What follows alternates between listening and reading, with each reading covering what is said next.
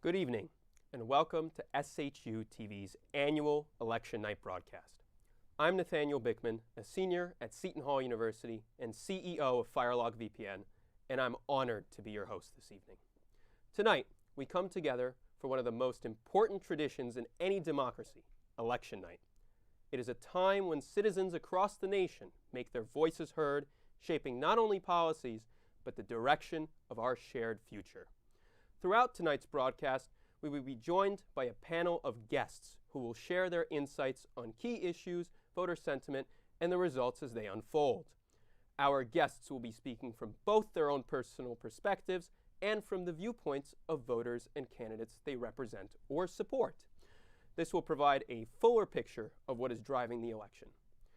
We will be focusing on several key contests, including the New York City, New Jersey, and Virginia races, exploring what they reveal about broader political trends and what tonight's outcomes could mean for the road ahead.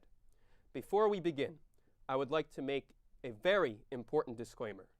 The opinions expressed during this program are solely those of the individual panelists and do not reflect the views of SHU TV, Seton Hall University, or the production team.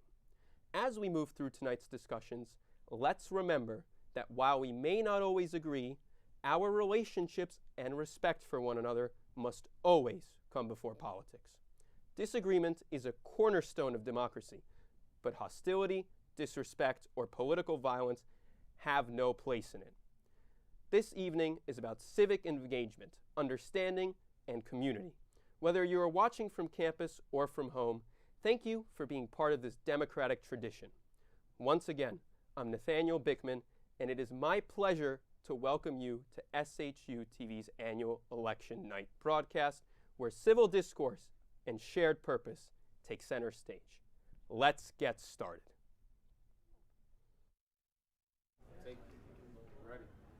Oh, say, can you see by the dawn's early light what so proudly we hailed at the twilight's last gleaming, whose broad stripes and bright stars through the perilous fight o'er the ramparts we watched were so gallantly streaming, and the rocket's red glare, the bombs bursting in air, gave proof through the night that our flag was still there. Oh, say, does that star-spangled banner yet wave o'er the land of the free and the home of the brave?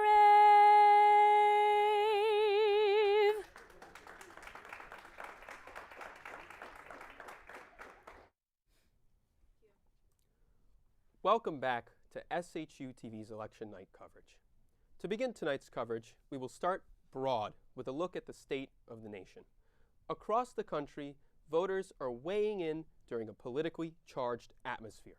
Former President Donald Trump's return to the campaign trail, ongoing investigations and legal challenges, and mounting debates over various rights such as immigration, the economy, and election integrity are all shaping voter sentiment and setting the tone for the critical midterm races ahead. Here with us today is David Holtzman to my right. To my left is Justin Del Valle. To my furthest right is Olivia McCory.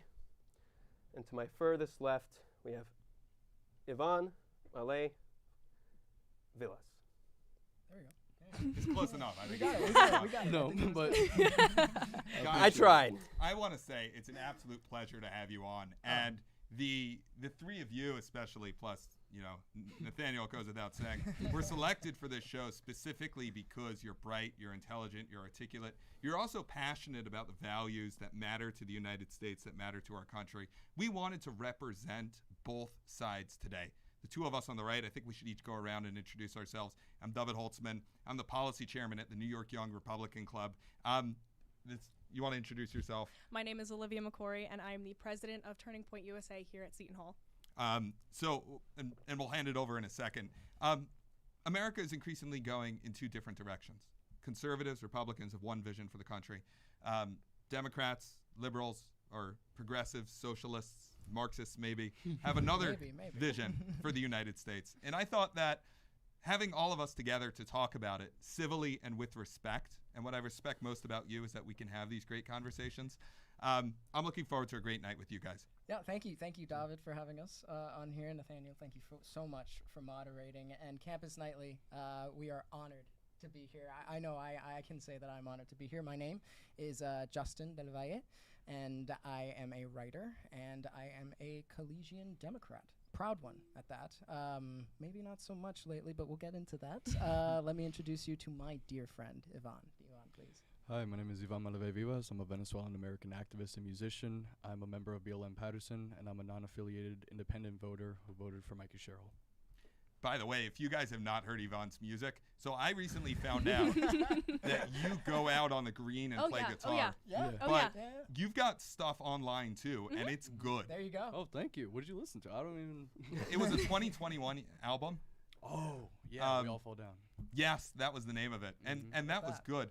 But you're both on here because I think you really represent the left today, and I think you really represent what's unique about people our age on the left, Well, is I think we represent the right. Of course. Yeah, no. Well, I want to be very specific. You know, a lot of the opinions that I'm going to be sharing, at least on this panel, I'll say right now, is very much an individual opinion. And I as much as I do seek to represent the left on this side, and as much as I do agree with the left, I do want to make it known that these are my opinions, though fact-based, they are opinions. And I'm very excited to get into the sort of cordial segments that we can have with each other with regard to whatever we can find out about just how to fix this country.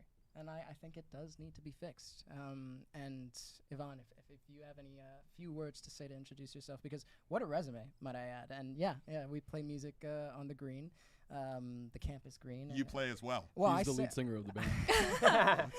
I sing some music with him, and a particular song that we sing together is "A Change Is Gonna Come," and that's because we truly believe one is going to.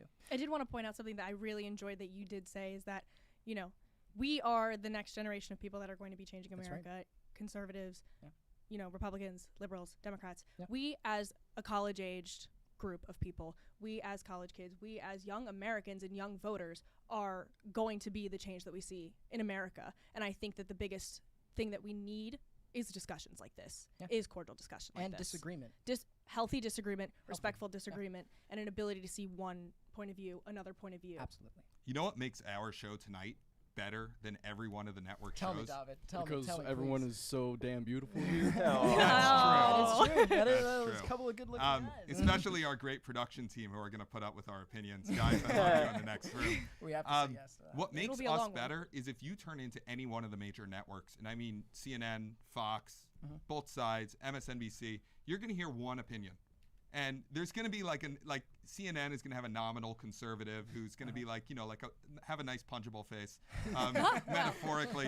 You said And not me. it's for wrestling, it's kind of be like a heel face kind of thing, Yeah. except on network television. We have tonight here 4 people. We have 6, 3 from Yeah. each side, who are all capable, all intelligent, all well-read and knowledgeable. And that makes our show better because we're not engaging just because we want to punch down on someone. We're not engaging because we want to just represent one view. We're engaging because we want to actually talk to each other. Yeah. And I think maybe this will move it along a little bit.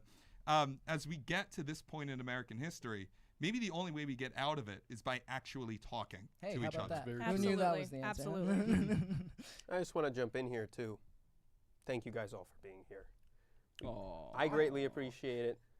I'm very happy we made this happen. Yeah. And, you know, you guys introduced yourselves, said your names. You did say your organizations. Would you guys like to please say a little bit about the organizations? Yeah, sure. You want to start, Ivan? Yeah, sure. Go for I've it. been involved with Black Lives Matter Patterson since 2019, I'd like to say. And we do a lot of mutual aid. We do a lot of harm reduction. We help people with addiction. We give food, books. We give classes to children as well. We give classes in the summer. And, for example, a big thing that BLM Patterson did recently, and I'll end off with this, is the mainline water break in Patterson. There were 3 of them. Chitterelli mentioned it inside the debate. He was there, or so he says. I'd never fact-checked that, but I'm going to take his word for it. I'm going to take his word for it that he was there. BLM Patterson specifically, was at the front line with organizations from Newark to provide clean drinking water for the families in Patterson, and also baths and showers and anything that they needed. Well, thank you, Ivan. I have to say that I do actually appreciate your sort of dedication to civil service, and I think it's important to see that this organization as such. My name is Justin. I am part of the theater company here, and I am a writer. I said that as a vague term, but I want it to be as much of a broad term as possible, because a writer can be an empath.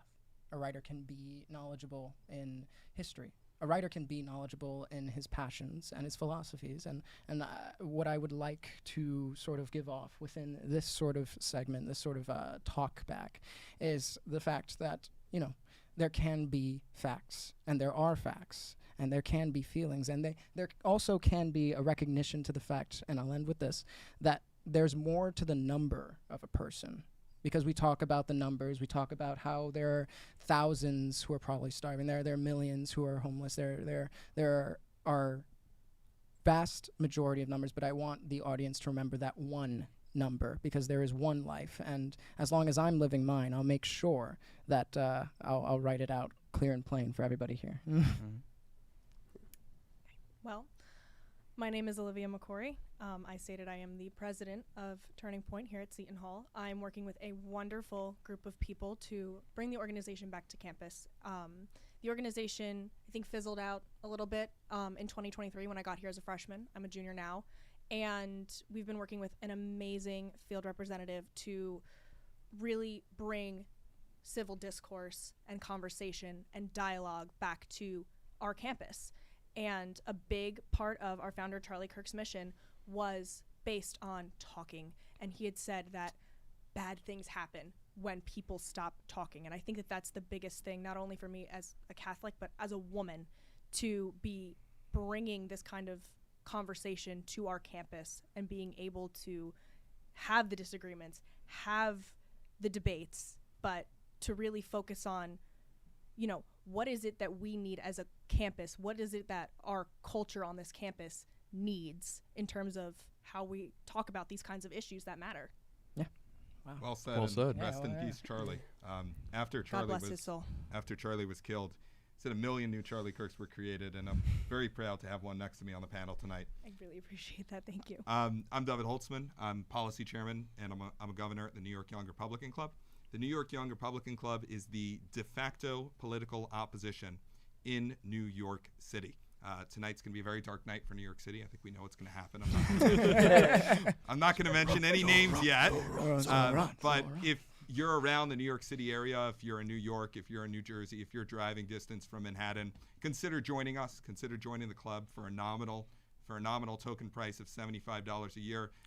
Join our programming and join the opposition. Don't just, if you have values, that's very important. I encourage you to act on them as well and organize in the support of your country and your countrymen. Yeah, and just want to let you know that voting for Zoran Mamdani is free. So if you want to do that instead of pay $75 to join over there, you always can.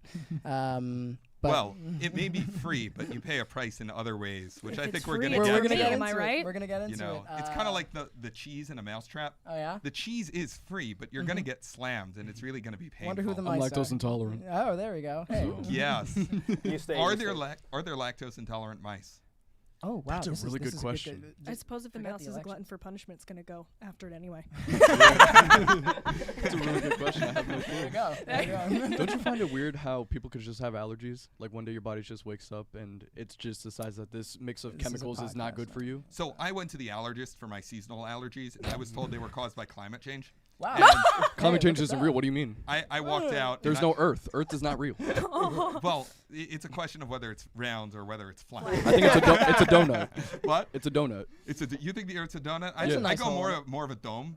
I think more like There a we half go. donut, like Hey. a semicircle. Gotcha. I like but- that. Cut it in between. Don't make up the mind. Just say half and half right there. And It's then- shaped like a dinosaur nugget. Hey, there we go. You know 30 what? seconds, Those are right? the best nuggets. I will stand on that. Yeah, no I matter think where Go they- ahead, is, argue with is me. it Argue edible? with Yeah, me. you okay? Jay. We Jeez, had that's this a good conversation Anything is prior to edible if that. you try One thing hard we're enough. gonna agree on. I like that. No, that's- we agreed so- about Italian cuisine as well we did, before the we show did agree started. on Just to Italian cuisine. jump in here. I love the civil discourse. It's amazing, and we will be back shortly after this break. Thank you.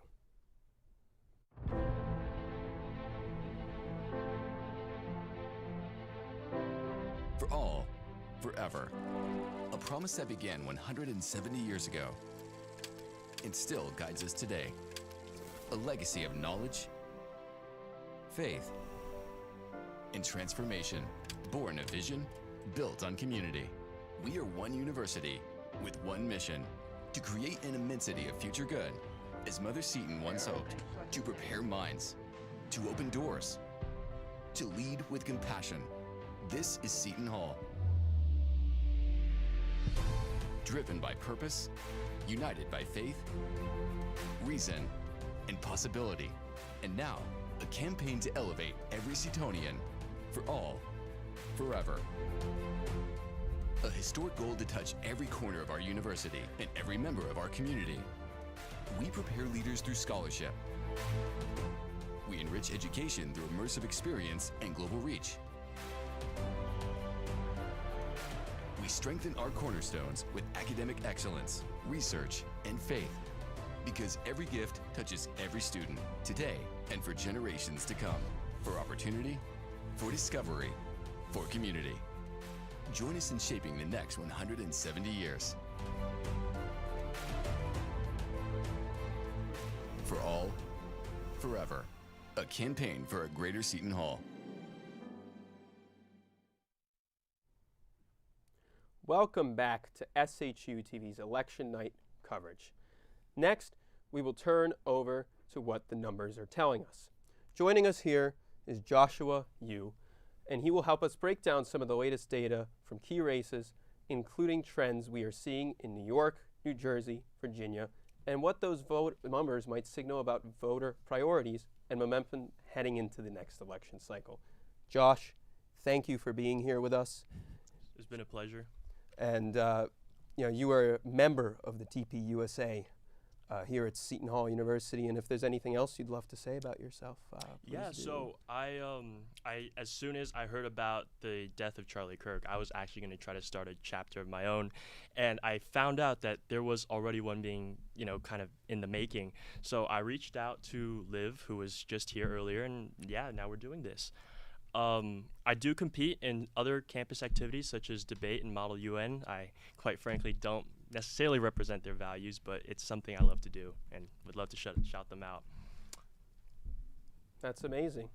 So I'd love to start just with New York City and what the numbers look like Yeah. and what voters are voting on. I want to go through the state of the country. I think. Yeah. I think we want our numbers guy on for Okay. the sake of the numbers. Mhm. But we had a State of the Nation panel. What's America like now? I think that's the question we want to ask. I think Man. Republicans, conservatives, we have one vision for the country. I think Democrats, the left, still don't know. Left, liberal, progressive, communist, Ooh, socialist. I think I'm leftist. don't know Not liberal. I what don't like word to liberals. use. I think the Liberals the are word too leftist right wing is for nice. you.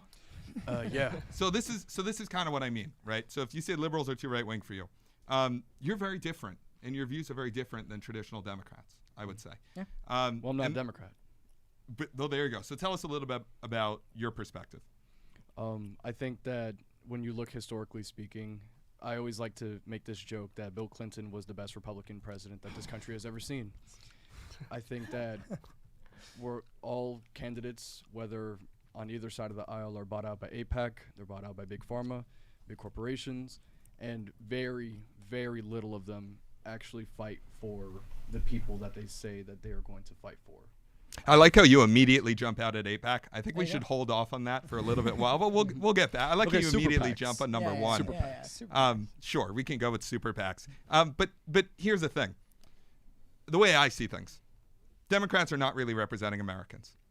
A lot of things, what we hear is, for example, the government shut down right now. Why is the government shut down? The government is shut down because the Democrats in the Senate have repeatedly, about 13 times, voted no on a clean CR. Well, Clean ask why that is, though. Like, ask why they're saying. Oh, I to know, these I know why it is. Well, but the tell me- Democrats are yeah. choosing to shut down the government. Now, Yes. what are they shutting down the government about? They say it's health care, but it's not just health care for Amerimerians, because health care for Americans would pass. If the Democrats wanted to just subsidize Obamacare for Americans, that would go through the Senate. That would probably get Republican votes. That's a real But they prediction. don't want. That's why Obama had the shutdown last time. He wanted to pass the Affordable Care Act. Yeah. We're at a different time in history, and Republicans have come around to it a little bit. Mm. But now why Democrats they have, cut it? have shut down the government because they want health care for illegal immigrants. Democrats want shut down a healthcare- government that is Yes. largely majority within the House of Representatives, within the whole congressional. Actually, the majority in the so I don't know if you know how the House and the Senate work. Okay. The majority in the House and the Senate are controlled by Republicans, Mm-hmm. Yes. but you actually need 60 votes in the Senate to pass bills. Yeah, You need cannot two-thirds just majority. no, not 2/3. You need 2/3 for some other stuff. You need 60. It's called a filibuster. So there's two Right. votes Yeah, in the yeah. Senate. First, you have a vote. The vote just to pass a bill, you need a majority. So if you have 100 people, you need 51. But in order to actually vote on a bill, you need to invoke cloture, which closes debate. You need 60 for that. Yeah. So the Republicans have 53 in the Senate. They don't have the 60 votes. Mm-hmm. The 53 are voting for it, including 2 or 3 Democrats like John Fetterman, nice moderate. Yeah.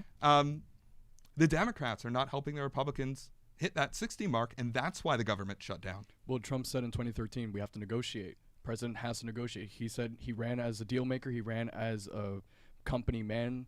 He should be able to negotiate. That's his expertise, is it not? Yeah.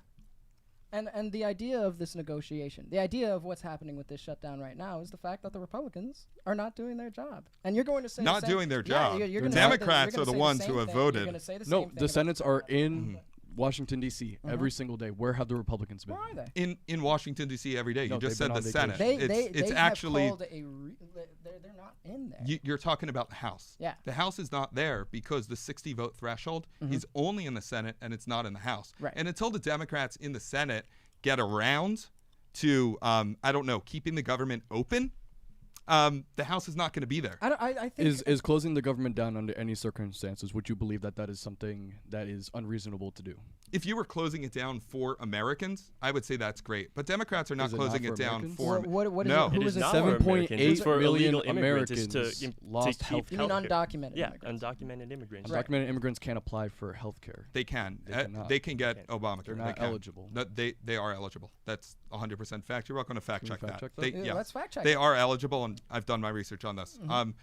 Illegal immigrants, when they go to a hospital, that's where they get Undocumented care. immigrants. Illegal. Undocumented. Illegal. The They terminology. came into Well, the country undocumented. illegally. So I'm actually I'm a lawyer. I'm just undocumented. I'm a psychologist. I'm just undocumented. I'm actually a host on CNN. I'm just undocumented. I don't have a contract. So you can say that word you whatever should you be want. deported. People from CNN, yeah. And you know what? You actually make a good point, because if I were to go into CNN studio tonight and sit down in the host chair and start talking, I would immediately get deported What if from you the could building. what if you're already paying to be on CNN though? Well, then I would have a contract. So you So- don't think that undocumented immigrants are paying their part?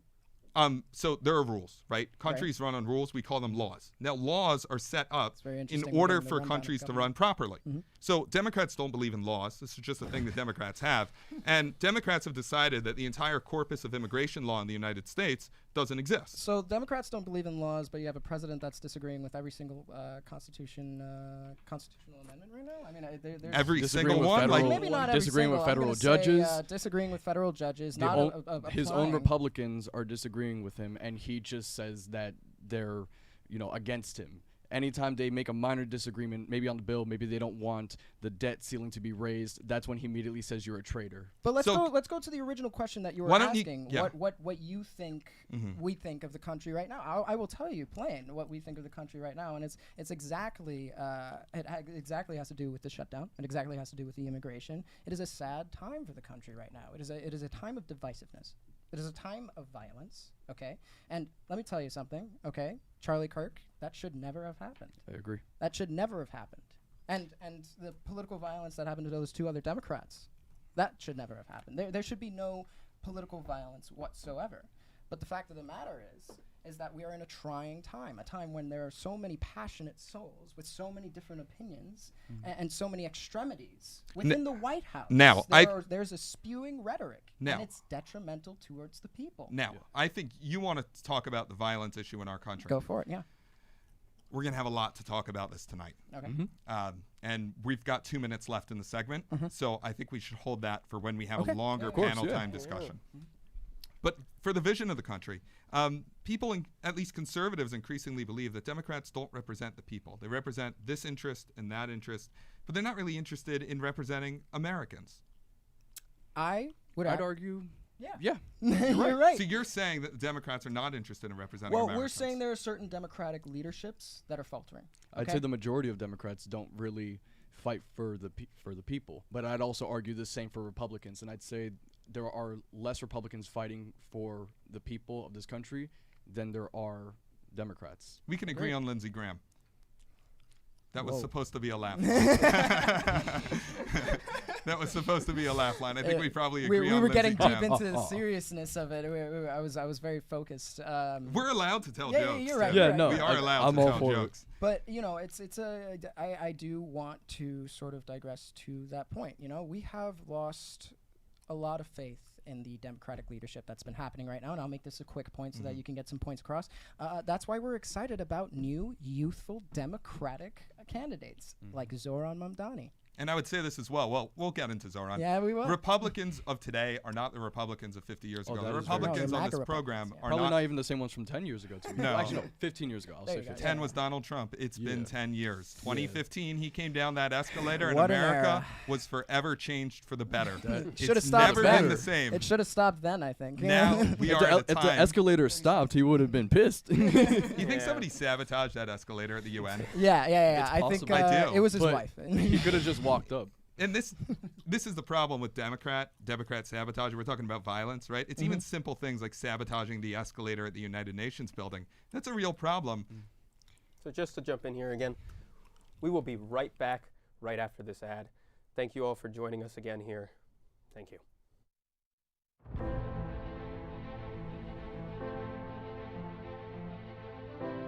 For all, forever. A promise that began 170 years ago and still guides us today. A legacy of knowledge, faith, and transformation. Born of vision, built on community. We are one university with one mission: to create an immensity of future good, as Mother Seton once hoped, to prepare minds, to open doors, to lead with compassion. This is Seton Hall. Driven by purpose, united by faith, reason, and possibility. And now, a campaign to elevate every Setonian, for all, forever. A historic goal to touch every corner of our university and every member of our community. We prepare leaders through scholarship. We enrich education through immersive experience and global reach. We strengthen our cornerstones with academic excellence, research, and faith. Because every gift touches every student, today and for generations to come. For opportunity, for discovery, for community. Join us in shaping the next 170 years. For all, forever. A campaign for a greater Seton Hall.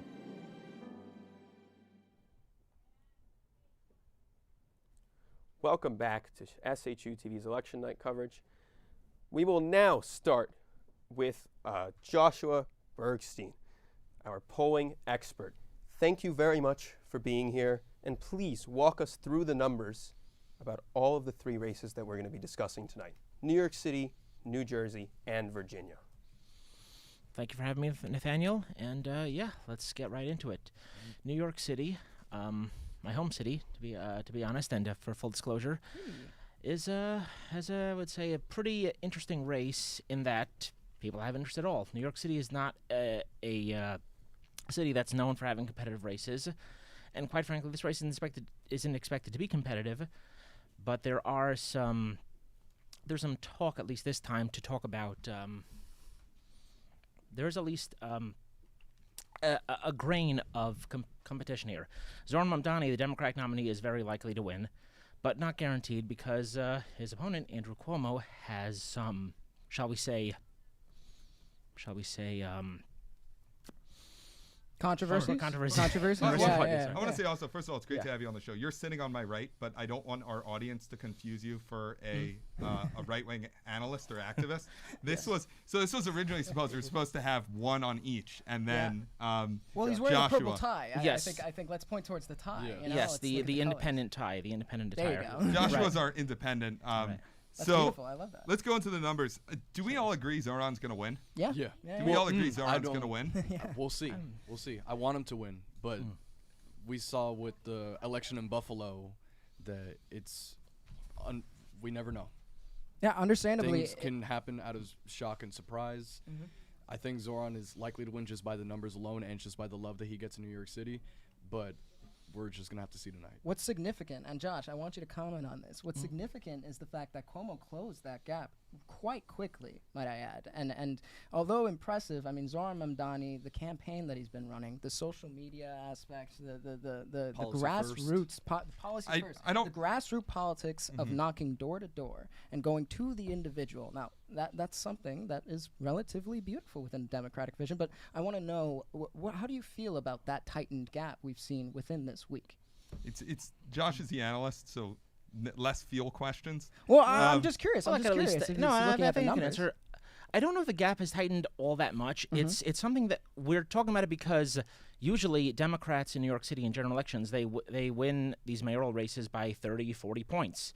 You know, Eric Adams 4 years ago got 67% of the vote. Hey. Zohran Mamdani is not likely to get nearly that much. In fact, I would say but he's still likely to win, especially with Andrew Cuomo and Curtis Sliwa splitting the more moderate votes and the more conservative and Republican votes as well. Because there are probably some conservatives and Republicans who see Sliwa as a lost cause and will vote Cuomo on those grounds alone. Very So here's what I interesting. want to ask you. Very I have this interesting. question. A lot of people are calling on Curtis Sliwa to drop out of the race, including President Trump, is saying that a vote for Sliwa is a vote for Mamdani. If Sliwa dropped out of the race, does Cuomo have a chance? I would say he'd have more of a chance, but it would still favor Mamdani, just on the basis that a lot of Sliwa's voters, and Sliwa's demographics here, we're talking, say, middle-class white voters, Italian Americans, and Staten Island, some parts of Queens. Many of them would probably just stay home rather than vote for Cuomo. Cuomo is not popular. He is not a well-liked candidate. His approval numbers are quite negative. And so it would just be, he would have more of a chance if it was a one-on-one race between him and Mamdani, but he would still be the underdog. Yvonne, I take it you're not a Cuomo fan. This is No, just no. a hunch. You think? Very much not. So here we found another point of agreement. We agreed on Lindsey Graham. Now we agree on Andrew Cuomo. Did we? You like Lindsey Graham? Not really. Right. Yeah. So we agree on Lindsey. We agree on Cuomo. I mean, Okay. Cuomo I thought you liked Lindsey. That's why I was no, like, no. Andrew Cuomo, if he's listening, Lindsey, if you're listening, okay. I'll take it as a compliment. Andrew Cuomo is probably the worst governor New York ever had. You're right. Right? Yeah. And we Yeah. can go through the scandals. So number one, you have a lot of credible sexual assault scandals. Oh yeah, 13. 13. And let's talk 13. about the request of those gynecological records from Yeah. that one victim. I mean, that's just $20 absurd. million, and people are like, "Oh, the Yeah. charges were dropped. The charges were dropped." When you strong arm people and force them by a court of law to basically not speak on anything, it really begs the question on how valid are those dropped charges. Not to Now- mention. now- Oh, sorry. Go. I understand that generally you like Mamdani. I'll put that to Justin. Mamdani said that if he had to list the number two, it would be Sliwa. Yeah. Yeah. Do you guys like Sliwa? I like Do him you know what? personally. I really Personally, do. I think he's a very personable person. I'd like to adopt him as an uncle in my family. yeah. He seems really cool. I don't like his policies. I think his policies are insane. You're right. But Putting I criminals But- in jail is insane. Well, no, I don't.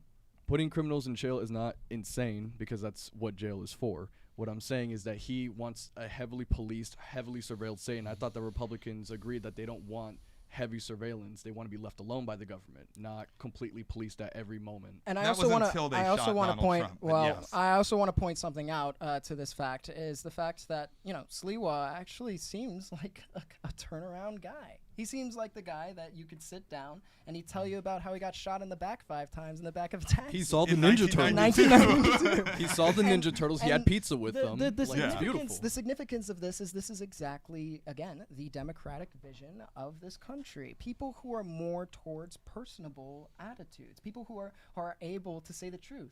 Now, And this is what Zoran gets correct. Do you happen to have statistics or general information? The electorate in New York City, older, younger? Typically, turnout in New York City, as much of the country, tends to be skew older. But Zoran Mamdani has done a pretty good job at mobilizing younger voters. The electorate in this election is probably going to be younger than prior elections. Not to mention also just a larger electorate all around. We're seeing estimates right now that thus far well over 1 million people have voted. And polls at this time have not yet closed. We could reach 2 million. But that is a voters at this beautiful point. thing, I think that is a beautiful thing, considering the wave of apathy that has overcome this country with regard to voting on the polls. But David, Yeah, I actually wrote you in today. yeah. Yeah. What do you mean? I wrote you in What? for mayor of New York City. Oh yeah, you did. Yeah. Are you going to Yeah. vote for me? What I did. Really? Yeah. Oh my on the God. write-in, Justin Delval. Wow. 100%. You know I hope what's he the spelt it beautiful thing right. about that? Yeah. If you look after these elections, Justin's name will be solidified in our nation's history. Oh forever. my gosh. Yeah. You will be. I think this is a very interesting segue. This is my campaign, but The FEC is going to have to launch a full investigation. there you go. I think Yeah. they actually show your name on the news if you get over like a certain amount of write-ins, and it Yeah. doesn't even have to be like 1,000. Guys, as my long as, name like, you is get- Justin Del Valle, and I am running for New York mayor. Please. Is it your dream? Like, is that your dream to be Mamdani? Oh gosh. Oh no. To be Mamdani, to be that guy. I think to be that guy, I would say it's good to be a good man. I would also say it's good to be a good man for the people. And So and you by would the call people. Mamdani a good man. I would say that he's a good man. I would. I would go on the record, and I would be happy to. So you would call somebody Here we go. who... Should we bring out the names? I don't think we should bring out the names. How long? I don't mean, think- if we have the time. What? 2 minutes. As long Go as for I it, get a bro. rebuttal. You have Am 2 I going to get a minutes? rebuttal? All right, let's do spot 1-6. All right, let's go for it. Let's do spot 1-6. If we could Okay, get do that we on have there. that This one's an description? image. This is some old tweets from Zoran 216. Mamdani, Zoran K. Mamdani Where on is it? Twitter. I found his burner, by the way. Long my. story. Okay. He had an old handle. Spot 1-6. If we could get that on. These are some old tweets about Zoran talking No. about how the NYPD is racist and Mm-hmm. anti-queer and all that he wants to defund the NYPD. Wow. Police officers are people who are willing to lay down their lives, Mm-hmm. and many have, for the safety of the city. So to demonize the New York Police Department, which is the only thing standing between New Yorkers and chaos, how can you say Zoran Mamdani is a good person? Well, how many years ago did you say this was? It was between, if we had it up, but 2019 to 2021. Okay. So to me, I have my own opinions on police. Does that make him necessarily a bad person? I'm not sure. If I hate to do whataboutisms, but if we want to talk about what someone said in the past and use that as an indicator of their character in the present day, can we talk about how Donald Trump said multiple times behind closed doors, which is about the same as about a tweet, where he said that he would grab women by the hoo-ha? So here's the difference. No Republican on this panel, and no Republican in general, is going to endorse that. Are you But sure? are you going to disavow Zoran's tweets? No, That in fact, no, you're not. well, That's let's- the difference between what you just said and what I said. well, if Well, it's you, also a difference of, gravity of a situation. You know what I mean? Defunding the police and actively saying that you can hurt another woman is very different. yeah, and let's look And at let the me different just types. jump in of here. All right. We will be right back after this ad where we're actually going to jump into the New York City race. Good. Thank you, guys. As one of America's leading Catholic universities, Seton Hall is creating graduates who are ready for anything. I'm ready. I'm ready. I'm ready to work in the ICU. To work in the big leagues. To be a leader. To teach special ed. To make my mark. To volunteer in Micronesia. To improve health around the world. To get my master's. I'm ready to make a difference. To spread smiles. To help others. I'm ready for anything. Seton Hall. Imagine what great minds can do. Good evening and welcome to election night coverage here at Shoot TV. I'm Matthew Miller and I will be giving you your breaking news updates for all the latest polling data that we receive this evening. Tonight we are going to be talking about 3 key races, and that will start with the New York mayoral race. Then we will head down to New Jersey with Jack Ciattarelli and Mikey Sherrill, and then we will head down to Virginia. These are the 3 key races that we will talk about, and if we get a chance, we might talk about some of the other races happening across the country with DA, AG in some of the other states, as well as Minnesota's mayoral race and Seattle's mayoral race. But the key points that we will be bringing to you, especially here in North Jersey, will be the New Jersey race and the New York mayoral race. And this is what we're going to be giving you throughout the night. A lot to expect, very close races, a lot of which are within the margin of error. Something interesting that we don't often see, especially with historically blue states and or cities. We're going to keep you up to date with all of the latest information. And I'm going to send it back to you, David and Nate. Here we go.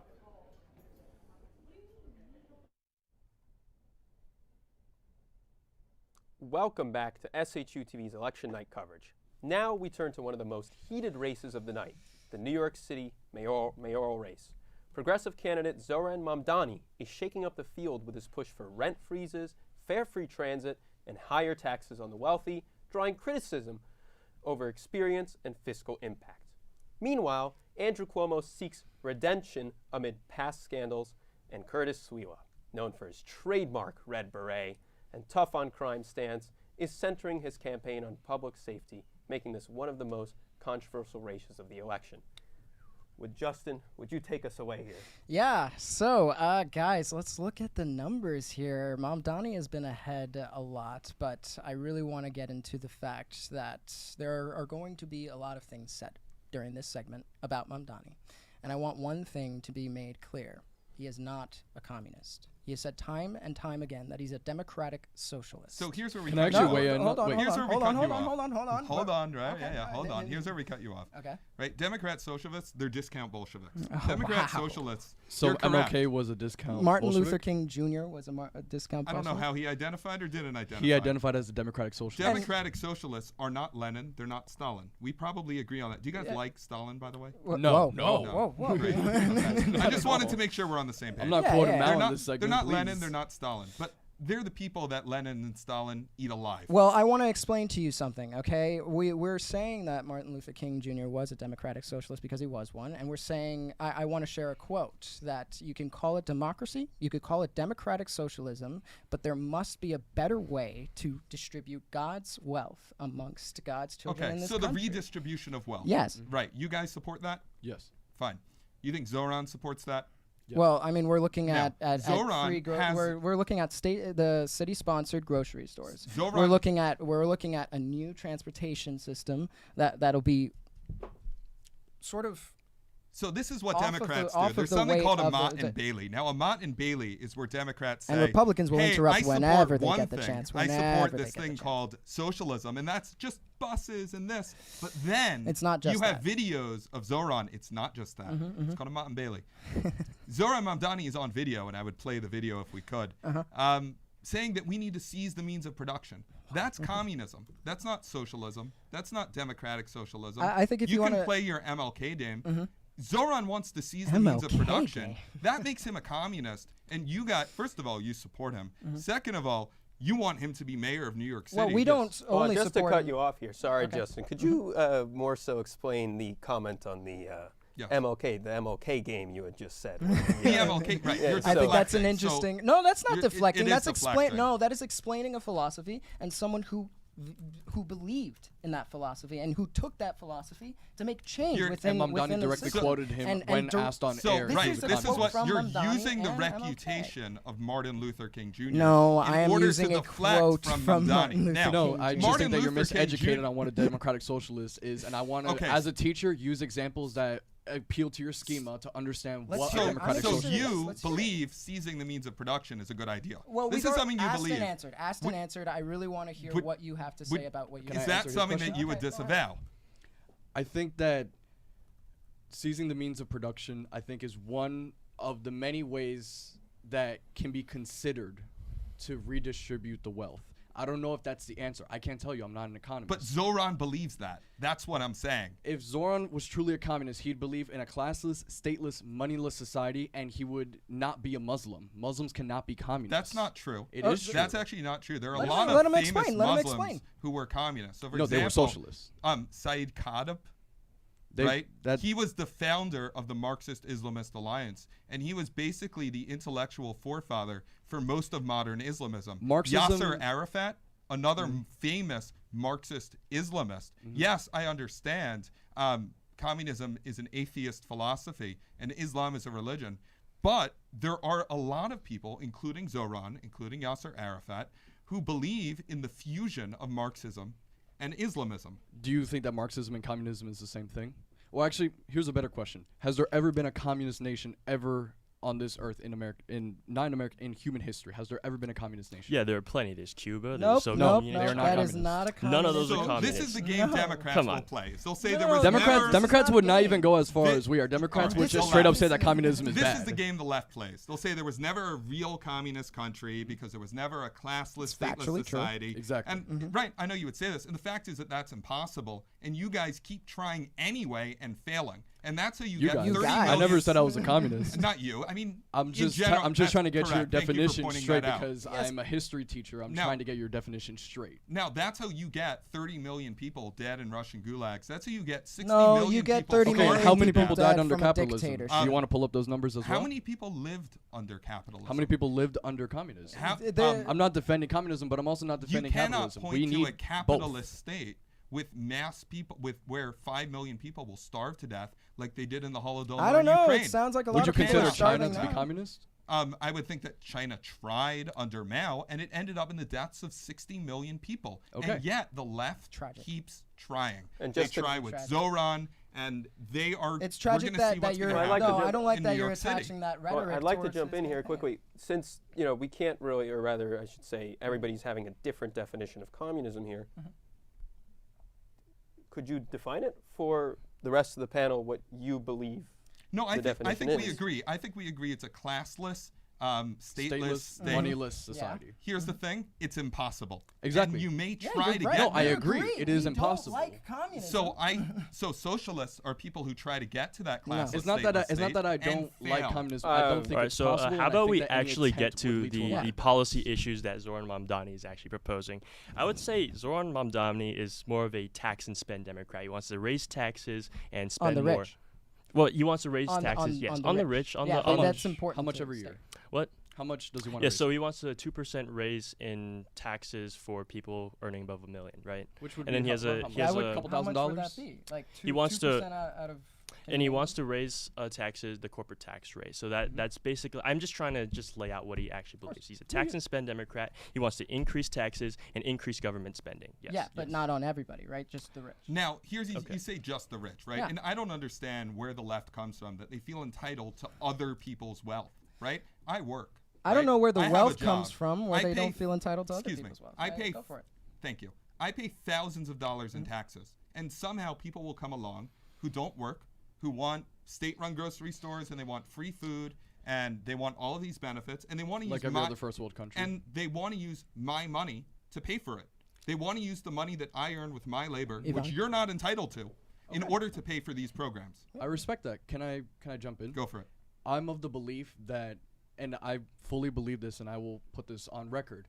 I do believe that if they were to raise my taxes, and I knew and I saw where the taxes were going, and I saw that they were going to children who needed food in schools for public school food, if I saw that it was going to a mother who's struggling to make ends meet, I don't care how much you charge me. If it's going to fix the roads, if it's going to strengthen the security of our communities, wherever the money goes, as long as it comes back to the American people and makes us better as a society, I don't care how much you tax me. Yvonne, have you seen the roads?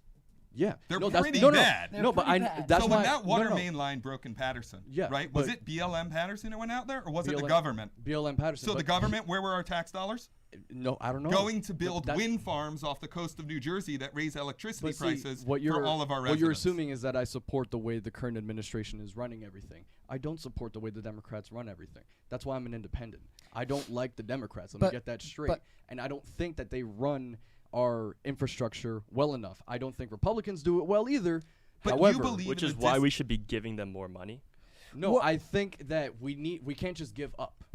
We can't just give up. If I, as an independent voter, as many voters in this country are, just gave up on the Republicans and on Democrats on trying to fulfill the vision of the people, of the Commonwealth, if I just gave up on that, we would never be here. So in you're this country. doubling down, and you want to redistribute the wealth more. And so far, redistributing it has failed. And you think that if we just redistribute more wealth, that'll finally work. I'll let you know that's not going to happen. Can I ask you a question? Well, it seems like people actually like it, but okay. So do you think the rich pay their fair share in taxes? No. In New York? No. So about 1% of the population pays about 40% of the taxes. That's not enough. That is I'd a good say question. that is a really good question, but it's also just depends. Everyone has to pay their No. pay their fair share. Is correct? 40% of all of New York tax revenue? That's not enough. Well, let me tell you this. It's not enough for the fact that there's still homeless in New York City. It's not enough that Cuomo led, or rather the recent Democrats that were in charge of New York City have led a sort of failure in the New York City. And I'll tell you what, it's not enough that people within the lower class aren't seeing that wealth. And to me, a candidate that's taxing that wealth, let me finish, candidate that's taxing that wealth and agreeing with Yvonne's point in the fact that if we see that benefit a society, I think Would we that not to be me better? would be better. Would we not be better Would seeing we less not be homeless better? people in the street? So- Would we not be better So you seeing want schools your improve? goal is less homeless people on the street. Yes. What And you think, affordability? hold But on, how? hold on. How are we getting the homeless people Do off you- the street? do Are we you think that rehabilitating? do you think that raising taxes on the rich is going to get you there? I think not just raising taxes; it's a whole system Fine. which Mamdani And wants to do. He do you wants know to raise the what taxes and happens- redistribute Do it you know back what down. happens if taxes are raised on the rich? You're going to say that they're going to leave. They leave. Yes. Yeah. Okay, They leave and New they York can City. leave. They And can leave. They can leave. Look and at do you know that. what More, happens? What ends more up space happening- Hold on. for And you know people what to have happens to the homes. homeless if they leave? They die. So you don't want to isolate the rich. You don't want to kick the rich out So of where your they're gonna city go? They're gonna come because to they're Jersey? the only people that earn money to Well, pay actually, the Not bills. only actually, Where are they rich, gonna it's go? Are they corporate gonna So go to tax. Jersey? no, Go to they're Miami. leaving to Florida. About Let's see New York those City has taxes lost about soon. $14 billion in revenue from 2020 to 2025 alone, just to Florida. They Can you keep repeat going to Florida. The policies in Florida are going to cripple. But the issue is that Florida's New York doing is great. going to be losing Yeah, tax but revenue. It's going more to and be more losing people the are tax moving to base in Florida, order and it's not to going to have raise a the nice tax little See, but you tax have bracket no at the answer end to of the this. season. You have no Yeah. answer to We this. just I just answered. The rich are leaving, and your response was, let them leave. That's not real policy. That's an admission that your policy No, is you're failed. right. Real policy is what he is saying, which is democratic socialism. You keep arguing against communism. So let's argue against his actual policies. Let's argue against I'm what he arguing has. against the redistribution of wealth. And we're telling you that is a small Isn't the sliver redistribution of what wealth he has to kind of in offer. spirit what Reagan even wanted in the first place? No, He Reagan felt wanted to cut that- taxes and allow the free market for people to flourish under a for free market what? capitalism. What would happen with the wealth? Would it get Well, redistributed? before, Would it trickle down? Before that to question the goes people? over to the right here, Would that happen? I want to, Yvonne, I want to ask you, just so that you have some time, because you keep saying redistribute. The Zoran's going to raise the taxes, then redistribute the wealth.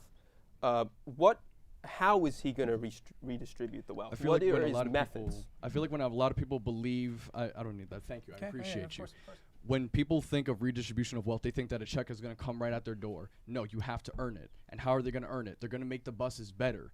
I've been taking New Jersey public transit for years, and it is terrible. And in New York, it's even worse. I right? want to go. I want to And go into some. Yeah.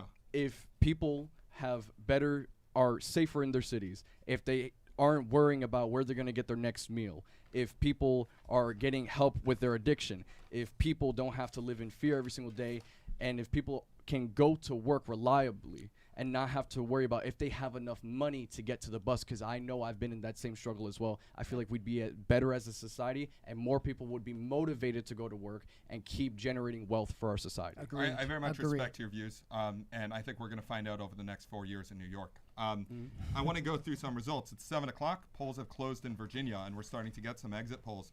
The initial exit poll from CNN for governor of Virginia between Sears and Spanberger is actually tied at 53. And this is something that I think nobody saw coming. That's crazy. Yeah. Wow.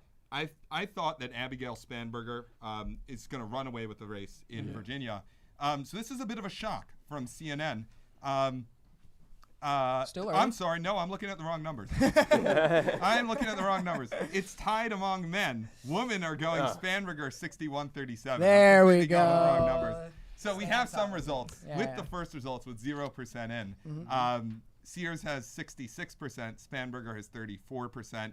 It's 0% in, so that's going to change. And Spanberger is expected to run away with this. Let's stay on topic. Go back let's go back to New York City. I think it's important that we cover results. Of course, live on air, and that keep is doing exactly that. That's you're doing a great job. We're doing it. We want to have this discussion of the hot button topics, but we also want to discuss the results as they come in. And that's the whole reason we're here tonight. The whole election. Yeah. But I want to hear a response to what Ivan said. You just said you respect his views, but where do you lie? Where do you see? What do you see? Well, he defined how Mamdani would do this. Yeah. Is that feasible? Well, I said no. I said the rich would leave, and that's actually what's going to happen. New York was the financial capital of the world. Still is. It was. It still is. You tax the people who work at Goldman Sachs and J.P. Morgan just put up a beautiful new building in Midtown Manhattan. If you raise taxes on them, they can leave. They can go to Chicago. They can go to Miami. Can pay it because it's not that much in taxes. Do you know that Bill Ackman has paid like 200%? That's an outrageous. No, I'm just Bill literally Ackman hyperbole. pays more in taxes. All of us will pay in the course of our lives. Bill Ackman has spent more on trying to get Mamdani not elected than Mamdani would ever charge him in taxes, ever. He's spending millions when he'd just be missing out in a couple thousand. So that's great because Bill Ackman is using his wealth for the good of the city, and he's using his wealth to defeat wealth that's going to be gone. Zoran's going to lose. That is millions of dollars that he just wasted. It's wealth that could be distributed for. It could be. So sorry about that. It could be wealth that could be distributed to the people of the city. No, it's not going to be distributed to the people. It's going to be distributed to the NGO complex. No, it's going to be put into city-owned grocery stores. It's going to be put into fast and fair free buses. It's going to be put into fighting corporate exploitation. In my town, no cost of childcare. In my town, baskets for hold on. Okay. I'm going to jump in here quickly. We will be back with the next segment of New Jersey. This will be the first time we talk about the New Jersey race, and we're going to cut to an ad now. Thank you.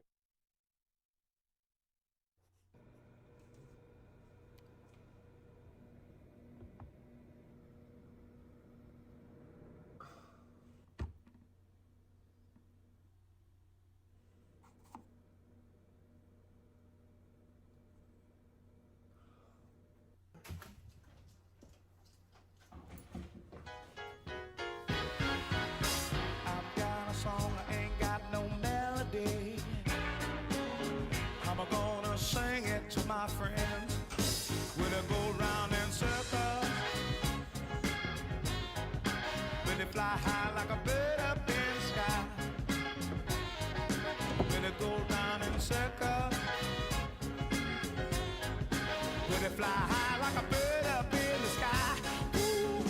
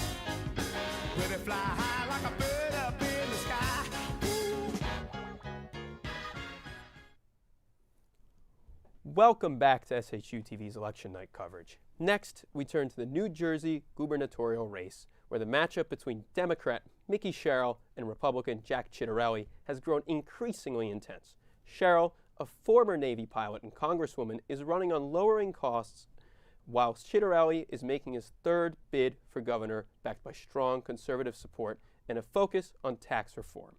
Both have faced controversy on the trail, with Sherrill's sharp attacks on Ciattarelli's record and Ciattarelli's stance on various social issues. This drew heavy criticism, and this has now turned into one of the most contentious races of the season. With us here, we have back Olivia, and we also have Ed Vela. If you could please introduce yourself just a little bit. Of course. Thank you so much, Nate. So my name is Ed Vela. I am a former field organizer for the Democrats back in 2022 and 2024. And in addition as well, too, I am the co-founder of a new organization, a nonprofit called League of Young Voters, which seeks to advocate for pro-youth policies to help young Americans. And I want to jump in. We don't have an AP call, but Decision Desk has called Virginia gubernatorial race for Abigail Spanberger. There we go. So that was expected. That's something that I think is the first result of the night. Yep. Hopefully we get all the results that we want tonight. But that race was already called. That's right out of the ballot Very box. confident. So Glenn Youngkin was a Republican governor of Virginia for several years, and apparently that didn't last. But let's go to New Jersey. Yeah, please. Should we give, what do you think of New Jersey? You like Jack? I do. I happen to support our very own Jack Ciattarelli, our Seton Hall Pirate alumni.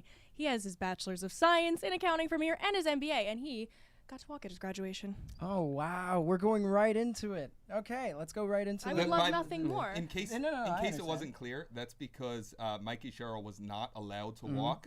Let's talk about that. I have a lot of strong feelings about that. I want to hear these strong feelings. Why do you feel so strongly that she didn't walk at graduation? Because I would love to know what is behind the smoke and mirrors that is going on right now. Because when you look at the fact that she says that she didn't walk at graduation because she refused to report her classmates. Right. Look at the U.S. Naval Academy's policy. They don't condone lying, cheating, or stealing. But she wouldn't have gotten reported and therefore punished for not reporting her fellow students. That's West Point's policy. West Point has their cadets held to the standard of you shall not lie, cheat, or steal, or tolerate anyone who does. And in any of the research that I've done on the U.S. Naval Academy's policy in terms of disciplinary infraction, she would not have been punished and she wouldn't have been barred from walking at her graduation just for not reporting her classmates. So I want to know what exactly she's kind of trying to keep behind closed doors. Can I just ask you what year this graduation was? It was 1994. 1994. Okay. Do we have anything on that? Well, let me go and say this right now. The only smoke and mirrors in this entire scandal is the fact that that it was a Republican operative, and this is actually according to ABC on September 28th, that a request was made by Ciattarelli ally to actually access these records. And that was under the also keep in mind too that these records were also included information about things like her social security and other private information. And the fact of the matter is that, look, I love this country as much as I think everybody else in this room does. I do not think that we should be having a government that just basically takes orders from basically the political side that it happens to align with that happens to align with the campaign. And the fact of the matter is that that's exactly the kind of collusion that we saw with this race. And I think the issue in terms of the records was that it was under the Freedoms of Information Act, and the National Archives did apologize and take accountability. No. I mean, NJ Globe specifically states that this is an article on September 25th that Cheryl is the only person that could have given authorization to actually release permission of this record. So and I want to know that this is what Democrats do. Oh boy, right? this is his favorite line. This is what we do. We have a scandal, right? Mikey Sherrill didn't walk at her graduation.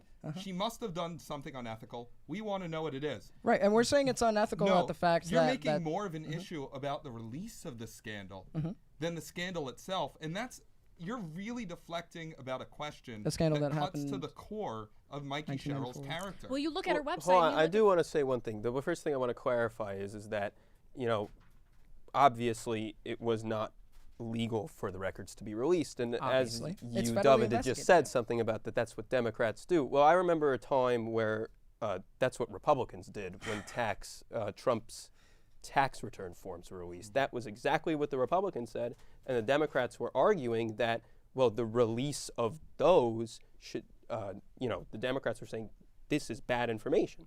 So being that you just kind of flip-flopped here, is there a reasoning for this? This is what Republicans do. They have this ideology. ideology. What we do. They have this ideology that they can say something is wrong, and then the second that they can do it, it's right. Except it's you a, think. It's a sense of Except hypocrisy. you think. I'm going to say that's right. And Go I ahead. don't say that's right. Okay, I go was for of it. the opinion that Donald Trump should have released his tax returns, and he should have addressed any ethical questions that related to them. I appreciate and that. I'll note also that the Democrats went after Donald Trump in the last few years before he was elected for anything they could find on him. Rightfully and there so. was nothing illegal in those tax returns. Okay. Well, or they would have indicted him. So Donald Trump did not but do he was indictments, indicted. though. He Donald- was indicted. And you also have a convicted And I think felon that this now, is yeah, the in White focus on, like, House. especially Mikey Sherrill's campaign, is the fact that she's focusing solely on Washington. She's focusing on Donald Trump. She's focusing on everything that's going on at the federal level. She's not focusing on Jersey. And I think even I to disagree. like go back, I'm sure you do,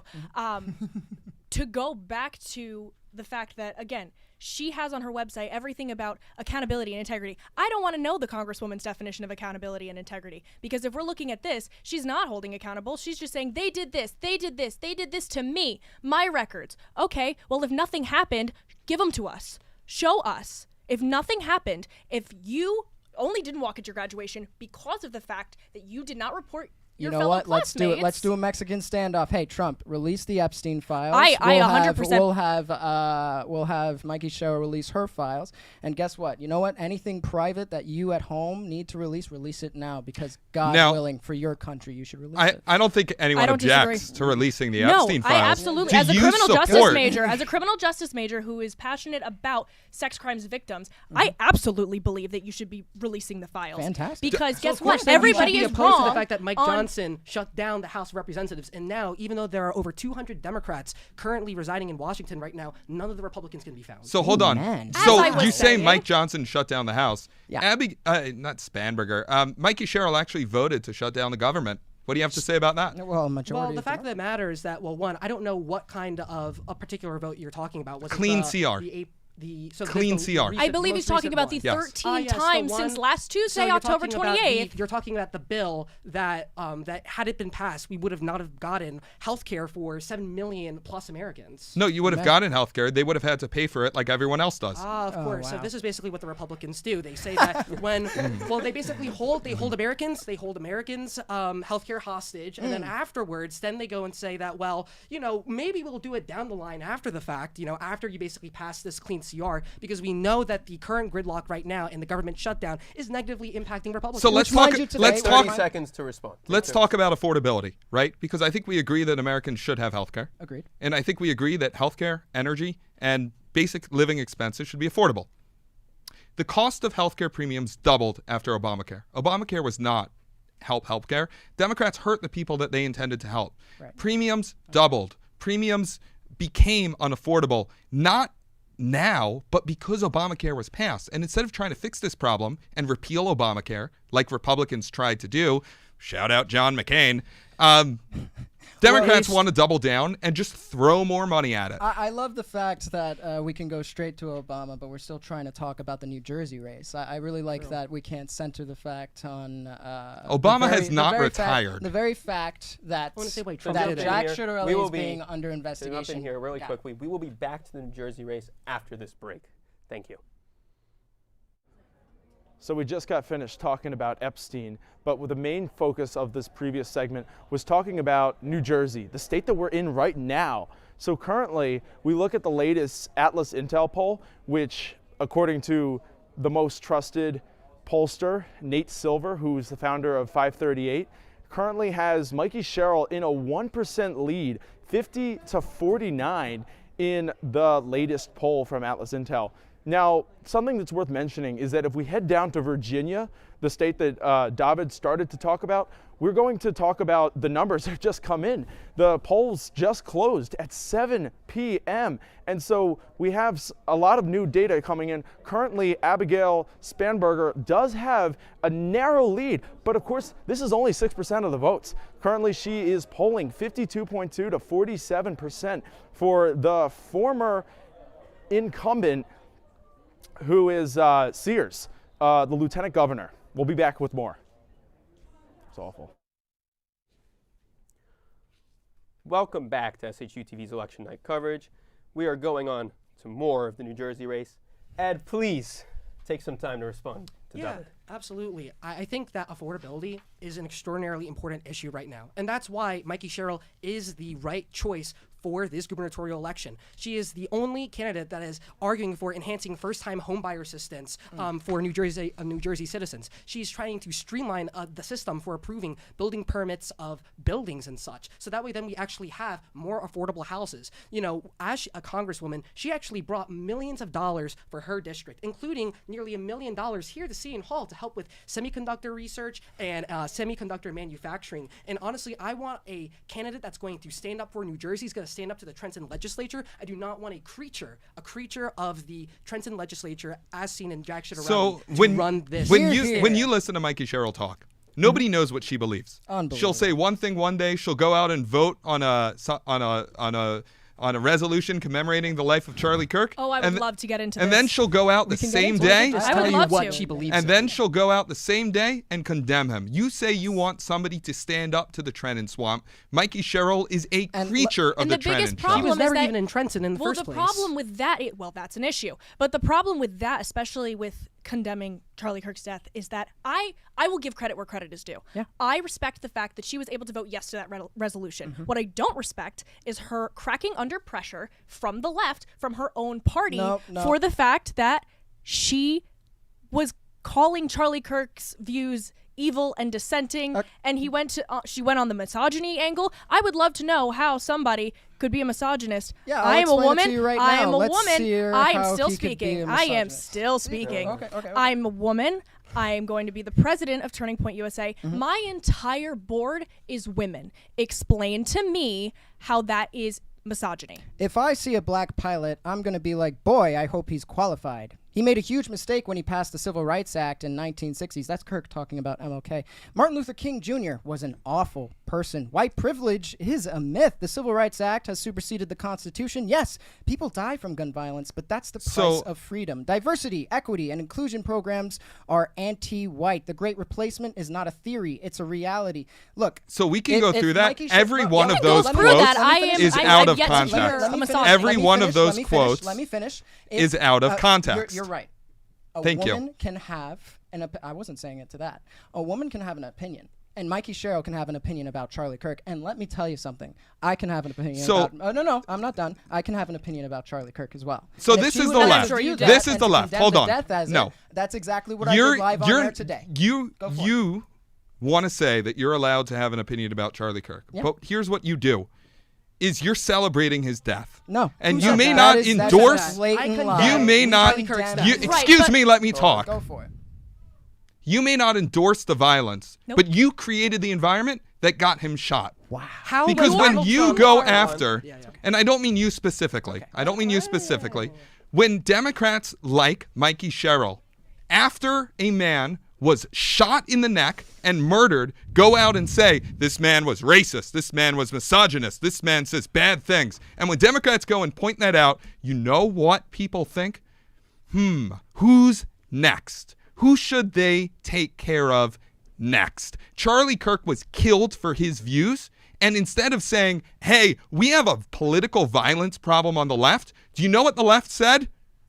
Charlie Kirk was a bad person. And I think that the biggest problem here is... I want to let them respond in the rest of the time here. Well, the fact of the matter is that you could even just look at all of the Twitter feeds. You could look at all the YouTube videos from Chuck Schumer to Zohran Mamdani to Nancy Pelosi to Bill Clinton to Hillary Clinton, Obama. Every single prominent Democrat of prominence condemned the violence. Meanwhile, we had Republicans that were, that we have Trump right now that previously posted about how he's going to declare war on Chicago. All right, we're going to to rename, the Department of Defense into the Department of War. The fact of the matter is that, the Democrats have already condemned the violence. I want now the President of the United States, the person who embodies the spirit of America, embodies the spirit of America, to go and condemn the violence as well, too. Right. Well, condemning the violence is not enough. Something else needs to happen. Is disagreeing with his views not allowed? No, but when you are making the can't quote, disagree no, That's not the response to his death. You can absolutely disagree with his views, but you cannot sit here and give me the quote that says, taken out of context, mind you,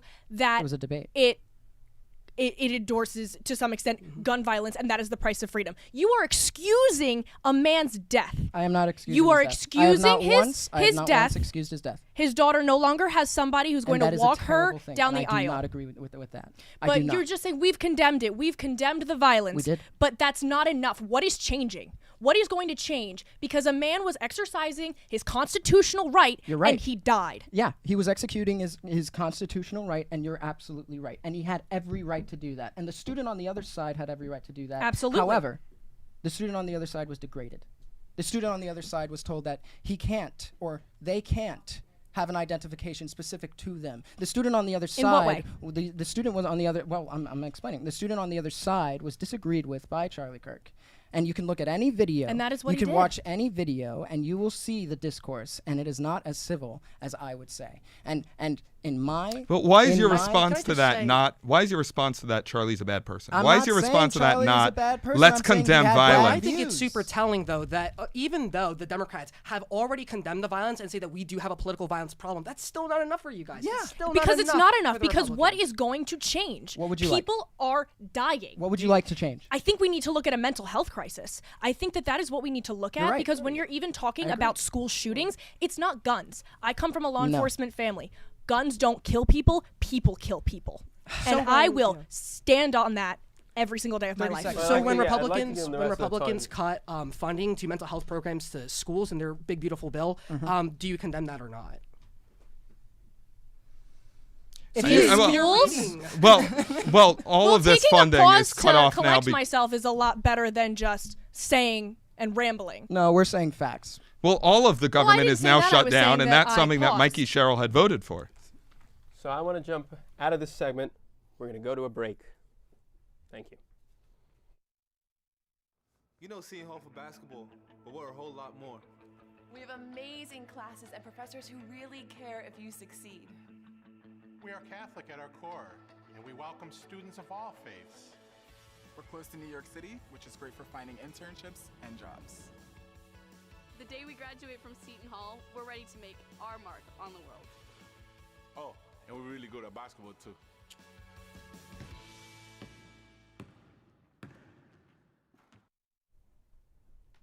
Welcome back to SHU TV's election night coverage. Now we move south to the Virginia races where control of Richmond is on the line. In the governor's race, Democrat Abigail Spanberger faces Republican Winsome Earl Sears, a contest shaped by debates over education and culture war politics.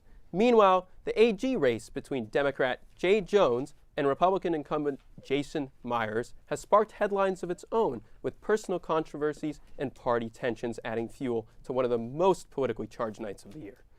Now, I'd love to give Yvonne the chance to start with us here. Yeah, man, I thought that, it was a pretty close race, and honestly, I part of me is like Jones has to lose. Yeah. He has to. What he said in that group chat was unexcusable. Was it a group chat or was it a single It was text? a single text. Dude, that's Single it was single a single text message. It was thread, disturbing. yes. disgraceful. Very disturbing. Disgraceful. And I don't believe in violence. I'm a huge proponent of peaceful protests, peaceful everything, honestly. What he said was disrespectful, and I kind of agree with the other candidate. Who was the other candidate? I have the notes here, but they're all buried. The other candidate Miaris? that's running for AG, I can tell you right now, it's Miaris. Miaris. I don't know how to pronounce it. I want to jump in. So as we get to these text messages, first of all, I want to on-air apologize to Justin for going too hard on him in the last segment. No. This is I do. a conversation. It's completely. No, you guys are doing great. I want so much. phenomenal. You guys are as well. I want to say first of all, on air views, I didn't mean to accuse you of having specific views. No, and not part of what I'm trying to do, when the camera lights goes on, your head goes off. Entertaining rage bait. Part of what I'm trying to do is give entertainment to the Yeah, audience. yeah, yeah. So as long as we can lobby it back and prove our points as well as Yeah. the way that you guys have been trying to provide facts behind your ridiculous claims, I think it's all fun and games. I think it's cool. yeah. So I just wanted to apologize to you for the last segment. Fully, you're all good. So now let's jump right into these Back texts into by it, Jay yeah. Jones. Let's keep going. Let's keep, you guys, my God. I don't want to leave you off with just like the condoning of the text message. Yeah, like, let's, no. you know, maybe if there's something else. I completely condemn them. As do I. completely. We can also, agree on that then. Mayaris is not even necessarily that bad of a candidate. I don't agree with like most of his policies, but like honestly, Crackdown on predators. So here's the thing. like, crackdown on predators. Go for it, Go bro. for it, please. Monitor kids' social media. Go for it. Yeah. Absolutely. Here's the difference Absolutely. between Democrats and Republicans, right? One of them.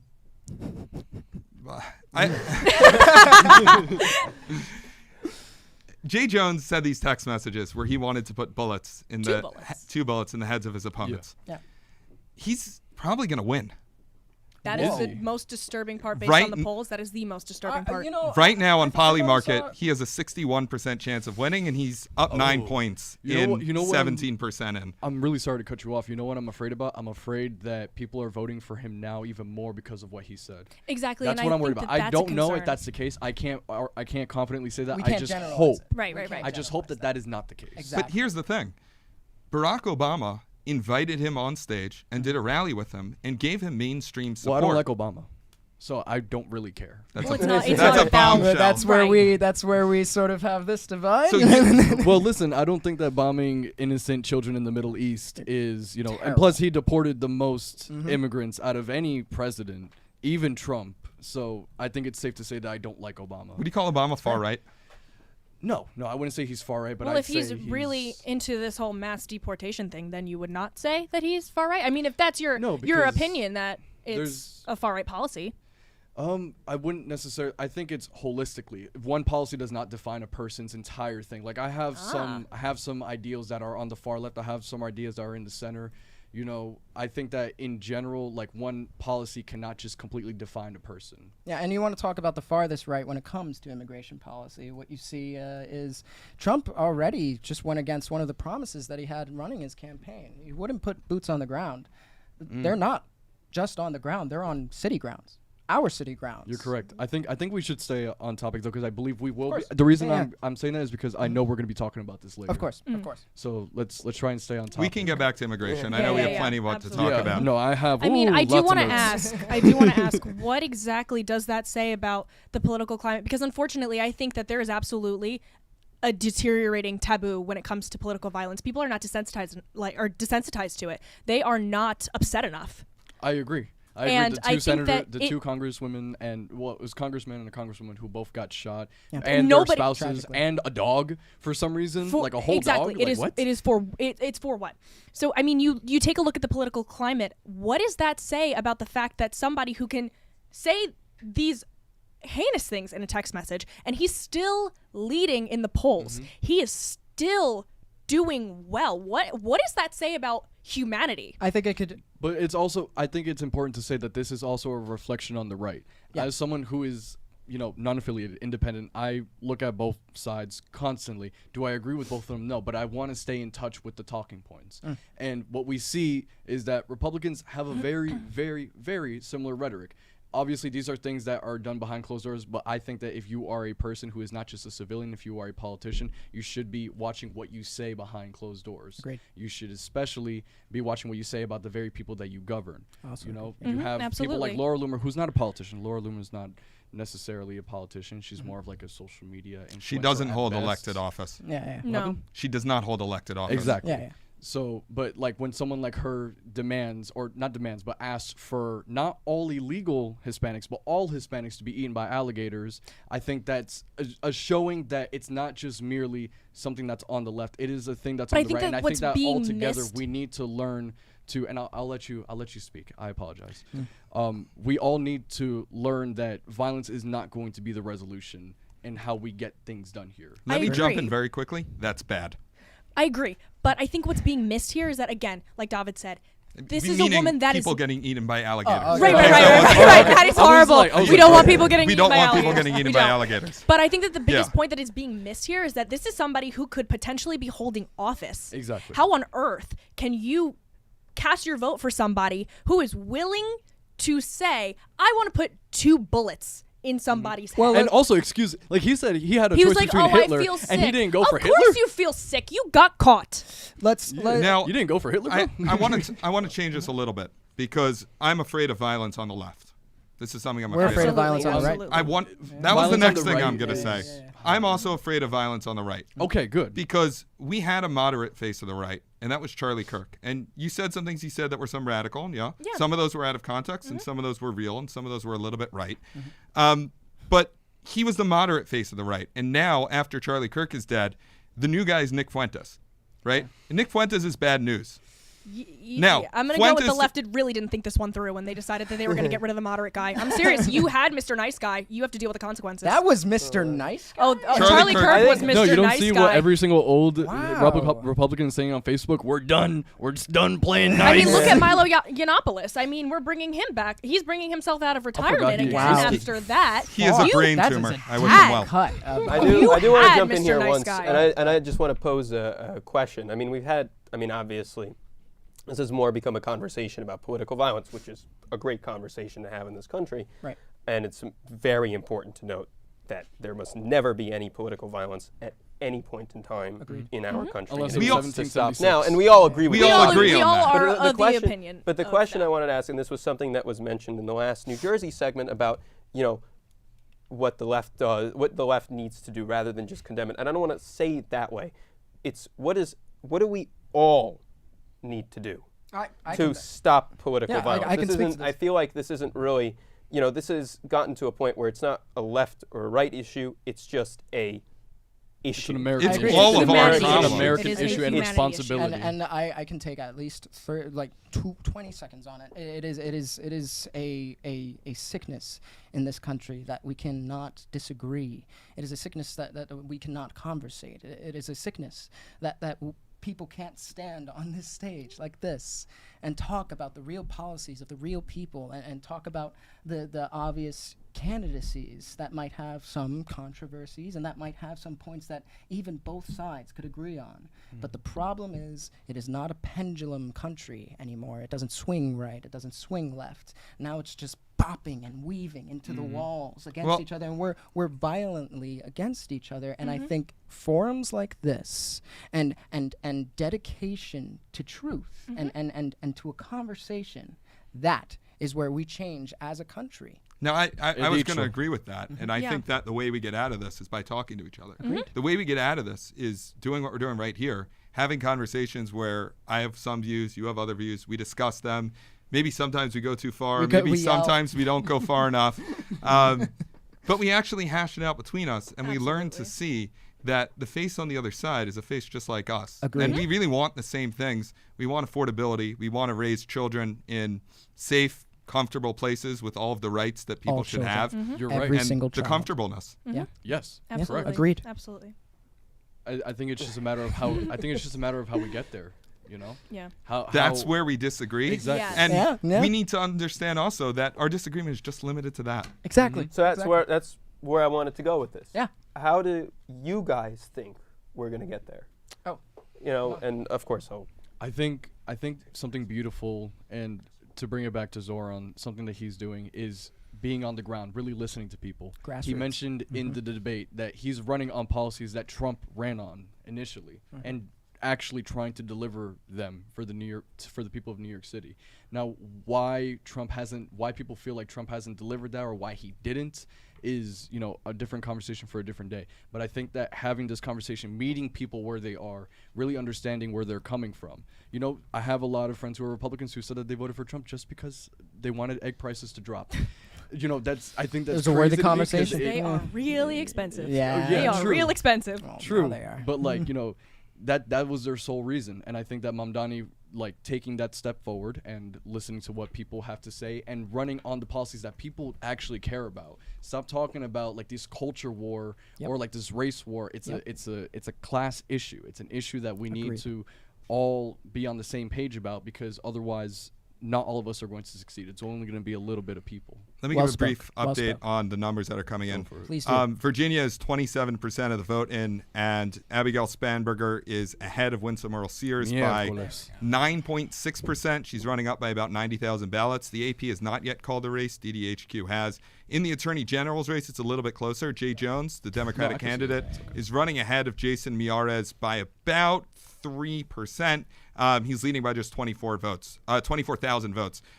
So he's running about 75,000 votes behind Spanberger. Now, let me tell you, I saw polls, and I did not think he was going to win. I saw, I don't know when I saw these polls, but it did not look like he was ahead of the ballot. No, unfortunately, I've been seeing a lot today of him being in the lead, and that is what scares me, especially when it comes to violence, and even what David said, violence on the left. And, what is the political climate?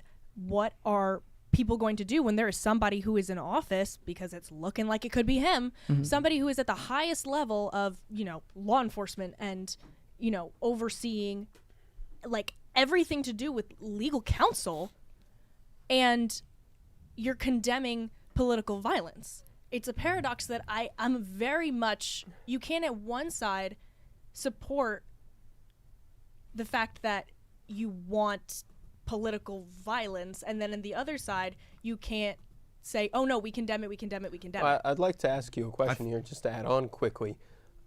We've entered a new type of, I would say, campaign type. We've moved from just door knocking and all of these different types of things, and it's become very digital. A lot of candidates are going on podcasts, a lot of minus just the professional rallies. Right. Now we have X and various other forms of social media where people do paid geographical advertisements. And, the people you could do. You could select a region, and you could, and you can even hard code advertisements to target specific people. Oh my God. So that's what you see a lot with Google and Meta ads. So what I would like to ask, I'll start with Olivia here. Do you feel like, just with this political violence situation that we have now, just with this Virginia, but really in general, do you still think that there is a lack of information flow, which is maybe causing people to vote for Jones? And of course, please feel free to answer that after. And is there something that needs to be done further than, because I think we can all maybe agree that it was never presented in too many outlets. Yeah. And due to another controversy that was going on, I feel, so the reason I wanted to ask this question is, as we are on the topic specifically about what we can do to combat political violence, maybe the voters just have no idea this occurred.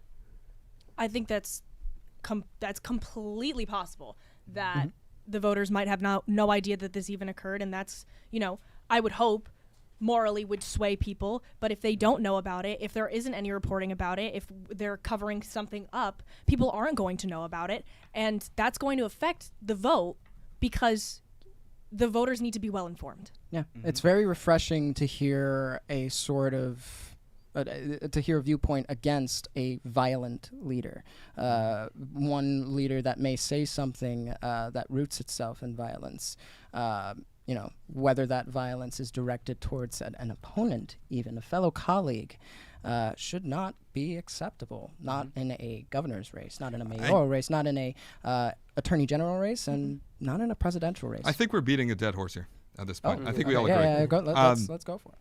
No. I think we agree. I like your explanation, the good faith explanation about that the media environment is not tailored for this. I think part of it is that we all see every election as the end of the world. Oh yeah, no. Oh, wow. Every single election has felt like this is like the one. This is important. And to be fair, even Trump has made that claim himself. Yeah. Inside certain elections, he'll be like, if you vote for me, Christians, you'll never have to vote again. Right? And so it's like even he's playing into this idea that all these elections are pivotal, and it's low-key kind of exhausting. Yeah. But honestly, to your point, Olivia, honestly, I'm more pessimistic with regards to people. I think that people are apathetic to political violence as a whole and I just agree. do not care. And I think that's on both sides. For example, when the Congress people, got shot, Mhm. it seemed like nobody really cared, even though that was 5 deaths compared to the one of Charlie Kirk. Every life is important. Everyone. It's all important. They all matter. Yeah. But I think that, when you have the right, not necessarily even care, they don't want to raise the flags down for these Congress people, but they'll raise it down for Charlie Kirk. It's a sad thing. Either we raise it down for all of these important figures, or we raise it down for none of them. Charlie hit people in a way that other assassinations didn't. I was more affected by that than I was when Donald Trump got shot. Absolutely. And I think that the biggest thing I also think it's because Donald Trump survived, and it happened it twice. is very much that. It also, I remember receiving the news article link from my father in our family group chat saying that Charlie Kirk had gotten shot, and I was sitting in class, and I was like, what do you mean? And I'm a Catholic, by the time I had started praying, he was already gone. He was gone before he hit the ground. And I think it was the fact that it was so publicized, it was the fact that it was so senseless, and it was the fact that this is a man who wanted conversation. He wanted to get you thinking. No matter what side you were on, right or left, he wanted to get you thinking. And that was the reason why we wanted to pick this back up here. And the reason why I wanted to get involved in that. Because truthfully, this is our turning point. You're not going to just scare the right away and hide to be the silent majority, essentially. To be the silent majority and scare us away and hide our beliefs to keep the peace. That's not what we're interested in. I want to jump in here too, just quickly. You touched upon the, seeing what happened with Charlie Kirk, and I just want to give each side 30 seconds here. 5-6 years ago, this clip would never have seen the light of day, ever. Wars are being publicized, various different things. I want to just give you guys the opportunity to answer here. Do you feel as though we have now publicized violence too much, that this may have caused this, or we've seen a lot of death recently. I was kind of sick when I saw the video. I'm not even going to hold you. Yeah. When I found out about Charlie Kirk getting shot, I was in my civil rights class. The irony of that, it's insane. And I think that in general, I do believe that social media outlets that are a little less censored, something like X, for example, they kind of feed off the algorithm in that way to kind of share this kind of violence and radicalize people on both ends. I'm going to cut you off here, sorry. We're going to go to a quick break and come back, and we're going to go into New Jersey #2 coverage. Thank you. Hey, there we go.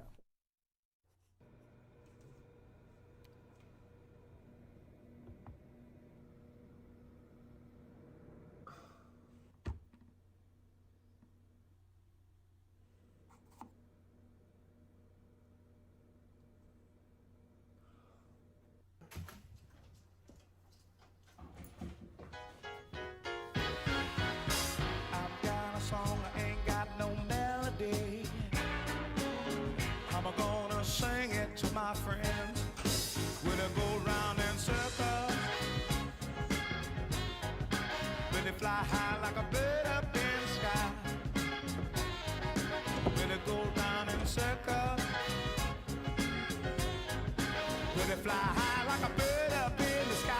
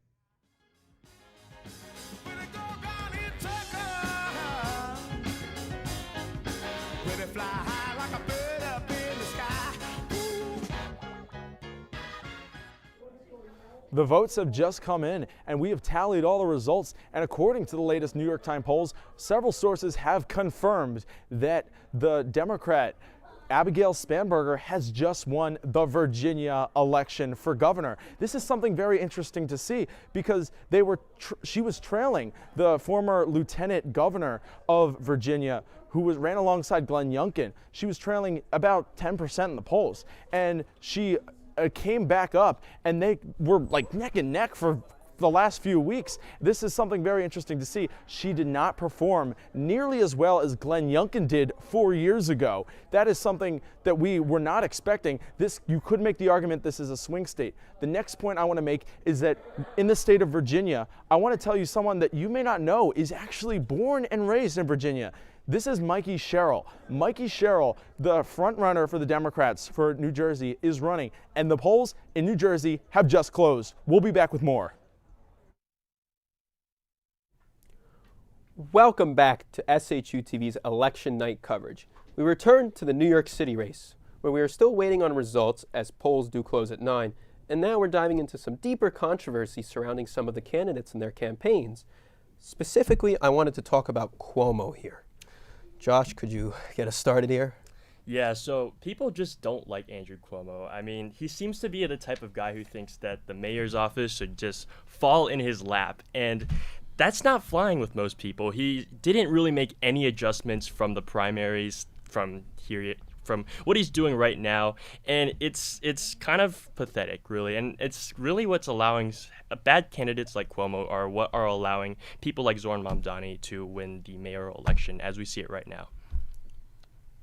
Well, let's kind of maybe hit on, I don't know how much you want to focus on, I guess, like Cuomo. I'll just say, for one, that I think that, of course, there's the nursing homes controversy and all, which, from my limited understanding, it does seem like the evidence leans against him. When I also, however, hear about the issue with him and the sexual assault allegations, I mean, the fact that they were ultimately dropped at the end of the day, I think perhaps gives some credence to the fact that perhaps those accusations were potentially flimsy. That said, however, I mean, I really think that the voters in New York should be looking for the candidate that actually has a positive vision or whatever, that is, that actually kind of just starts from the heart and then kind of branches outward. And the fact of the matter is that Cuomo has been just running a shoddy campaign that is evidenced by the extent that it's so reactive when it comes to the way in which he is going through the campaign season. Josh? So would you say you're for Mamdani? Cautiously. Cautiously? I have a problem with that. Yeah. Okay. Let's hold on. I want to ask the other Josh here that we have with us, Joshua. If you're both other Josh, it works better, right? No, but I just wanted to ask what you thought, after you saw all of the polls coming in from over the last couple of months, and, let's just talk about maybe even the primary polls we saw in the New York City election. One of the things that happened was, Mamdani was at like 6%, prior to the primary, and Cuomo was expected to win the primary in flying colors. And I wanted to ask you, where do you see most of the vote coming out for Cuomo compared to the rest of the candidates? Well, first, like you said, I think it is a fascinating trajectory for Andrew Cuomo, how at the beginning of this year, the beginning of 2025, he was the far and away the front runner for the New York City mayoral election. And keep in mind, this is before a lot of people even knew who Mamdani was. At the time, Cuomo was running against Eric Adams, who, the incumbent who was running as to be the Democrat nominee for a second term. We all know how that turned out. He ended up dropping out and running as an independent and then dropping out entirely. So now Cuomo eventually, instead of becoming the alternative to Eric Adams, he became the candidate who a lot of Democrats needed an alternative to, and Zohran Mamdani came and filled that void. So Cuomo's support, I would say, what's left of it, comes from a variety of factions in New York City. He has support among upper-class white voters. He has some support among black and Hispanic voters. He has support among Jewish voters around Brooklyn and Queens. But Mamdani has energized a portion of the base that Cuomo never could, and indeed a lot of establishment Democrats in 2025 can't, which is like younger voters from minorities like Indian Americans and Arab Americans who just don't vote, and usually vote in as large numbers, but are turning out this year. And some of that is on Mamdani, who is a charismatic and talented politician, but some of it is just on the fact that Andrew Cuomo just is an unpopular politician who has just not been able to galvanize voters. Well, I also think as well, too, that on this kind of point of galvanizing voters, I think the greatest thing that happened to the Mamdani campaign was the fact that Cuomo ended up being defined as the anti-Mamdani movement. You know, I read this kind of like piece about the Federalists, right? The people that, you know, founded the country and, you know, brought together the Constitution. And they were talking about how the greatest thing that they were able to do is label their opponents the anti-Federalists, because it meant that at the end of the day, the opposition didn't actually stand for anything other than being pure reactionary. And I think at the end of the day, people, when they look at candidates, they like strength. They like somebody who has that sort of inner courage to basically just say what they believe in. I think it's why Trump is so appealing, and I think it's also why Mamdani, for all of his faults or for all of his positives, is ultimately, at the end of the day, you know, the one who is leading this race. Because rather than trying to run against something, he's running for something. And just to jump in here, I just wanted to ask, you know, a question specifically about the Cuomo campaign, and throw it back to you guys. As you said, you are cautiously for Mamdani. You know, they're both Democrats, and Cuomo is a career Democrat, we could say, stemming from his father, who was once governor of New York. But in terms of the specific campaigns and how they are being run, how does it strike you as a younger voter how Cuomo's campaign is being run, and do you think it could possibly have ever energized the younger people to vote? The likelihood is probably not, at least when it comes to energizing the youth vote. I mean, Zohran Mamdani really made effective use of vertical like short form videos, which of course are very popular. I would assume that probably us, we know a lot, you know, about how those videos, you know, are very popular with, you know, Instagram and YouTube and such. And that's in large part, at least I've understood Mamdani's rise as being heavily based upon, you know, using this medium of short form videos that are witty and funny. And, you know, the guy is telegenetic too. And he's able to use these things as ways to basically, you know, capture kind of that youth vote. And I think that at least when it comes to the Cuomo campaign being unable to energize, I think that's largely like the result of the fact that Cuomo's kind of like your tried and true kind of person. I really don't think even like the scandals themselves really have much to kind of do with it. Just the fact that the guy is just a creature of politics. And Zohran Mamdani, you know, in an environment where all across the world people are looking for change candidates, Zohran Mamdani probably embodies that change better than anybody else on that stage. But the question is, of course, is that change for the better? I have a lot of problems with the Mamdani campaign and its policies. Let's start with housing. So, of course, Mamdani is talking about rent controls. These have never worked. Prices are at market rates for a reason. And to just give you a statistic, landlords only get a 9% profit margin, 9% on each dollar that they spend into their apartments. If it's at a point where it's simply not profitable, these landlords could look for another economic opportunity and just not rent at all. So how would you say that this alleviates the housing crisis that New York has right now? Of course. So I'm not gonna lie. I'm gonna give a bit of a boring question or boring answer to that. But I really think that at the end of the day, we saw it with Obama, Clinton, Biden, right? Hell, even with Donald Trump and George Bush. You know, at the end of the day, people are constrained by their, you know, just simply put, the political realities that they exist in. And so the fact of the matter is that when so much of the funding for New York City comes from Albany, I believe it's about like a third or whatever of funding comes from Albany, right? I mean, the fact of the matter is that, you know, when it comes to large and generous social programs, or even say things like freezing the rent, there are all of these, like if you're in like New York City, you know, like there are the municipal courts and there's like your local clubs. Yeah, but I want to know how this is going to actually solve the problems that you say he's going to solve. The fact of the matter is that it's not likely that he's going to go in with some massive rent control like program. It'll likely be something that's a lot more limited. No, well, he talked about a rent freeze. He talked about a freeze on rent prices.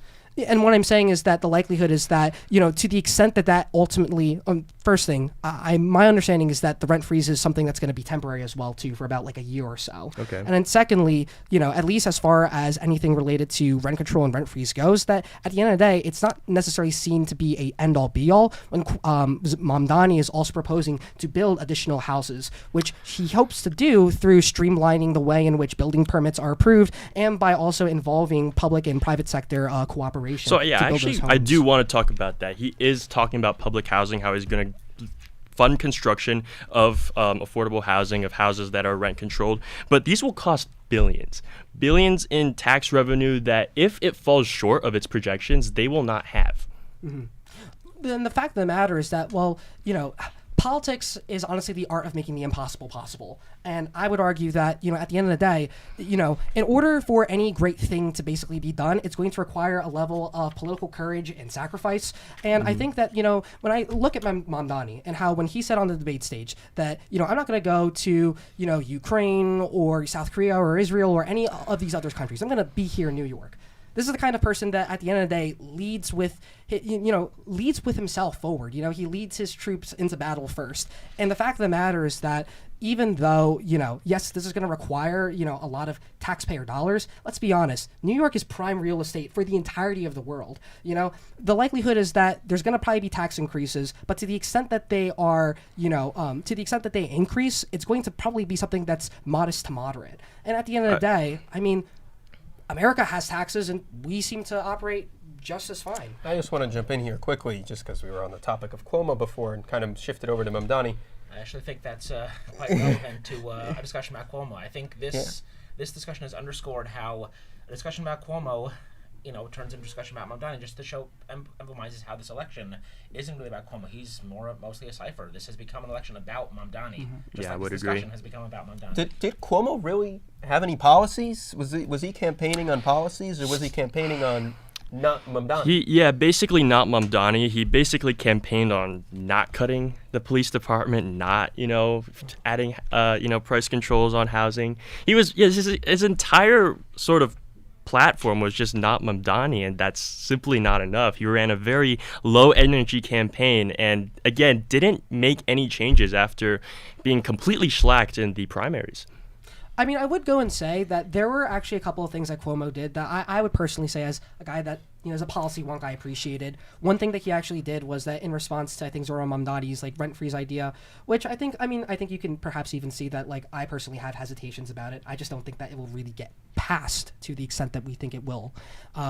He, I think, gave this suggestion about, Zohran's Law, which I believe is, a way to basically means test a sort of, rent control program. And at least, to my understanding, it's not that necessarily Cuomo hasn't come up with any sort of policies. It's that all the policies that he's came up with are in reaction to Mamdani. I think even the conversation that, me and you, Josh, have been having is reflective of that. That at the end of the day, Cuomo is not really proposing policies that actually capture the imagination. The policy discussions on Mamdani. Yeah, I would totally agree. Moving again back to, I wouldn't even say back to Cuomo, but I would just say just the race in general. New York City's budget is incredibly strained. I mean, it's been obvious as to why Mamdani said he's going to raise taxes on the ultra wealthy, simply because for definitely to make his policy work or to raise the money for it, he has to. There is no other choice for them to work. Yep. Josh, I'm sure you could clarify for me too, but how, I believe more than 50% of the New York City budget goes to paying out pensions and people's retirement funds. Yes, this is true. Yeah. So how does it? Anybody can take this, of course. How does any new mayor of New York City make any radical changes if there's no money? Oh, okay. So I think the issue is that I don't think we should be increasing the amount of spending in the city. What we're looking at here is a city government that is not very well run. Let's take the Metro Transit Administration, for example. It is a $40 billion debt overload and is losing millions yearly. Right now, it is requesting a $13 billion federal government bailout, essentially. And what needs to actually change is not the amounts of fundings that is going into different programs, but how efficiently they're being run. Well, I guess that's kind of where I will, give some sort of pushback on, because at the end of the day, in order for any system to even run in the first place, you're going to need money. And the fact of the matter is that we see kind of already, would say, for example, I would say Amtrak, they already have it. They already have the money. But the fact of the matter, though, is that we can even see this as well with public schools and charter schools. Public schools and charter schools that succeed are the ones that ultimately get money. The charter schools that fail are the ones that don't get the money. And that's simply not the way the Metro Transit system is run at all. I mean, especially when he's requesting for no bus fares. If the tax revenue does not go as projected, it's very likely that they're not going to have the money that they need to actually fund the program additionally. And I'd also like to ask Joshua over here at the end too, what effect, what effect do you have, what effect do these issues specifically have on voters? I mean, we've got a young drive from Mamdani. We have other religious sects and an elderly drive for Cuomo. Which of these issues is the main driving force to you? I mean, I'd say the economy is, and continues to be the major issue. And to go back to the point about how Cuomo has had difficulty running on issues, I'd say that's not even an issue on his campaign so much as just him as a politician. He's very well known, whereas Mamdani, before this election, was completely unknown. And so he's easier to define a campaign on issues rather than character, because people before, I mean, now there are some controversies relating to Mamdani that have affected his popularity, but his campaign has been defined by his issues, whereas Cuomo's is still defined by being Andrew Cuomo. And also, did the one thing we didn't really mention here, obviously we mentioned the sexual assault scandal from Cuomo. Did the resigning really stain his name? Is that something in the minds of voters? Well, it wasn't really that long ago. It's been 4 years. It was a pretty high-profile resignation, and whether you believe it was either the nursing home scandal or the assault scandal that did him in, the fact is it's still a factor in many voters, both in the primary and probably to some extent in the general. Yeah, I guess something I will just say is that, at least to this issue about having sufficient funds, I mean, red states get so much money from federal government, and that helps, their people stay afloat. So I think we could spare some dollars for New York too. Again, I think the evidence I do have to cut you off here. Okay. But thank you very much for sticking with us for this long. We're going to be back with the New Jersey segment. Thank you very much.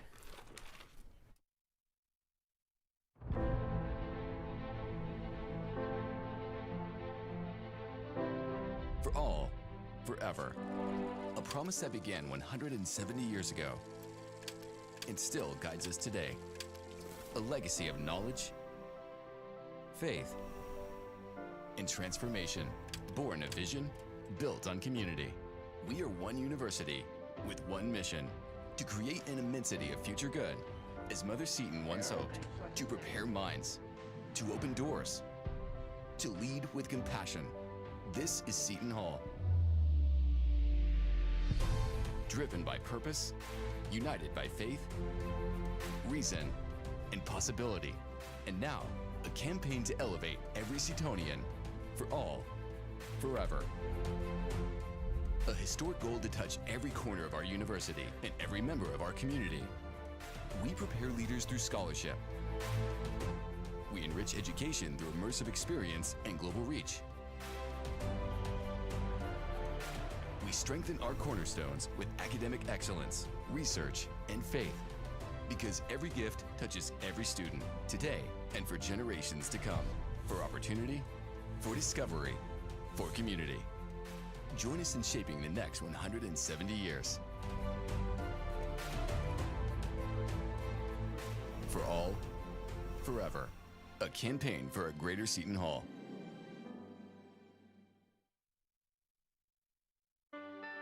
As one of America's leading Catholic universities, Seton Hall is creating graduates who are ready for anything. I'm ready. I'm ready. I'm ready to work in the ICU. To work in the big leagues. To be a leader. To teach special ed. To make my mark. You know Seton Hall for basketball, but we're a whole lot more. We have amazing classes and professors who really care if you succeed.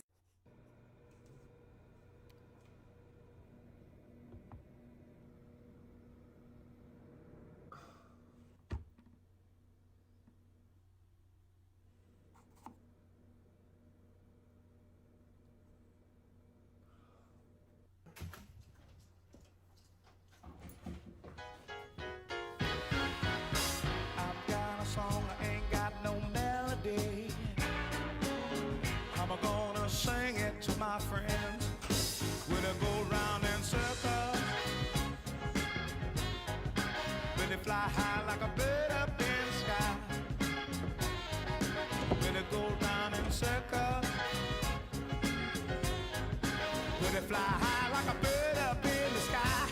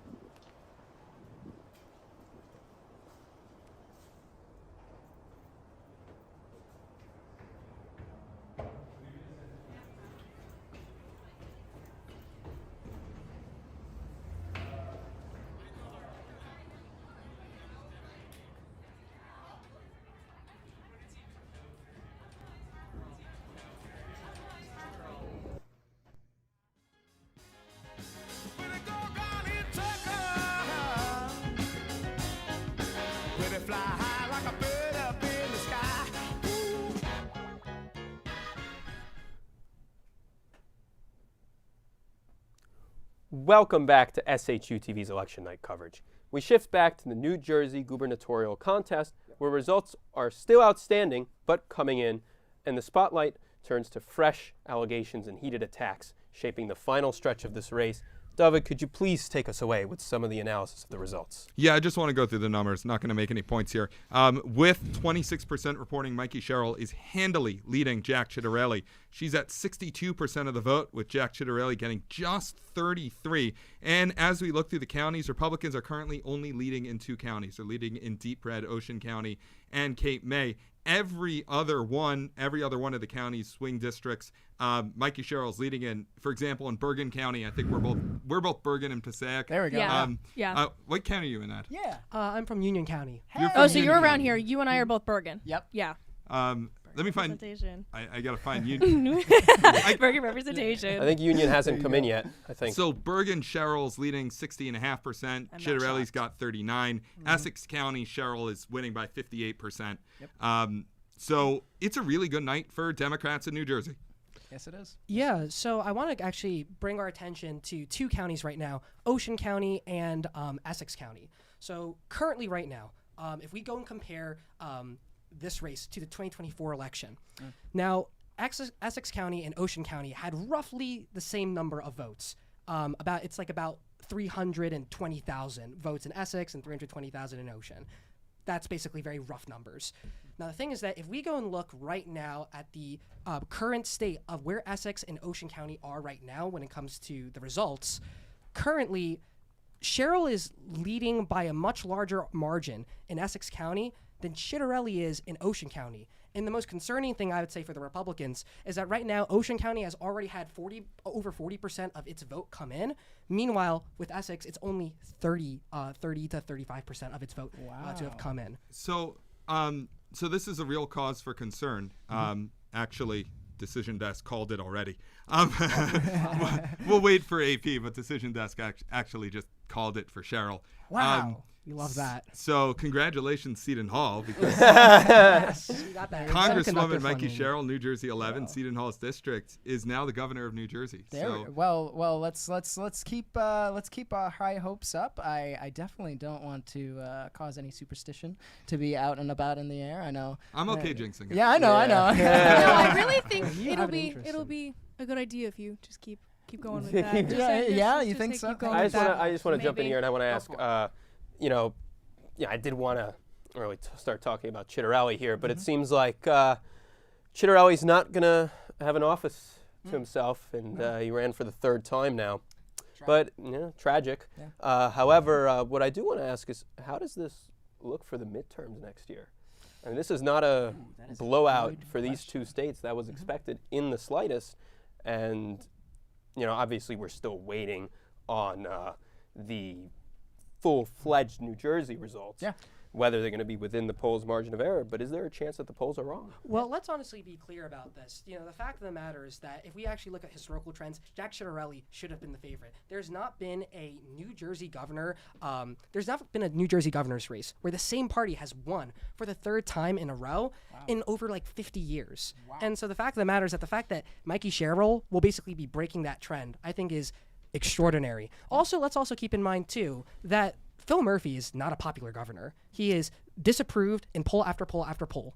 Jack Ciattarelli should have been able to effectively tie Mikey Sherrill to Phil Murphy and hammer that home to really galvanize that anti-Phil Murphy vote in this election. And at least based off of all the preliminary results, that is not what is happening. So I'm not going to lie. I even told my very good Republican friend, I think that Jack Ciattarelli is going to have this because all of the, from the this is a change election, and simply put, good, keep going. Well, let me put it like this, Ciattarelli should have had this in the bag. The fact that he is behind, I would say, it surprised me. So you say Ciattarelli should have had this in the bag. I don't think that's true. Because New Jersey's a deep blue state. It's not a red state. South Jersey is red. I'll give you that. Central Jersey doesn't exist. North Jersey is North Jersey is deep blue. So for Ciattarelli to lose last time by 3 points and to do if he comes even close to that tonight, I think is a compliment to him. Well, we're still going to look at those very important swing counties that have sort of faltered since electing Murphy. You're going to look at Gloucester, okay? It used to be a very much purple, but now it's very much right-leaning, and these could be wrong statistics, but that's as of a news program that I watch for sure. And those are the counties that I'm paying attention most towards, because it's very interesting to see the sort of trend difference that you do with regard to voter turnout within the Democratic side. Please, Ed. Well, let's be clear, right? Jack Ciattarelli, lost the race last time by about 3 points. If he's ultimately regressing, I don't know from there. I don't really see how we can honestly see that as a win. And as I also would go and argue as well too, I mean, once again, New Jersey is a purple state on the gubernatorial level. It flips Well, not governors according to your candidate. Well, not at this point. Not at this point. No, she And said it. the She fact said of it's the not matter- purple, it's not red. She said it was blue. So according to your candidate. Well, it doesn't seem like she's too far off here. Unfortunately. And, just jumping back to Ed, is there anything that makes Ciattarelli just a worse candidate than Cheryl? I mean, I'm not going to lie. Like, I would argue that, I've, followed a lot of Ciattarelli's Instagram. He did a lot of promotion about how he was doing a lot of effective outreach to minority communities. He was really, gunning for that South Jersey vote. If you really think about, what are the things that campaign should do, I'm not going to lie, Ciattarelli really hits the mark or whatever of a lot of those things. But I'm not going to lie, look, Cheryl was also doing the same things, too. She was going and campaigning with Newark. Did so with Barack Obama. Obama was here, 15 minutes away. Jack right Ciattarelli there. did not want to be associated with Donald Trump. I think it's No, very this interesting. is Well, he echoing was endorsed by Well, Trump. the issue is that it's the fact that I live in a blue state in New Jersey. Cheryl's banking on the anti-Trump sentiment. I'm going to jump in here. Thank you again for watching, and we will be back after a short break into more New Jersey politics. Thank you. Let's get into it. Currently, 27% of the votes have been tallied in, and we're going to give you the latest with what's happening over in Jersey. Currently, Mikey Sherrill, the Democrat, is leading comfortably right now with a 14-point lead, 62-38. Jack, the Jersey native, and we have been looking at the stats for quite some time now. This is Jack's third time running for the gubernatorial candidate spot for 3 years, 3 terms now, and he is polling very closely, not anywhere as closely as he did a term ago when he was running against incumbent Phil Murphy, who he lost to by a 3-point lead. This is incredibly interesting. However, something I will mention is that Democrats are historically known for voting early and in person. This is something we've seen since COVID. Now, Republicans are known for voting traditionally in person. We're going to be back with more. Welcome back to SHU TV's election night coverage. And as we were talking about New Jersey, Jay Jones from Virginia, it was called. Ed, Justin, any words? I mean, look, I'm going to be honest. I'm the kind of person that the fact that he sent that to a Republican, politician is, I would say, is a representation, I would say, of his own, just lack of intelligence. But the fact of the matter is that at the same time, meme texts did not kill anyone. And the fact of the matter is that we also do have a president of the United States that is also talking about declaring war against Chicago, who, says that the ICE raids have not gone far enough. And look, at the end of the day, I think that, look, we either all calm down or this kind of keeps going. Now, and Ed, yes. War on Chicago is a metaphor. Now, I'm sure you've heard of metaphors.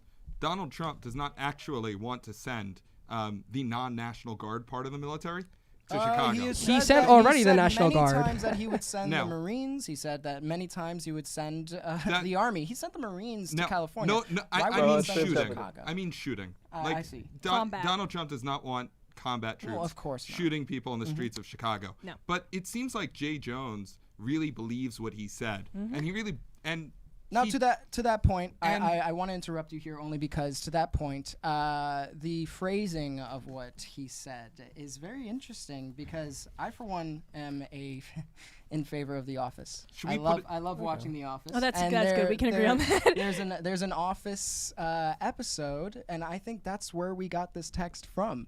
That's what the text was about. Do you remember that joke where he was talking about Toby, and he said if I had 2 bullets and I would spend it on A, B, and Toby, I would use both for Toby. Yeah, but that I doesn't think- excuse well, it. that's are you what saying you reference take to it The out of Office. context? I'm It should saying, not I'm be saying justified. it might be taken out of context. I'm saying that it might just be an Office joke. Can I just Yeah. can I just No, say can this? we- hold That on. is a Can we- stretch. Can we Yeah. get spot? That is one- a stretch. just Hold on, let's- Can we I get wanna get a spot clip on here. 112? Can we get spot 112 on air because we actually have the text messages? Let's go for it. And we can show them to the viewers. Yeah. I think jokes might be funny on The Office. I don't think that kind of joke is funny when you're talking about your political. You're opponent. absolutely no. It Or was someone's tone life, deaf. or It was someone's absolutely family's tone life. deaf. Wait, can I? Oh, now we have graph. So you can see it on air, and Yeah. I'm partially blind, so I can't actually read it from this distance. But I our viewers genuinely- can read it. I genuinely was. I wasn't attacking you. I was trying to understand your logic. I should go. If those guys die before me, I will go to the funerals to. Wow! Yeah. Blank on their graves. Urinate Send them on to. their graves. Yeah. So yeah. Yeah, don't can, say can we that just word. say Yeah. can we just say Yeah. one thing though? At the end of the day, look, I'm a Catholic. You Man, can pull from one that Catholic to clip. another. Look, Thank you. I like life. All right, I'm probably a lot more pro-life than a lot of Democrats. Okay, and I say that with my chest out. Okay, That's But beautiful. the fact I of the think that's matter, beautiful. but the fact of the matter is this: Charlie Kirk went over and said that Biden and the Biden administration had to be, I don't know if I'm allowed to say, but for treason. I'm just saying that he did this on air. Do you have the full context Yeah, of that let's- quote? Yeah, I let's mean, get I that have that. I have the. Yeah. I have Grok. I have Grok. You know. I don't know if Mecha Hitler. Oh my aka God. Wow. You went. Wow, that's Wow. a deep You know? cut. Rock. yeah. That's But I just want to make it known that I'm not saying that he because with this context, it's obvious that this wasn't just a joke that was said in passing. These It's were bad. very serious remarks, and this was very tone deaf. But you have to consider the fact that a lot of people are frustrated right now. They're frustrated with the Republican leadership, with the Republican majority, with the fact that there are boots in the ground on Chicago, that there are boots on the ground in Los Angeles, that there are going to be boots in the ground in any other state that might vote red. I want to ask quickly here then, do you think that Trump's current policies up until today are the reason for what may be a blue sweep today? Is it that really, is he really that unfavorable? I mean, we've had polls of his unfavorability come out, but everybody's been combating them and saying they're fake. Well, it doesn't look fake anymore. Well, I think everybody loves Donald Trump. I think Republicans Wow. love him. I think Nuclear Democrats politics love with him. We Steve happen Bannon. to. I- I'll come right out and say it with my whole I chest. do I love love him. Hold on, let him. So these are the kinds of jokes we like. Jokes about killing your opponents? No. Jokes No, about no, no, everybody no. likes No, Donald no. Trump? Maybe. No. We don't like those jokes, but apparently he does. Hold on, give David a moment. So the incumbent candidate is always going to do poorly in There's the midterms and elections. This goes back to George Bush. The incumbent candidate is always at a disadvantage, and that's usually because they usually don't put their policies in office. So, for example, you see Trump express some frustration about not deporting enough people. Now, I'm not endorsing that. But I think that a lot of people who voted for Donald Trump expected more deportations than there actually are, and that leads to some level of dissatisfaction. The with dissatisfaction Donald is- Trump's is Can I one just say word. something Let about the it- let it- deportations? The fact of the matter is that we can even roll the clip here. Donald Trump said that the deportations and the arrestings by ICE are not going far enough. Yeah. And Yeah. this They're is not. after he's shown videos of women getting knocked down and beaten and children getting shot at with tear gas. These are citizens. And this is we can roll the clip right now if Do we if have- we're fine No, with that. no time, sadly. No time. No time. No time. We can Yeah. play it if Mike Pence has the courage. Well, just quickly, what I do want to ask then, as you said, you guys love Donald Trump. You Yes, think we that do. there's been no factor into any of his political views or policy shifts that has caused the blue sweep that we're currently seeing right now? I don't think Donald Trump has delivered on his promises. Amen. And I think the problem with Donald Trump is that he's not Donald Trump enough. and he hasn't put out enough conservative policies. And this has led to some dissatisfaction among Republican voters because they don't feel that they're getting what they voted for. If that he is feels he has to tread lightly, and that is disappointing to a lot of conservative voters like myself, where there was the expectation that he was going to crack down on a lot more than he has, but he's treading lightly. If that were the case, though, then why is it that at least in MSNBC's well, I am poll? sadly gonna have to cut you off here. Thank you again all for listening so far, and we're going to take a small break and look into the more so election results coming in. Thank you.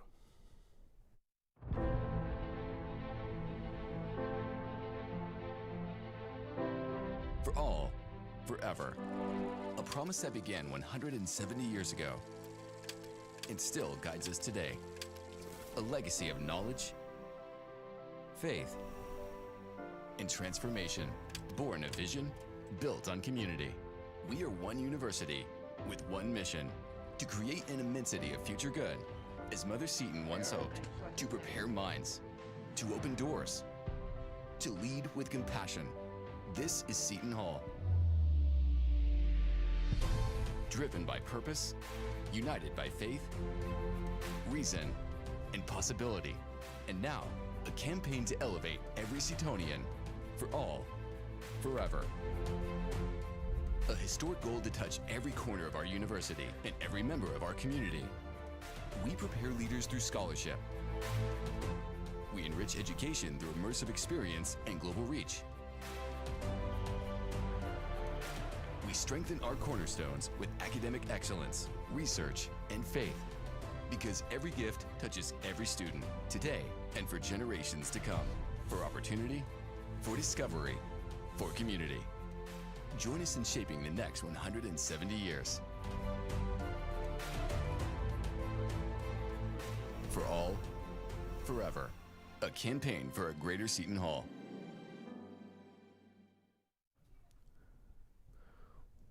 Welcome back to SHU TV's election night coverage, where we're going to talk about the results that have come in.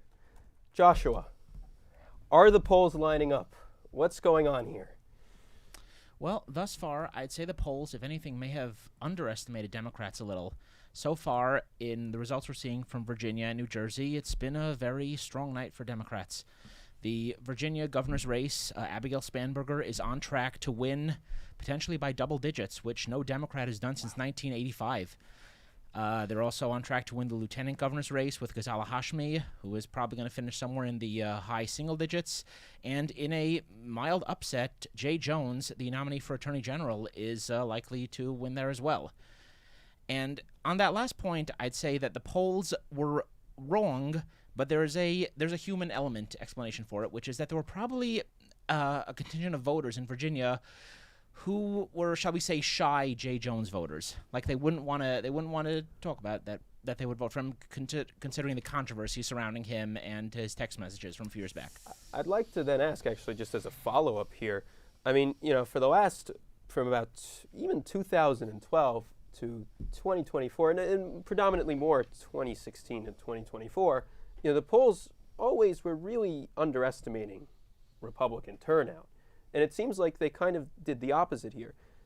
Would it be possible that some of the human bias that entered into these polls actually came from that type of correction, so that they overweighted the way Republicans were going to vote? Or is it more so just a change in political climate where, before it was taboo to say you would vote for a Republican candidate, and now is it more taboo, as you said before, that they were shy to say that they voted for Jay Jones? Is it now more taboo to say you'd vote for a Democrat? I mean, I wouldn't necessarily call it a taboo. I just say that some types of candidates at certain times are probably seen as more mainstream than others. I'd also say that in the case of Virginia, and in probably this would apply to other elections as well, the previous elections which were underestimated Republicans, is that undecided voters are a thing. They do tend to decide late, and they often tend to decide against the party in power. So right now, with Trump in the White House, many dissatisfied, undecided voters will swing towards Democrats, just like 4 years ago. Good. Many voters broke late for Glenn Youngkin. Now, is that something that we're seeing in New Jersey right now? Because I'm looking at the numbers in New Jersey, and currently with 30% of the votes in, Cheryl has a 20-point lead. So what that tells me, I haven't seen numbers move from Essex or Union counties since the first numbers were released. And what that tells me is that we're seeing early vote and mail-in vote. And the election day vote probably hasn't hit yet. Yes. What are your thoughts on that? Yes, I would say that's correct. Mikey Sherrill is not going to win the New Jersey's governor's race by 20 points, but she is almost certainly going to win. I'd say her final margin will be probably higher than the 3-point margin that Phil Murphy won by in 2021. Wow. That was, as you know, it's also against Jack Ciattarelli. So Ciattarelli, 4 years ago, Ciattarelli was something of a sleeper candidate. No one really paid much attention to that race, and it was expected that Murphy was going to win easily, and he did win, but it ended up being just by 3 points. Yeah. This time around, Democrats paid a lot of attention to this race, and it was expected, correctly, to be closer than Virginia, and it will be closer than Virginia, but in the end, Cheryl will still win, which means that for the first time since the 1960s, New Jersey will elect the same party to the governor's mansion 3 times in a row. And she is a woman. That is a beautiful thing. I'd like to add. Justin, what is a woman? Yeah. Well, just quickly, before we get into more debates here. So is Christine. We agree it's a beautiful thing, but I don't know if you can define what that is. Justin, how are you feeling? I am feeling electric. I have to resonate with everybody who has felt a frustration with the country currently. I have to resonate with the fact that seeing these numbers gives me a sense of hope, a sense of hope in the fact that there is a teetering line of extremities. There is that political violence. There is that disagreement and division. But right now, we are seeing exactly what surprised me in the many elections that I've seen before with a red sweep. We're seeing a blue sweep. And that blue sweep is simply put because of Trump. I can say that confidently. His actions have swayed the opinions of the people. His actions caused this election to happen. And I want to say one thing. Thank you, Donald Trump, for giving me Virginia and New Jersey. So it's very nice. Well, I want to see how you're feeling before we actually get into what Justin said. I'm going to be honest. Give me a second. I have to compose myself. I'm feeling great because Justin just thanked Donald Trump for something. And I never thought I would see this in 100 years. So, yeah, Ciattarelli might have lost tonight, but I think I just won. Hey, there we go. Look at that. We both win tonight. All winners. Now, how do I actually feel about the results come in? I think New Jersey's moving in the wrong direction. Now, New Jersey's a blue state, and I knew that. And I think that Republicans are going to overperform relative to the amount of Republicans and Democrats that are registered in New Jersey. They're going to overperform now, just like they overperformed last year, and just like they overperformed in 2021. But it doesn't change the fact that New Jersey as a whole is moving in the wrong direction. New Jersey's going to become less affordable. The roads are going to be worse. I got a pothole just driving around the other day, and I can expect. I feel like if pothole is a metaphor for how you feel about life, I feel like with Cheryl in office, I'm going to get more potholes. Wow. Okay. Well, let's talk about Cheryl. Okay. We haven't gotten into policy that much, but I can honestly say that some of her policies really resonate with a Republican side of policies. Again, something that Cheryl and Donald Trump can sort of agree with, and this is exactly why I disagree with the point that Olivia made earlier on the fact, and I won't speak to that point because she's not here right now. That's unfair of me, but. The point of the matter is that she believes in electricity production within New Jersey.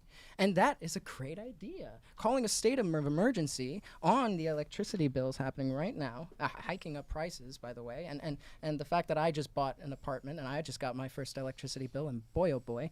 And I think I personally feel safe. So I'm feeling like this is the right direction. Justin, do you know why electricity bills are so high? Why are electricity bills so high, David? There's a program called RGGI. Let's go for it. And RGGI is Regional Energy Greenhouse Gas, REGG. And the RGGI program has sought to diversify New Jersey's energy source from traditional coal and traditional sources of energy and fossil fuels into wind and other things. Now, wind turbines. This is not fixing the environment. Okay. Changing from coal, or I don't even think it was on coal, but changing from natural gas to wind is not fixing the environment. Ooh. But what it is doing is it's driving the energy costs higher and higher for no real return. And it's making life unaffordable. Cheryl has endorsed this program, yet you can call. You know what happens if you just decide to freeze electricity rates? What? The lights go off. Wow. Because then power companies can't afford to keep them on. Well- so if you want blackouts, freeze the rates. If you want to actually make life affordable, get rid of this wind experiment that doesn't work. Well, let's light a candle for the Republicans, and maybe that'll light up some apartments. Just because right now I feel very strongly about the fact that this whole fallacy that she's only running on a bid against Trump is a lie. She has actual policies for affordability. She has actual policies. So what are these for policies? bringing up. Yeah. What are these policies? Let's go through some of these policies. Let's go into it, because I actually watched these debates, and I actually saw that the issues that people have in this race is the fact that Chitterelli was just attacking her. Chitterelli made a baseless. Well, Mikey Sherrill's a significantly flawed person. Oh, I can agree with that. Mikey Sherrill's net worth tripled while she was in Congress, while people in New Jersey struggled. Mikey Sherrill, according to a report by the New York Times, was trading defense stocks while she sat on the House Armed Services Committee. That's not someone of integrity, and that's not someone that I would trust to run the state of New Jersey. Oh, but to run the country? I don't know what you're saying. Mikey Sherrill's not running the country. Well, no. I'm saying that Trump has, Has you know, that's not an argument. Takes in stock. I'm not. You know it's not an I was argument. just about to say Well, the before rest of the before we argument. get into more of the Cheryl controversies, you were speaking about specifically about her policies that she had. And, David brought up one thing, which was under Phil Murphy, it seems that the Democrats actually were kind of, and their policies caused a raise in energy prices. Right. And you had said previously that Mickey Sherrill, talked about lowering it, but if she's endorsing the same thing that raised it, as David had said, how are the energy prices going to come down? That's a great question. Now, the energy prices are going to come down because there's going to be more jobs. And there's going to be more jobs because there's going to be more production of electricity and solar panels and all of those electrical panels that we would need within this state. Those panels are not being built in New Jersey. Those yeah, panels but they are being can built be. She's overseas. advocating for those panels to be built in New Jersey because then we'll have the power of the economy. We'll have the power of electricity within our state right here. Stimulus is not going to fix the jobs problem in New Jersey. You don't think so? No. What's going to fix the jobs problem is reducing the burden to hire people. New Jersey has the highest tax burden in the United States. Property taxes in New Jersey, the average homeowner pays over $10,000 in property taxes a year. If you want to make New Jersey more affordable, cutting taxes is a great place to start. That's what Cheryl should be focused on. Well, I mean, look, obviously, it looks like. Oh. Sorry, you wanted. I was going to say, but that seems to have not resonated with the voters. That's exactly what I was gonna say. Chitterelli has ran, he ran with that campaign promise, and it seems like Capping Cheryl's property promises, taxes promises went further. I So would also yeah, add. No, sorry, just interject. I would say that Chitterelli ran against the incumbent governor, Phil Murphy. Murphy, 8 years ago, was elected by a pretty significant margin after 8 years of Chris Christie, who was an unpopular Republican.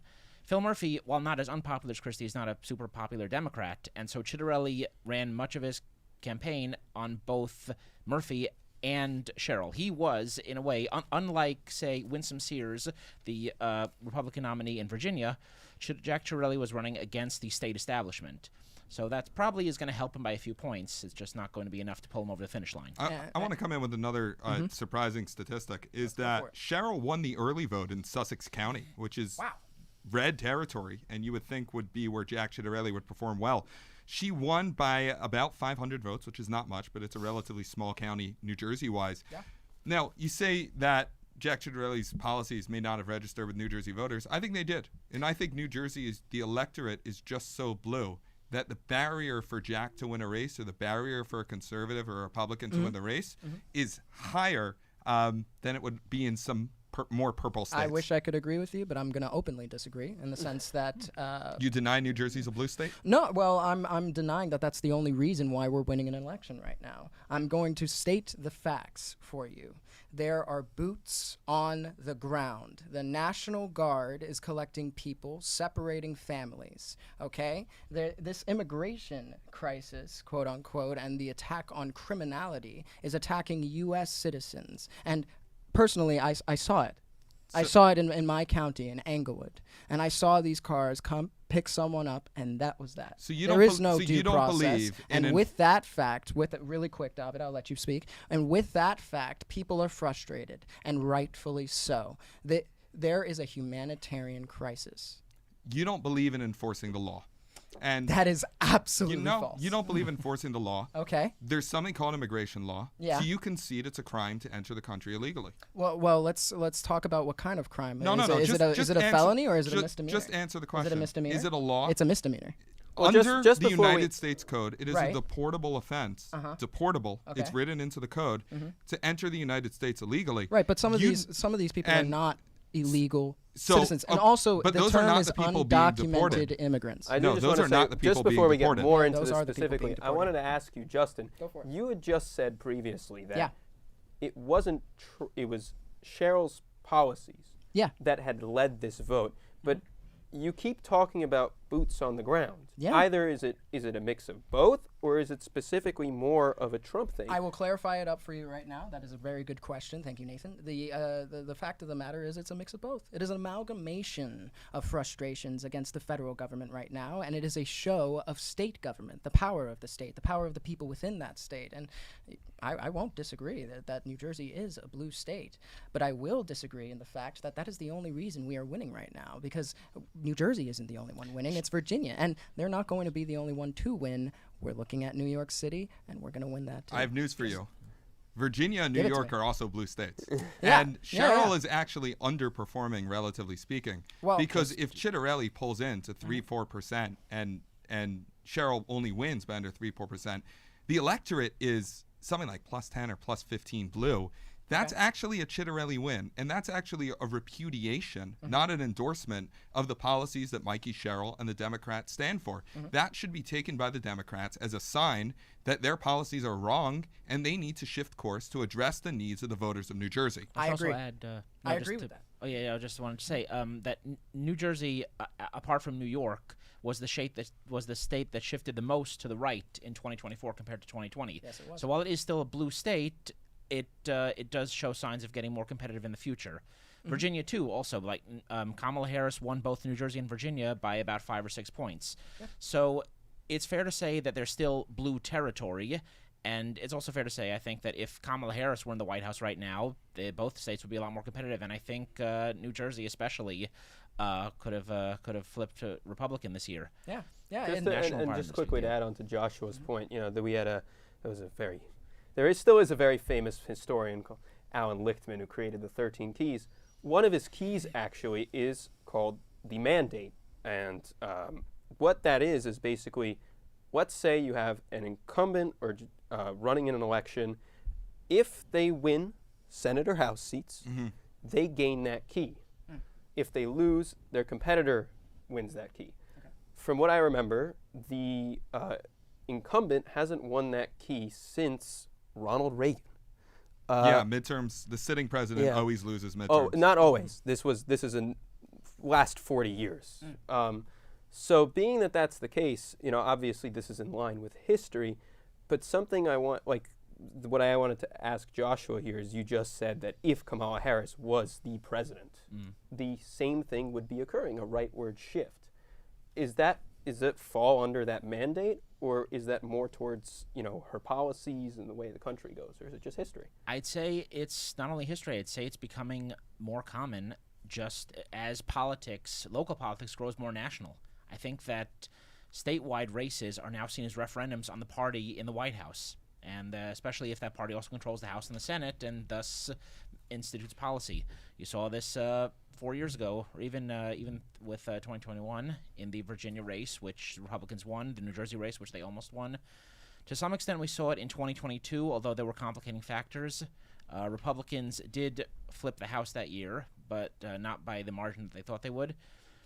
And I wouldn't say that the current results we're seeing tonight are necessarily indicative of the midterms. Remember, these are just a few states. They're not representative of the whole country, especially New York City, which is to the left of the average city in America. But they do show that Democrats as a whole are energized and ready to get out the vote. And to that point, I want it known that the Democratic Party is back. We're back. because we have a new youthful outlook, because we're now listening to the people. And I will admit, Mikey Sherrill is not the strongest candidate that could be for New Jersey. But to that end, you're seeing some new, lively Democratic voters that are rallying, that are protesting, and that are frustrated. And just really quickly, sorry, David. Yes. Wanted to ask, what are your thoughts on this whole thing? Is this a history? Is this a history thing? Is this what's going on here? No, I think America's increasingly going in two different directions. And you have conservatives with one vision of the country, and the Democratic vision of the country simply doesn't align. Cheryl, I think this was a win for Chitterelli, honestly. We're going to go to break right now. Yes. But, We we'll be thank back. you all for watching. We will be back soon after the break.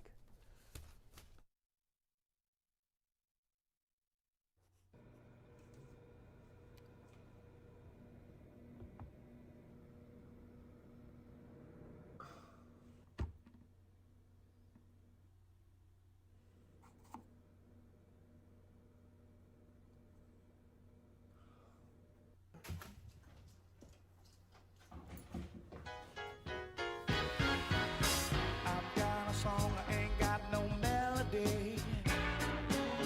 I'm gonna sing it to my friends when I go round in circles. When they fly high like a bird up in the sky. When they go round in circles. When they fly high like a bird up in the sky. Ooh.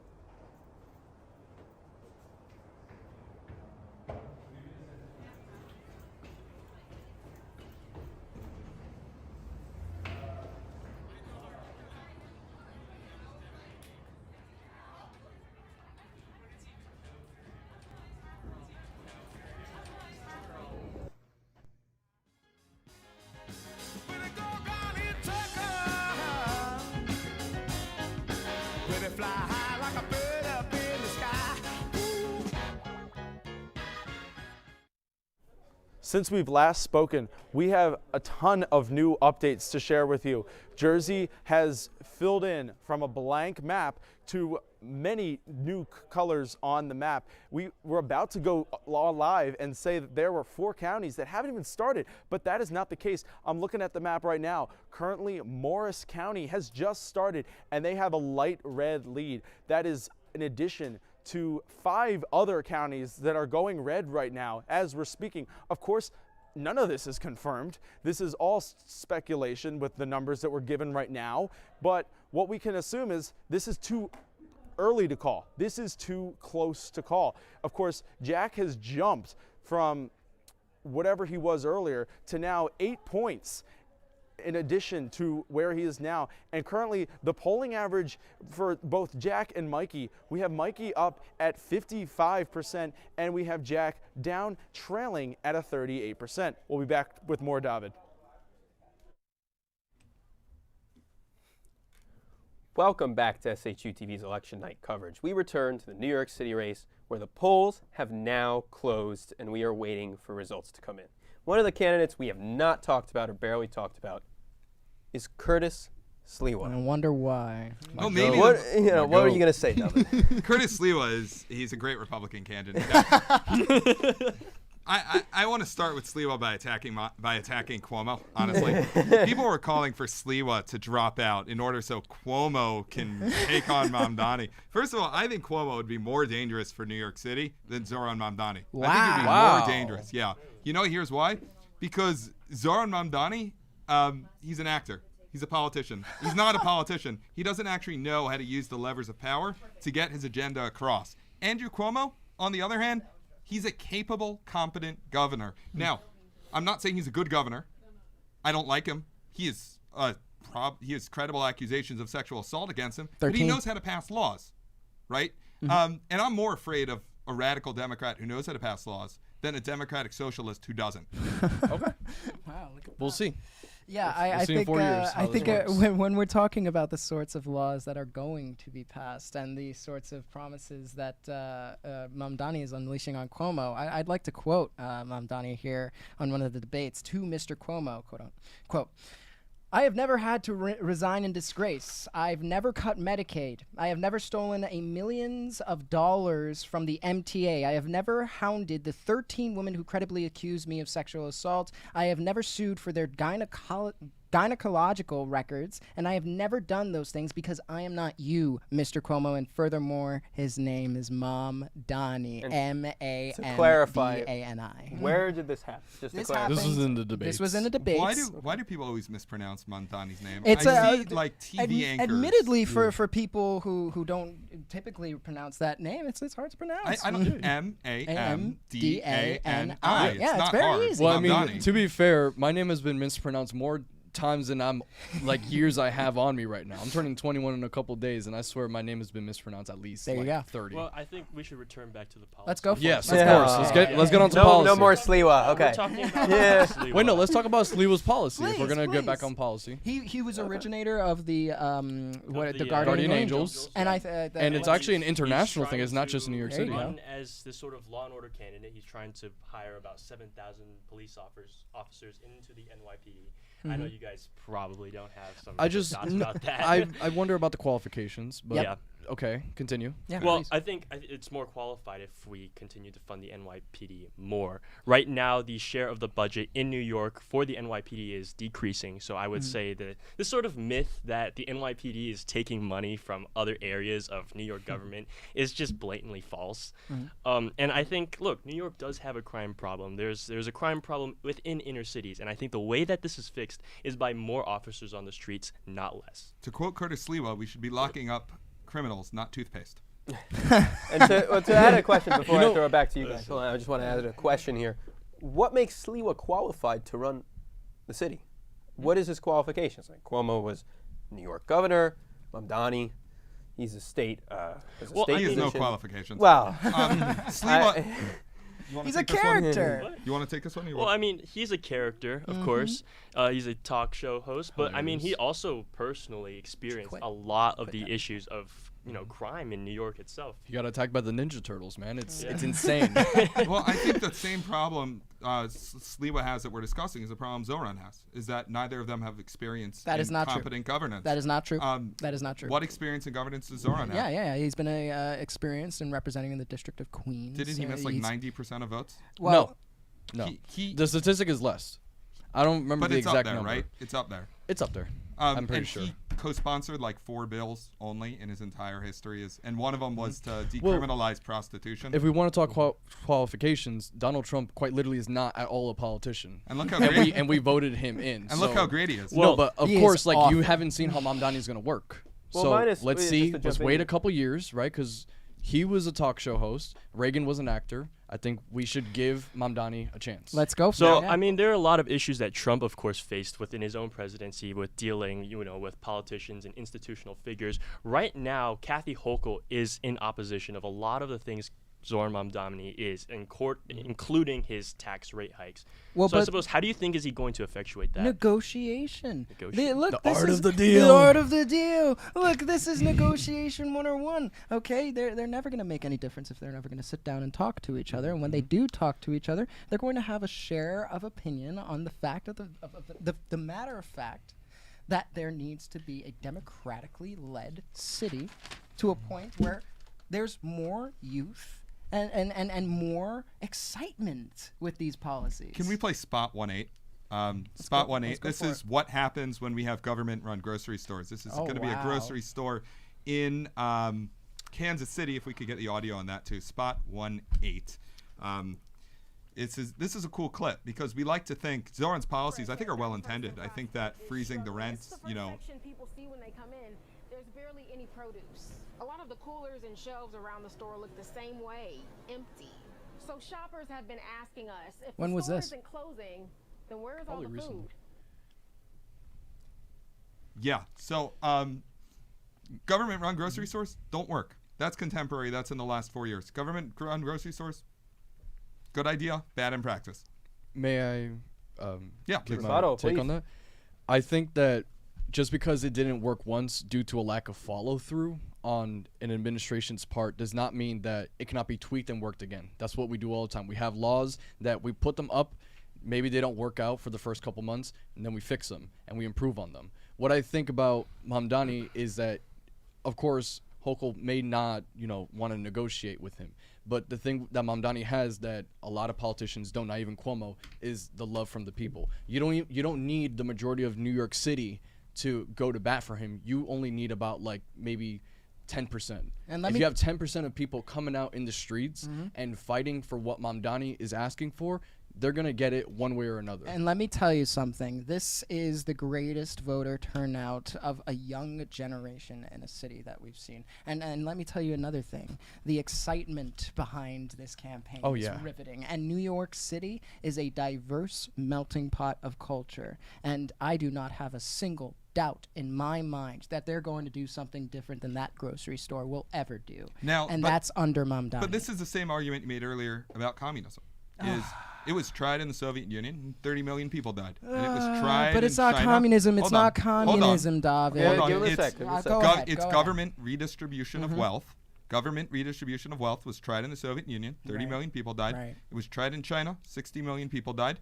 And your idea is the same thing here. No. We tried it in Kansas City and it didn't work. But if That's we Kansas just City. try it in New York with the right people, It's not just New York. maybe it'll work here. I have news for you. It won't. May I ask you a question? Do you believe that a lot of the socialist policies that we had in the United States, albeit like public transportation or free public libraries or the free, schools, free food for schools, public education, do you think that those things were perfect when they started? That when they started, they had got it just right? And that, people were just happy with how it was run, didn't have their doubts about it, didn't have their qualms about how maybe public transportation was going to be enacted? I think they're bad then and they're bad now. Yeah, well, I think if you look at countries like Sweden, as if some- you look let at me countries, respond. Let him Let me answer. respond. As somebody who uses New Jersey Transit regularly, the trains do not run on time.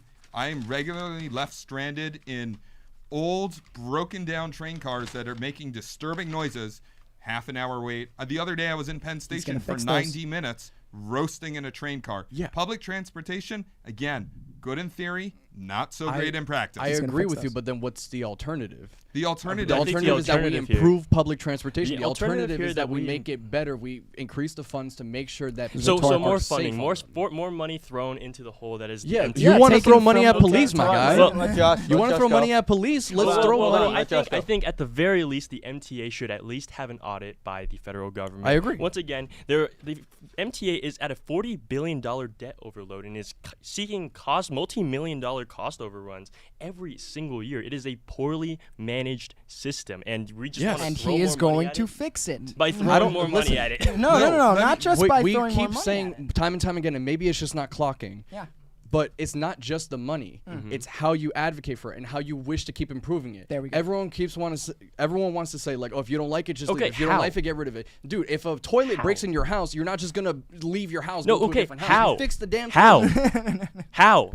How? I don't know, man. I'm not a politician. Whoa, hold I'm on, just hold telling on. I do know how. I do know that how. throwing I do money know is how. not just One at a simply time. the way that Mamdani is going to work on this. Mamdani is going to do much more than just throw money on it. He has multiple policies regarding how they're going to fix the trains, maintain safety without having to over-police and over-surveil a community that will shoot a black man over $3 in fare evasion. And this is the Department of Community Safety, I have a- advocating I have for a question mental for you. illness, advocating for officers that are trained within the sort of ability to handle a conversation with someone who's mentally ill Great. and can cause them to make So, yeah, No, so no, how yeah. qualified This police Department of officers. Community Safety, Yeah. which Zoran wants to pull funding from the NYPD and give to this idea that we're going to send social workers and people with mental health qualifications instead of trained and qualified police officers who know how to de-escalate situations. They do not know how to de-escalate. We'll but get to, I'll I'll let agree you respond to that. Let Give me him- give him a finish. second. I'll Let let him you finish. respond to that. Let me finish.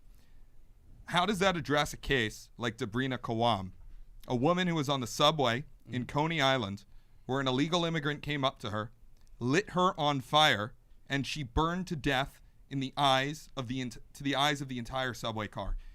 You're going to send a social worker for that? No, you need to send a police officer who's going to lock that person up, put him in jail, and yes, if that person insists on lighting people on fire in public, maybe use a gun. Wow. You know, I feel like you're misinterpreting a lot of Mamdani's policies. He said that it's up to the person that's on the phone call when they call 911 if they decide to send a police officer or not. Obviously, if someone is having a mental health episode. Up to the person who called 911 to. No. The person on the other end. I Right, forgot what's- so it's the So it's the dispatcher. Yeah, the dispatchers. So wait, But he's going to pull money from the NYPD to fund this program. So NYPD is going to be hurt and safety is going to be impacted. NYPD has had all the funding that they wanted in previous years, and crime has not reduced. I don't that- think that that's- throwing money at a you wanna- problem, as you keep suggesting would happen with public transportation, is going to solve anything. I think that there are roots of a problem that need to be addressed. And let me tell Money is not the only issue. Exactly. And let me tell you another thing. Okay, mental illness is a serious issue in this country, and you can stop it with a social worker. You can stop it with a police officer who's And you can stop it well-versed with in Or more you can social let them programs. back on the and more streets with social your programs, cashless bail and more, policies. let me finish. And more social programs that would help the people, for the people. Okay? We're seeing law enforcement. We see that they're important, and absolutely they are. Now- We're not saying that social workers are going to replace them. We're saying that there's going to be a team up. Now, hold on. I want David to answer this, actually. You said something about New York City and crime actually not decreasing. I just want to, I think David wanted to state for the record here, New York City crime has decreased over the last 30 years. I think there was only 1 year where year over year the crime increased, but overall there's been a decrease. Yeah, and that would Okay, be about and is 20%, that right? correlate? Is that Yeah. indicative of increased police presence, or is there other factors involved in terms of poverty, in terms of mental health? Do you know Why is do the you know crime lowering? I don't think crime is lowering. I think reporting is lowering. I know Okay, police that's a officers good point. That's a great point. I know police officers in the NYPD, and what happens ever since Andrew Cuomo passed his elimination of cash bail, he'll go out and he'll arrest a criminal, and that criminal will be out on the street the same day to do another crime. Well, let's and talk that's about why cash bail. I can't go to a Walgreens or a department store in New York City and without I went to a 7-Eleven and the ice cream was locked up. Because we don't put people in jail when they commit crimes. We put them on the streets Now to for- hurt people who followed the law. Now, for cash bail, I really want to emphasize the fact that Mamdani didn't take a stance on this, and it's important because cash bail is rooted in bias within the social justice system. It's rooted in bias because the judge has to order a specific amount of money paid by someone who might not be able to pay for that money. The cap for a cash bail was $10,000. I can barely pay $2,000. You understand that bail is And Well, bail before is- you is- answer, but hold on, the hold fact on. of the no, matter- no, and right. the fact of See, the matter And the is person that isn't even charged for their crime, There mind you you. go. They are just in jail. And Bail it's is a open privilege, judge not a bias. right. And we need to put the rights of people who obey the law first, You not cannot, people who you break the cannot law. abuse those rights, even if they did break the law, because it's called due process. Okay. I understand where you're coming from, and I agree at the core of what you're saying. We shouldn't just throw people back out into the street. However, I don't think that basically making crime only a crime for poor people is going to be the resolution for this. I agree. Rich people can just go out, they could pay their fine, they could pay their bail, and they'll essentially get off scot-free. They'll get something on the record. Who cares? So then right? why didn't Andrew Cuomo raise the bail for the rich instead of lowering it I for don't the know, poor? because he's a lousy politician. What I'm trying to say, That's fair. what I'm trying to say Can you back that up? No. Yeah, no, I could definitely back it up. But what I want to get at is that Mamdani has said time and time again that he wants to do what other first world countries that are doing better than we are in many different areas. Like the he UK. wants to enact a lot of their Sweden. policies. Sweden, Norway, Denmark, Switzerland. I can go on and on. I Good don't want economies and good people. They have no economy. Europe has not had economic growth That in 15 is- years. oh, wow. Europe has what major companies are in Europe? Like France produces wine and handbags. Yeah, because they do know that they nothing. can screw over the U.S. So sadly, they know that sadly, they I'm can going to have take to cut you guys off here as we're going to move over to a break. Thank you guys again for sticking us this long. We will be back talking actually about economics after the break. Thank you.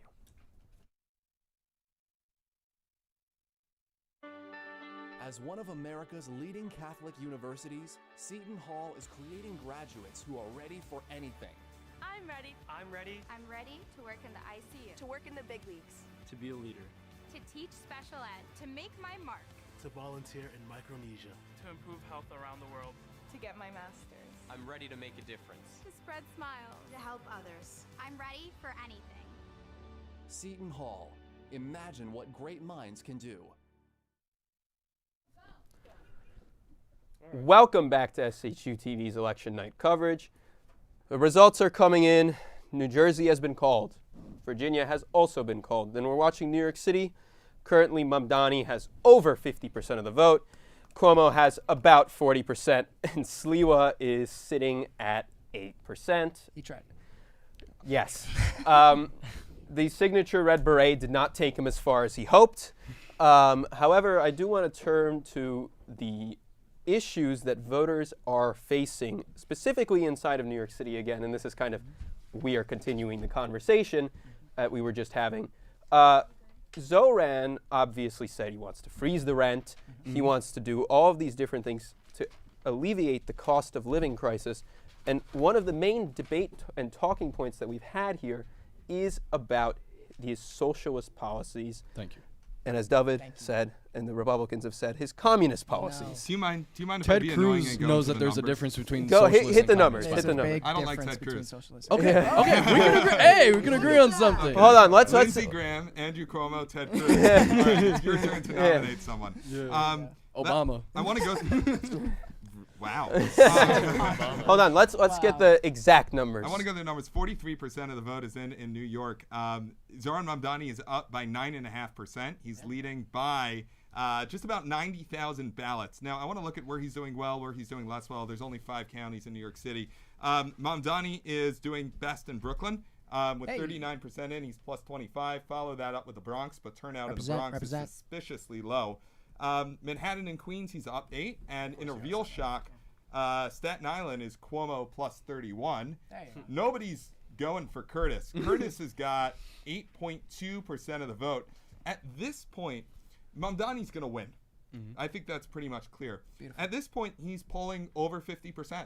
He's at 50.2%, which 43% of the vote reporting, which means he could get the Triple Crown, and that's over 50%, over 1 million votes, and the win. So tonight is a good night for Mamdani in New York. It's a bad night for Republicans. Well, It's a listen, bad the night for New Republicans York are in going to be general. enjoying free That's a public lie. transportation. They're going to be enjoying free child health care. They're going to be enjoying a lot of great liberties. Do you know what happens when you freeze the rent?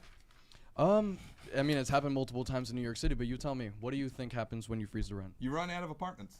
That's what happens because people actually own those buildings and they have mortgages. And if the rent that comes in doesn't let the landlord pay the mortgage, then the landlord's not going to rent the apartment out. Well, let's talk did they about not those speak landlords. Did they not speak in the debate about how rent freezes, whenever they were done, was always done with the feelings and the life of the landlord in mind as well? It's not just something purely done for the tenants. They spoke about this in the debate, and Mamdani said it himself. And now this is a shortcoming for Mamdani. Can you saying explain that? How is it good for the landlord to make less money? No. It's not that. I'm not saying that it's good for the landlord. I'm saying that they are not going to allow a landlord to starve due to rent freeze. They'll right? put They them on s- Snap, right? They'll just redistribute. Yeah, them. if they Trump fund cut it. it. But listen, That's on Cheryl. Mamdani, where I find his shortcoming comes in is that he is guaranteeing a freeze of the rent, even though he cannot guarantee that. Other things I can believe that he can do, but there is a matter of statistics and numbers that plays a big part in him even being able to freeze the rent and go through that committee. Eric Adams went through that committee. Cuomo, was it Cuomo? Regardless, I know Eric Adams went through that committee and was able to freeze the rent because they saw the numbers and they saw that it would be okay and it wouldn't put landlords at a detriment. And- Mamdani doesn't know the numbers, but considering the housing the way it's been recently, he might as well just do it. Well, Mamdani might not know the numbers, but I have them right here. Landlords only get 9 cents on every dollar that they spend on their investments. So the profit margins for rent in New York City are very, very slim. Well, let's talk this about- makes housing But then that's a different unaffordable. issue. But this makes housing. But then that's a different Hold on. issue that needs to be addressed. So Well, no, it's just to saying be that it's not going to. The price controls are very likely going to cause them to go under. so just to be clear here, I just want to go back to you, Yvonne. You had said that you said that a shortcoming of Mamdani was that he he didn't really you said that he's not going to let the landlords starve. So I believe that the return on an investment of any house or building in New York City is now over the 30-year mark. We've lost, or rather I should say New York City has lost the incentive to invest into real estate. Now, one of the key points that's been brought up on Mamdani multiple times from the right here is that people will leave New York City. And this seems to be a very large worry. And if it does leave, obviously housing prices will come down. How do we make it so that landlords actually can choose to rent out their apartments instead of just sell the buildings entirely? You know, that's a good question. I think that again, that's a shortcoming from Mamdani, but from what you raised about not just landlords but just billionaires or millionaires in general leaving the state. A lot of them, when you speak to them, it's not because the taxes are going to get too high. Kind of similar to like my thing. The reason that they want to leave is because the state is unlivable. It's unlivable. Do you know why it's unlivable? Because they're locking up the toothpaste and not the criminals. No, it's a quote. Well, before we get back into also, that, it's also an infrastructural. It's an infrastructural problem. But it's also because it's not profitable to invest in infrastructure. It's not profitable for people to invest It's in not housing profitable because they to don't make invest in money on it. infrastructure. No, they will make money. But see, that's the thing with Republicans. The That's thing with right. Republicans, they like short-term solutions. Democrats also really like their short-term solutions. I'm in the long term. I am willing to take small steps for a better outcome in 10, 20 years' time. So you think freezing the rent will be better in 20 years than it is today? Short-term, that's a short-term solution. Okay, Freeze the so rent is already a short-term Do you know what's a solution. He's admitted long-term that. solution? What's Making long-term it profitable to invest in housing. If we make it landlords make money, then you have more houses because more people are making money on them. Okay. That's how the economy works. But what about the people who are living in those houses? It what gets about cheaper the tenants? because there's more of Does them. it? It's supply and demand. So if you have more of a good available, it goes at a lower price. So you agree that they should build more homes? Of course they should That's build what more Mamdani But you know, wants to do. honestly, He if wants there's to build something more you homes. want to do to build more homes, I think that we need to cut back a lot of the regulatory state. Government intervention has consistently been the cause of the housing crisis. We can tie back to rent Yeah, control, no, you're but we can right. also look at zoning laws. We can also look at the fact that regulatory expenses, according to the National Home Builders Association, account for 24% of the cost of a new home. It is government intervention that is leading to the housing shortage that we're seeing today. Yeah, no, I agree. That's the same thing that's happening in Virginia. Virginia also has a housing problem, and I believe, was it both candidates that also said that they were willing to alleviate certain regulations just so that it's just easier in general to have homes? Yes. Was it both? Yeah. Okay. So that's something that we can agree on. And you think Zoran is going to do that? Has Zoran even taken a stance? What's Zoran has Zoran's taken plan a on stance. housing? Oh, his plan on housing is that he wants to build 500,000 new homes over the next 10 years. Yep. Who's paying for that?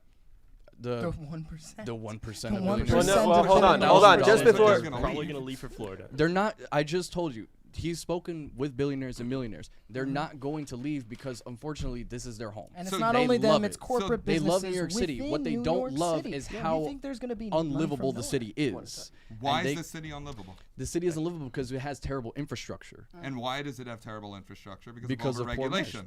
Well, not just that. I just don't think that it was started off the right way.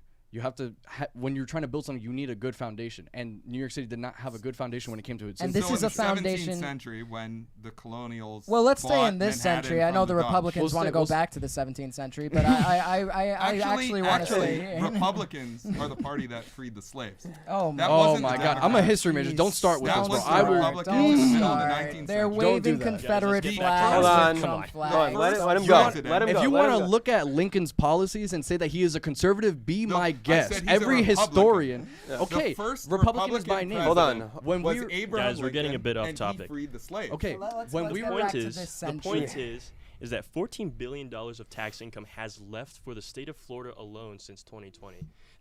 There are people exiting the state of New York. That is a Everyone's fact. going to Florida. You know why? Because it's it is a affordable red there. state. No, it is a because deep red Yeah, states are it's well red run. state. Yeah, Yeah, red states are see well what run. those They taxes all are. they Before- use hold tax on a dollars from second, hold on a California Before to we survive. before we have to Red before, states aren't subsidized by Hold. California. Oh. Yeah. Oh.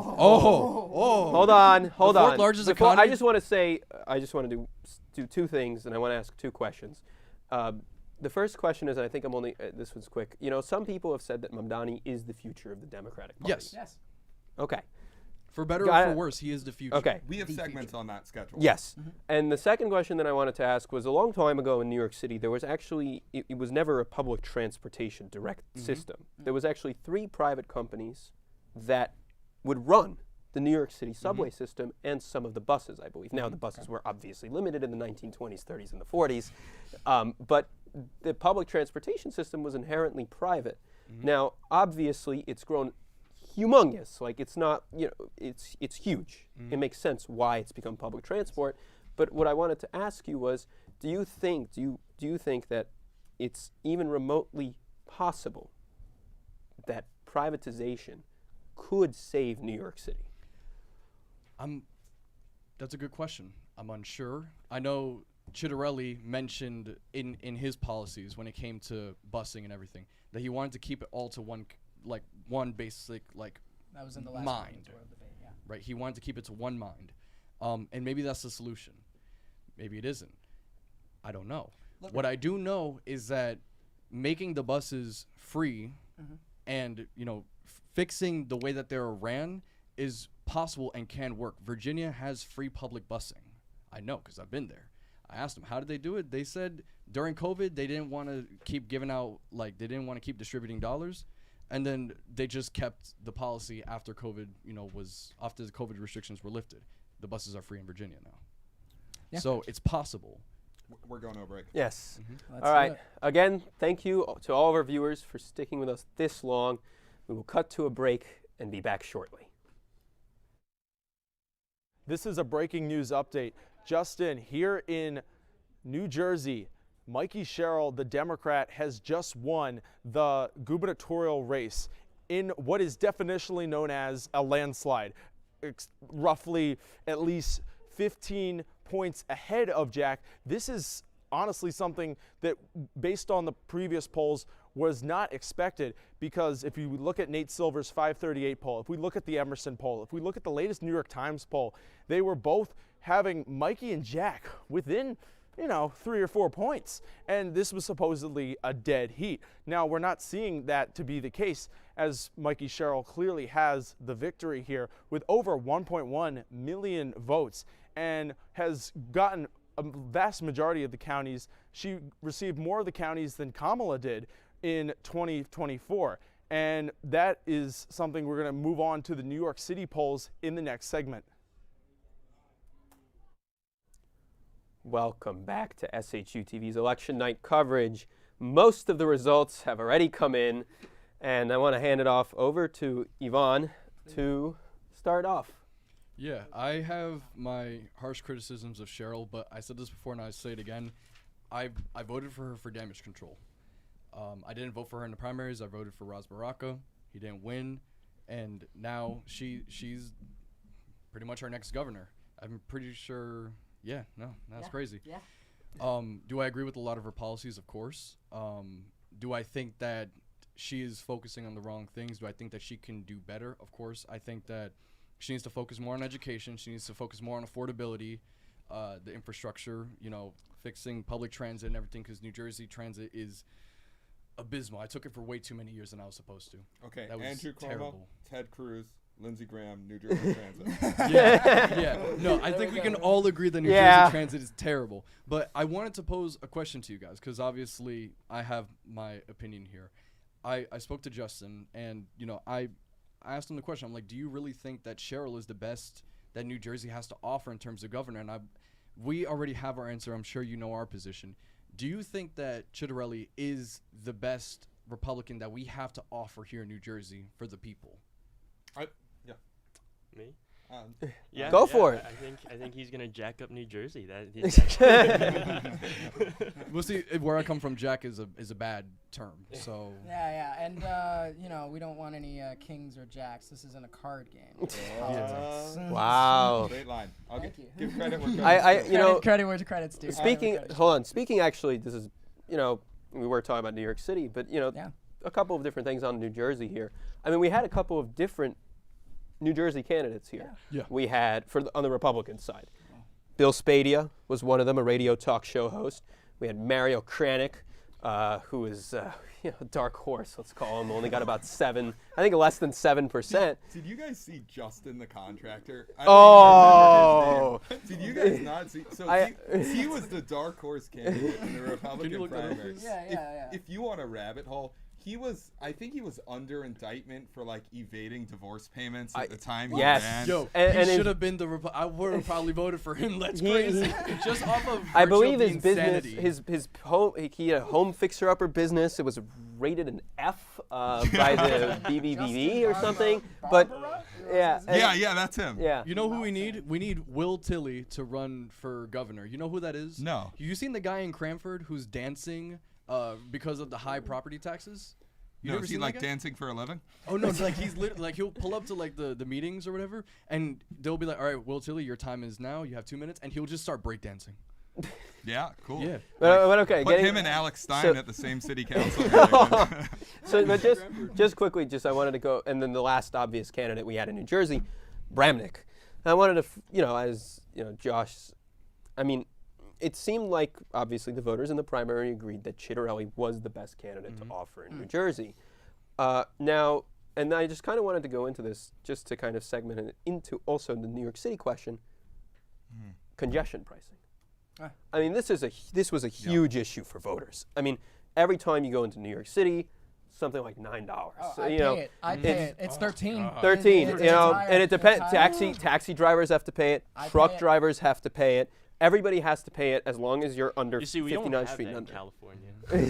Well, you guys have about 7-lane highways on both sides. Yeah, that's so you're California and infrastructure we out of $5 gas per gallon. So yeah. Well, I was actually talking to some students over here during the break, and I asked them what meant most to them, and they actually spoke on that, about the gas prices and the rising of that. And I actually spoke to them also about the congestion pricing, and it's not much of a problem here. We got a 30-minute train ride over to New York City, but even those tickets are raising in prices. Transportation is costing a lot. Can we talk about the transportation for a second? The fact and just to jump in here, we before the have transportation, we have a call. So it's official. A blue sweep has taken the country by storm. Mamdani has won the New York City mayoral election. He may not receive over 50% of the vote, but he's sat at 50% currently. It also does not directly seem that if Sliwa were to drop out and give every single one of his votes to Cuomo, anything would have happened. Sliwa only has 120,000 votes, and it would still be 20,000 votes under what Cuomo needed. So I guess Justin and Yvonne, I'm sure you guys are extremely happy. Yeah. David, absolutely. Josh? We now have no feelings. We now have the seize the means of production guy and the defund the NYPD guy as the mayor of New York City. Well, I mean, he Please did do say your that he homework. was not going to defund the NYPD. He backed that. Backpedaled that So claim. yeah, when you're running for office, you want to moderate some of your previous claims. Okay, yeah. But come on, we all know he wants to defund the NYPD. No, We all we know can't that. just make a Let me- generalization. Well, I'm Apparently quoting the his NYPD words. is the Okay, first well, strap Trump of the has said a IDF. lot of things That's that he true. backpedaled as well. Trump has said a lot of things that he backpedaled as well, and maybe he Taka. still did them despite the fact he said he wasn't going to do them. But look, here's the thing. I don't know the job that Mamdani is going to do. He doesn't have the experience. He's a new candidate. He's trying new policies. However, I'm hopeful. Yeah, and that's something that I have not had in elections in a long time. I got involved in politics 10 years ago. And I It's beg to refreshing. differ. I don't think these are any new policies whatsoever. Cashless bail has not been a new policy. It's been tried in Chicago. It's been semi-tried in Washington, D.C. to a great disaster. Did he take a stance on cashless bail? Yeah. No, he did not take. had He a did not he had- take a stance on cashless He bail. said in the debate that last he did not. gubernatorial debate, he actually refused to comment. Mayoral Refused to debate. comment. Mayoral debate. Sorry. So Just just because we we know are, he endorses it. Well, No, he If he hold on, endorses hold on. it, We he can't endorses a say, lot more we radical can't things. claim. I'm pretty and- sure that he would Can't give make his false actual claims. opinion on that if he wanted to. I think that we will get his opinion very shortly, being that he won. It's going to be interesting to see what he says, and I'm sure the people in their respective victory parties are either very happy or very sad. However, we will be going to another short break in about a couple of seconds, and all the races seem to have been called faster than expected. So we will be right back. It's a little suspicious that they got called. I was expecting.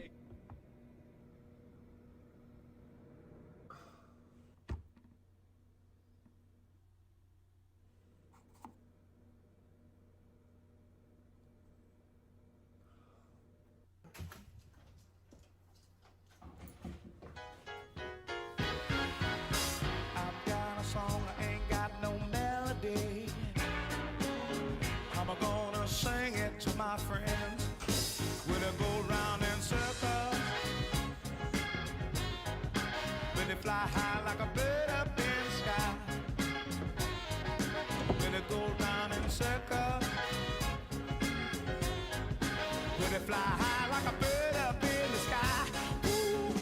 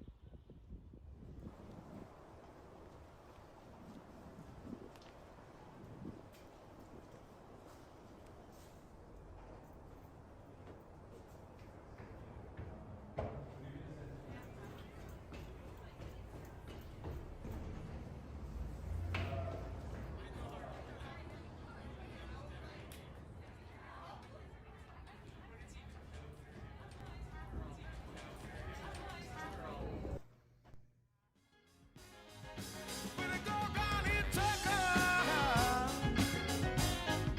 When they fly high like a bird up in the sky. Ooh. Welcome back to SHU TV's Election Night coverage. Now we're just going to look at the left's vision and exploring how Democratic leaders and voters are now going to be framing their priorities and hopes for the futures following tonight's results. I mean, we had a blue sweep here. This is blatantly blue sweep. And the one thing that I would like to say here is, Yvonne and Justin, you both agreed with me, or you both agreed with what people are thinking. Mamdani seems to now be the future. I'm not going to call him the face, but he's the future of the Democrat Party, and he might eventually become the face. Does that mean that the left is going to lose voter base, from example, people who voted for Cuomo, or is it going to turn more younger people to politics and towards candidates like Mamdani? Well, I can take that question. This reminds me a lot of when JFK got elected. Big young people turnout. With regards to, is that going to turn people away from the Democratic Party? I think that why Mamdani is so popular is, once again, because he was attacking Trump concerns that Trump had during his entire campaign. He was talking about affordability. He was talking about fighting for the working class. And Mamdani recognizes that is what people want. He's just trying to take a different approach to it, an approach that I think will eventually work out in the long run. Yeah, this is refreshing. This is a refreshing moment. Can I pop in on a question for you guys? Of course. Because I'm curious and I want to kind of explore what the new left is, let's say. Because I think one thing we have in common is that as a conservative, I have very little in common with the average Fox News viewer in views. Okay. And I suspect that as people on the left, you have very little in common with the average CNN viewer or MSNBC viewer. CNN. Yeah, it's a very biased. Mamdani and Cheryl both talk about the same things. They both talk about affordability. They both talk about making life easier and better for the people. What is it about Zoran Mamdani that makes him appeal to you and makes him the face of the party? I would argue he is the face of the party right now. And what is it about either one of you? And what is it about Cheryl who doesn't have that appeal? Cheryl, I don't think her policies are. I don't think they address the root problems. Zoran, he pause when I say this. He touches a part of me that I've been really wanting to be addressed for years. I've been talking. My father and I spoke about how Democrats are divided, how we don't have policies, how we're not concrete, how you even see on our panel with Ed, love him, Justin, love him. We all have very completely different views on it, but we still voted blue. And I think that Mamdani is going to be a source of unity as opposed to division, But I guess time will just have to see. I think Mamdani, where he takes over in Cheryl, is that he's more socially conscious. He's been down in the dirt. He understands where we're coming from, people in New York City, but I feel like he speaks to everybody in the country. Everyone, not everyone, but a lot of the left is extremely excited to have Mamdani, as the mayor, and hope that people like him, like Musab Ali, like Omar Fateh, that they're going to continue to, I want to push back on Omar Fateh because do we know if he won? I mean, polls probably no, he was not. For context of the viewers, Omar Fateh is kind of similar to Mamdani. He's a Somalian candidate running for mayor of Minneapolis. He doesn't use American flags in his stage appearances, which I find suspicious. He does his rallies in foreign languages, which, he doesn't really seem to love America. Well, I don't know. Well, America about up until recently did not even have an official language. So yeah, and not an official language, when it but comes America to historically has spoken English. Well, historically speaking, it spoke about a couple thousand languages. Yeah, and it spoke a different sort of language before the English came over here. 10 million people spoke a widely different amount of languages until other people from Europe came in and then put the European languages, Spanish, Portuguese, and English. The founding fathers of the United States of America spoke English. They also spoke Latin. That as well. Yeah, but that was only the super educated people, and I'm surprised you would make a class-based argument like that. It's not a class-based argument. It was. Latin was a sign of an educated person. If we're going to talk about linguistics, okay, U.S. is falling behind with regard to learning more within the education system. I've seen the statistics. Because we don't have to, because we're the best. Let me finish. That is true. That is United States. In what? Hold on. Best in what? Best in what? By the way, Fateh is leading. Hey! Really? With 4% in. A blue 34%. Jacob Fry's at 29. Ali is a launch. He's not winning. Who's Ali? Musab Ali, Jersey City. Yeah. No. I'll look for results on that. I have Jersey He's not City winning. up. I like him a Musab lot, Ali but has he's currently 15.7% of the vote, and Yeah, James Solomon. Solomon is leading. But just quickly here, I wanted to go back a little bit on younger voters specifically, and Mamdani, and also a ballot measure 6 on the New York City election slate. This ballot measure is going to move all New York City elections to even years. So to the next New York City election, I believe if this ballot passes, I believe will be in 2028. Yes. So now we're going to, and one of the main reasons why this was pushed so much was because the voter turnout in New York City mayoral elections and New York City elections in general has been abysmal. The last election cycle, had about like the last time Eric Adams was elected. Sorry, had about like 12% voter turnout. What a bad. This time is between 17 and 20%, and they're hoping that it's going to spur election turnout. Do you guys, for younger voters specific, do you think that's the case, or? Absolutely. No, we're seeing the polls right now. This is an inspiring turnout. Look, the Democrats now have a unified fight. We have a youthful new leader, and that's inspiring new youthful leaders in counties, in states, and across this country, across the whole world. And I think that is a beautiful thing. If we're going to talk about the Democratic vision of the future, it is the youth. It is a youthful era of new people with new ideas and new ideologies that have new ways of submitting to the government. And guess what? In the debate, I found it very interesting how Mamdani said the two candidates next to me will focus on the past because that is all they've ever known. And there are admittedly Democratic candidates that just know the past. And guess what? We are graduating to the future. We're not focusing on making America great again. We're focusing on making America the best in the future. So I want to actually push back on that. I think the youth are going to be sorely disappointed by Mamdani. This is the guy who said that Bill de Blasio was his model mayor for New York. There's nothing that he is doing here is particularly new. Again, we're looking at rent control, rent freezes. We're looking at a hike in taxes. We're looking at cashless bail, which is something that he's pushing. Slashing the NYPD budget. These are things that are not necessarily new. I think that this is the latest grift on the Democratic left wing. Well, new is not the word I'd use. I say revolutionary. Can I put revolutionary grift? It is a revolutionary grift. Can I put the same question I put to Yvonne to Justin? Please do. I want to get both of your questions on this. Go ahead. Why is Mamdani so popular with the new left? I'll tell you what. Why is Cheryl not? Well, Mamdani really pushed through on his social media. That social media presence really blew up with the youthful voters. And it's because there was a familiar colloquial language shared between the concerns of a person and the concerns of a politician. And it was sincere. And it was sincere, rooted in heart, please. Yeah. Go. I did notice Cuomo, when he decided after the first mayoral election to, debate, to start using social media, and he did it, honestly, I think it might have hurt his chances. Scripted. Because everything just felt so insincere with Mamdani, not just on social media, but when you're there on the ground. He's everywhere. You see him in like random concerts and everything. I have friends who took pictures with him. They showed me the pictures, and they were amazing. And guess what? They told me he was one of the greatest guys to meet. I think he has the fakest smile in the world. I think that's clear. Okay, first it was Kamala. Do you remember now it's Zoran. Do you remember? Let him. Do you remember the God moment? forbid brown people smile. Hold on. Why do you make that about race? I think I'm he's playing a with you, bro. I'm just rage politician baiting. who's I'm just rage baiting. insincere. Go ahead, make your point. You got this, bro. By the way, do you remember the moment in the debate where they asked all the candidates, have you used marijuana? Oh my God. And Mamdani just gives the fakest smile in the world. Like, no, that was genuine. I felt like it was genuine. That was maybe genuine. He told the truth on that stage. Hey, Sliwa was definitely partaking in marijuana. When Batman attacked me, I was shot in the back of a Hold on. Before we get, there's actually a question I want to pose David about the New York City race. I mean, a lot of city council seats have been up for election now. Yeah. And you're the organization, you're with the New York Young Republican Club. Yep. You know, and has been a very large grassroots organization with 100 people deployments in various districts. So Republicans currently hold about 6 city council seats, and they were going to try and get their 7th, who was supposed to be George Sarantopoulos.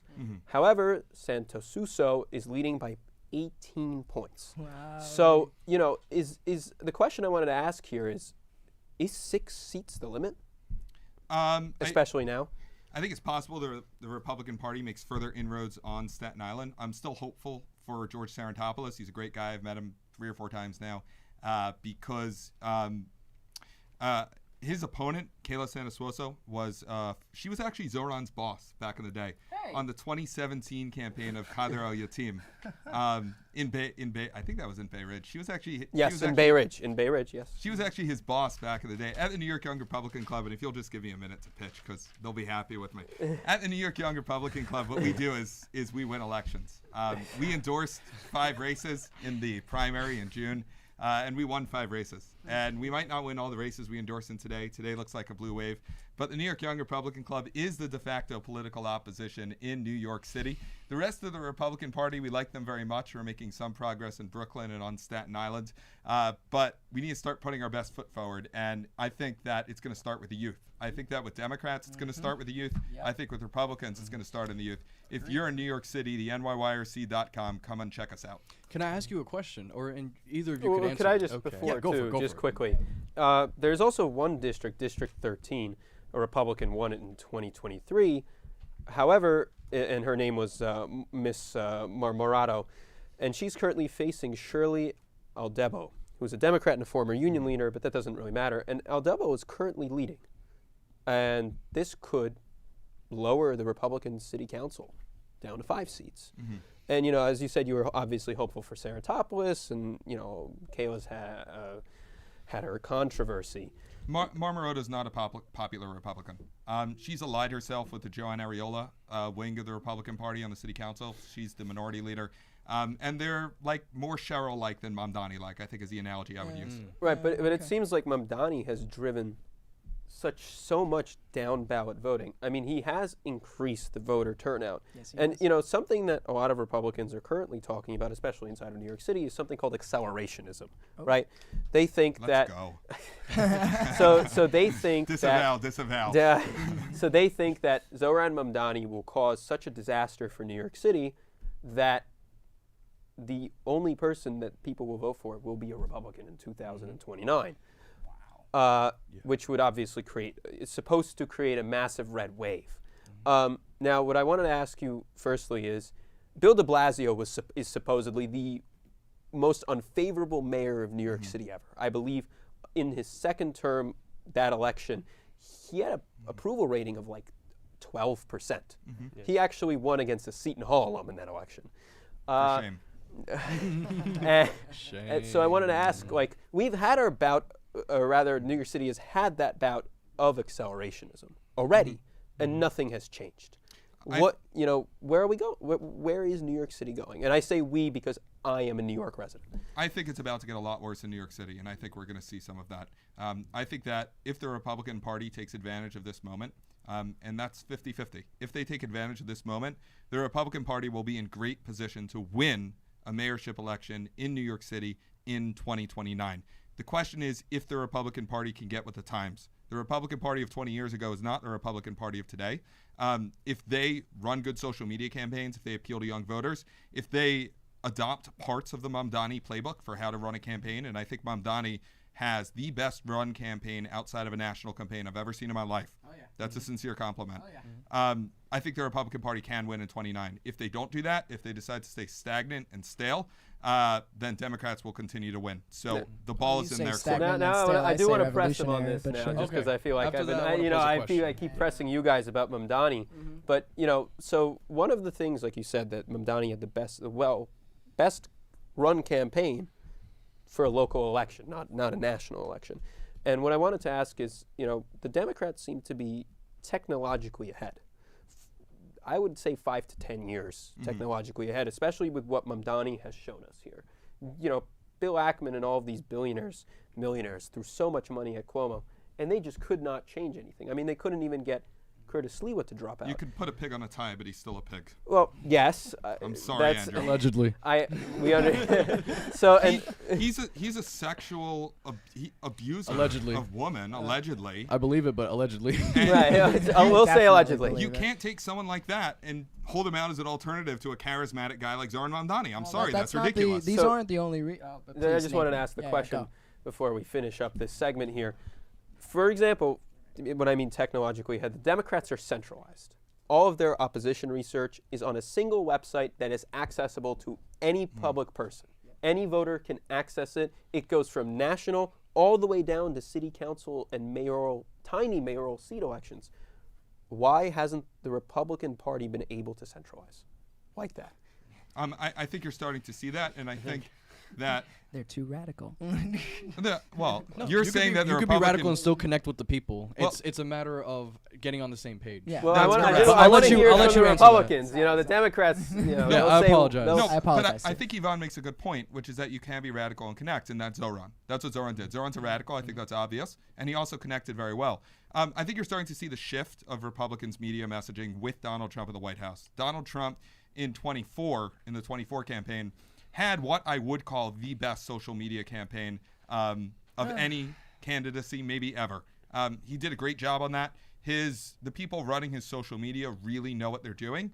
The question is whether or not that's just Donald Trump and he's an anomaly, or that can transfer to other Republicans who are also running. The old kind of Republicans, like a Lindsey Graham or a Ted Cruz, is not going to be winning elections or have the same appeal that Donald Trump does.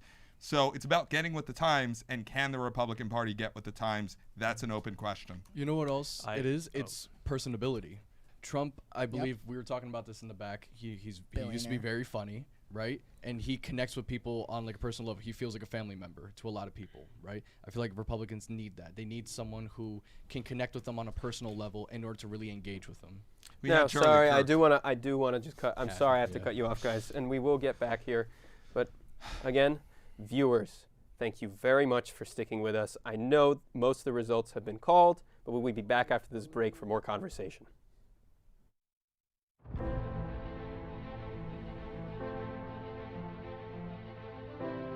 For all, forever. A promise that began 170 years ago and still guides us today. A legacy of knowledge, faith, and transformation. Born of vision, built on community. We are one university with one mission: to create an immensity of future good, as Mother Seton once hoped, to prepare minds, to open doors, to lead with compassion. This is Seton Hall. Driven by purpose, united by faith, reason, and possibility. And now, a campaign to elevate every Setonian, for all, forever. A historic goal to touch every corner of our university and every member of our community. We prepare leaders through scholarship. We enrich education through immersive experience and global reach. We strengthen our cornerstones with academic excellence, research, and faith. Because every gift touches every student, today and for generations to come. For opportunity, for discovery, for community. Join us in shaping the next 170 years. For all, forever. A campaign for a greater Seton Hall.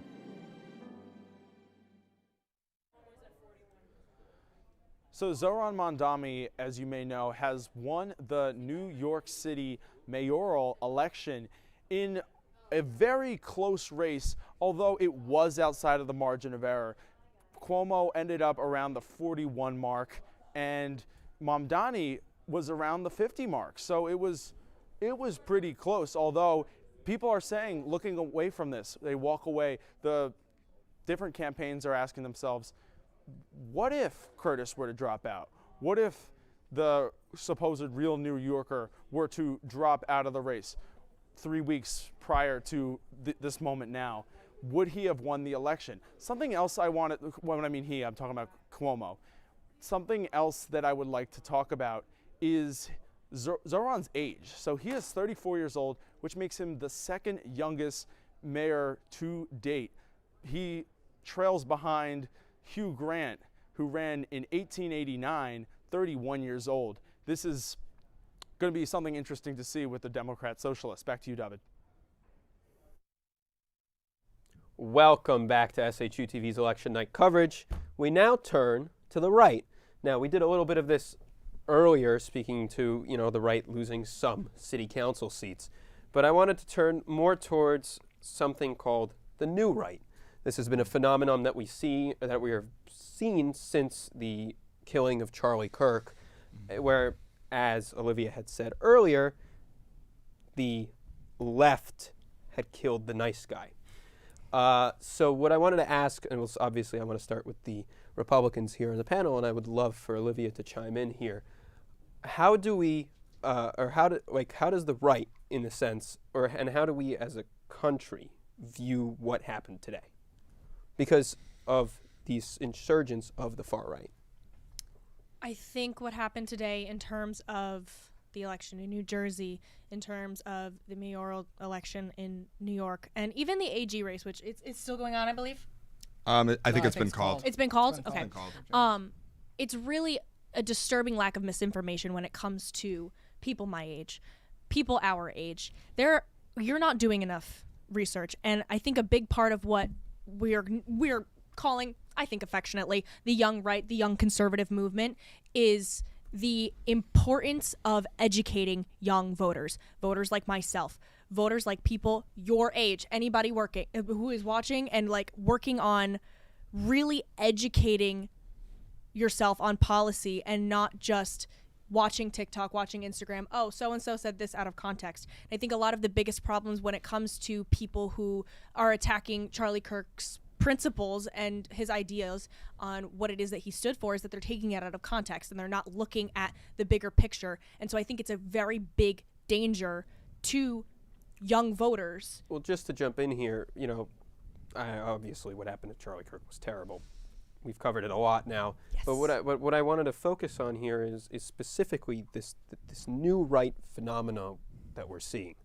I mean, I believe many conservative influencers have talked about it. Ben Shapiro is probably the largest one who has spoken about this.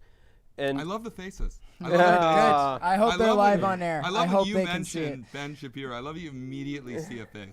And what the left doesn't understand that you're working with is that you try to demonize a guy like Charlie Kirk. You try to demonize a guy like there Ben is no Shapiro. demonization. There's Well, just before, an hold on. opinion. I do just want to, hold on. I do want to, just Who do quickly. you think you're gonna get? But nobody who's good news will both agree on that. So so here's my question specifically towards Olivia, and I want to put that actually to add after. This new right, David touched up on it, Nick Fuentes. This is, surpassed over 1 million followers on X. He still isn't verified. No. But it's been this, millions of views on Rumble now. It's a real problem. Exactly. It's a real problem. It is a real problem. Like how do we combat this? How does the American votership combat such extremism, if possible? I think, again, it has everything to do with education. You watch, Charlie Kirk's debates, it's just focusing on his legacy because you have people like Nick Fuentes who are spreading these extreme views. And as a conservative myself, I don't support a lot of the things. I think he's funny. Wow. He does have some really funny one-liners, but he's not an accurate representation of what the new right, as you were saying, is about, which is about focusing on a change within the humanity of people and sort of the political change that we're seeing where political violence is not a taboo. And so I think that, again, I will stand by the fact that they killed the nice guy. They killed the nice guy, they got rid of Charlie Kirk, and they thought that, and by they I mean the left, thought that they had succeeded in having Republicans retreat. But Olivia, let me go and just press this on a moment. Imagine if I said that Hassan has funny one-liners when he literally, as for a little bit of some backstory, my father was in the North Tower during 9/11, and so it's a very significant, very personal thing for me. And I think that Hassan is genuinely a disgraceful human being. But imagine if I went over and said, Hassan, Hassan has some funny one-liners about landlords or whatever and capitalists. You guys wouldn't be looking at me the same way. I guess the troubling thing about this is that you are, we could talk about Nick Fuentes making funny jokes or whatever, but I think that speaks to the imbalance in all of this, because even you're willing to kind of give Nick Fuentes some points with being funny and being kind of a Groyper lolcow. Well, just to jump in here, before you do that, Hassan does get hundreds of thousands of views on his thing, and even after, what happened with his dog, his pet, dog situation which was memed, was joked around and memed for days, weeks. JD Vance. Well, Ed, if I could push back, what do you make of Zoran Mamdani meeting with That I had the exasperated graphic. sigh is Zoran truly Mamdani had interesting. met with an We're unindicted. focusing on a- Hold on a on, Republican hold on. mission But and Zoran all of Mamdani had met with an unindicted co-conspirator in the 1993 bombing of the World Trade Center. So you say that 9/11 is personal to you, but here you have somebody who was published on the cover of the New York Post, smiling with somebody who conspired to bomb the World Trade Center. Yeah, let me say something to that fact. Okay, there's a lot of misdirected, and I'm not saying that you're explaining this rhetoric or that what you just said had anything to do with this rhetoric, but I think it's important to note. Zoran Mamdani brought up a mentioning of a family member of his. I don't have the exact. Can you actually pass me that paper right there? Thank you so much. This one? Yes, yes. Thank you so much. Here are his exact quotes. Yesterday, quote, Andrew Cuomo laughed and agreed when a radio host said that I would cheer another 9/11. I want to speak to the memory of my aunt, who stopped taking the subway after September 11th because she did not feel safe in her hijab. More than 1 million Muslims in this city, all while being made to feel as if we are guests in our own home. There is a rising Islamophobia, as much as there is a rising anti-Semitism, and as much as there is a rising rhetoric of differentiation and division within this country. I love how And Zoran Mamdani can Okay. get away with saying that the real victims of 9/11. The victims of 9/11 were the American people. Wow. The The real, yes. the real And victims. there of- was also To be a clear, sect that- Trump is able to get away. We didn't actually hear what Mamdani said about 9/11. We heard, No. David, if you could go. You can take it. Oh, Take it, please.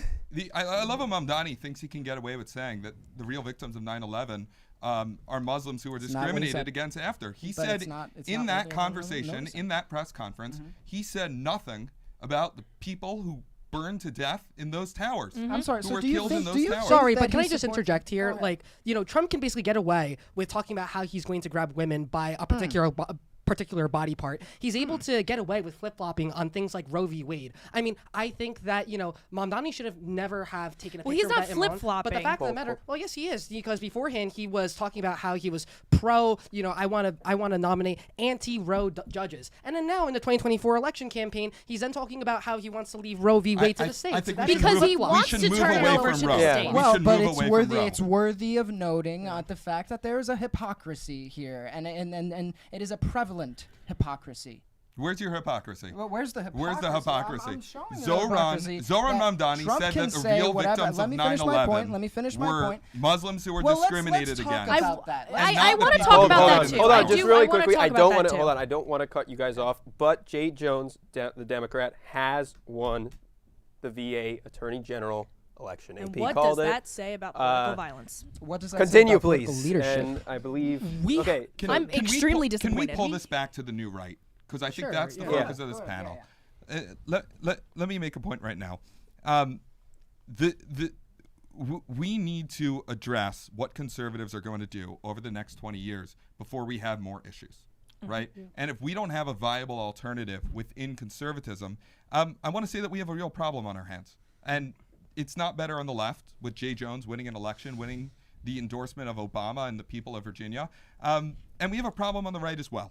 And yeah, we have to do something about it. I mean, I if you agree. want a picture, I guess, into the, I guess the framework of like the new right. Honestly, just like look at what Trump said about about people who have been attacked by ICE. I think we even have the clip actually right now. We do. Where Which there are one? women- Which one is it? You have Which to one is say a it? number. Yeah, a number. Yeah. Now- it was a 60 minutes 7-5. 60-minute Trump on 60 Minutes. It's 7-5. Yeah, and if we don't have the video, I can read it. Can we get confirmation that we do have the video? Is that, We'll let our production staff do their thing. Yeah. of course. But I do have but the exact the new quote. right is the right that's going to put Americans 1st, not illegal immigrants. And the Well, difference that's what- is It's you're the- breaking the law. Well, let's I- talk I about mean, that. the new No, right is more the than Let her- side let her bet go, in let her go, right, let her right. go. So if I can talk about it, I'd love to. The biggest issue that we're having is we're essentially abandoning the American people. The left is abandoning the American people, and we're focusing on being sanctuary and sanctuary cities and sanctuary states. Yep. And it's a big issue because especially when you're having people who are getting preferential treatment who are not legally recognized citizens, what is that doing for the American people? What is that doing for us when we're looking at policy, when we're looking at decisions that are being made they're being made in favor of people who aren't here legally, and that is a crime. You have entered a country legally. I've Is it a given misdemeanor or this. a felony? Hold just very quickly before we get into this conversation. Clip 7.5 about Trump on 60 Minutes with the ICE raids have not gone far enough. Wow.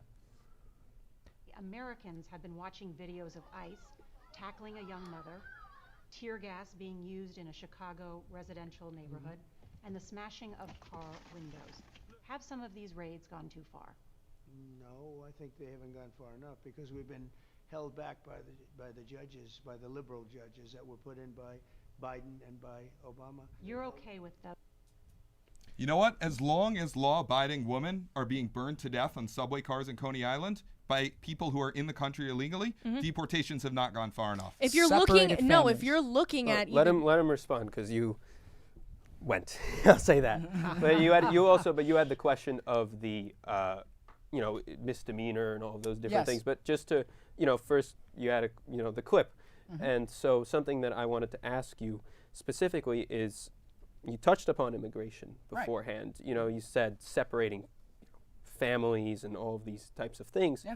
So I wanted to ask you, because we haven't really gotten an answer specifically from this side, is immigration of that sort illegal to you? Is illegal immigration illegal or undocumented immigrants? Let's talk about this because there are terms being thrown around. There's illegal immigrant and there is undocumented immigrant. And with regard to undocumented immigrant, the road to documentation is not an easy road. It is a hard road. It is a road that I have seen my family members go through. It is a road that many family members have been trying to go through at federal courts, but then they're pulled out of federal courts because they can't even get their case through.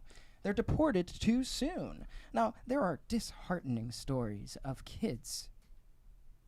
A 13-year-old autistic boy was taken, who was a citizen. Why?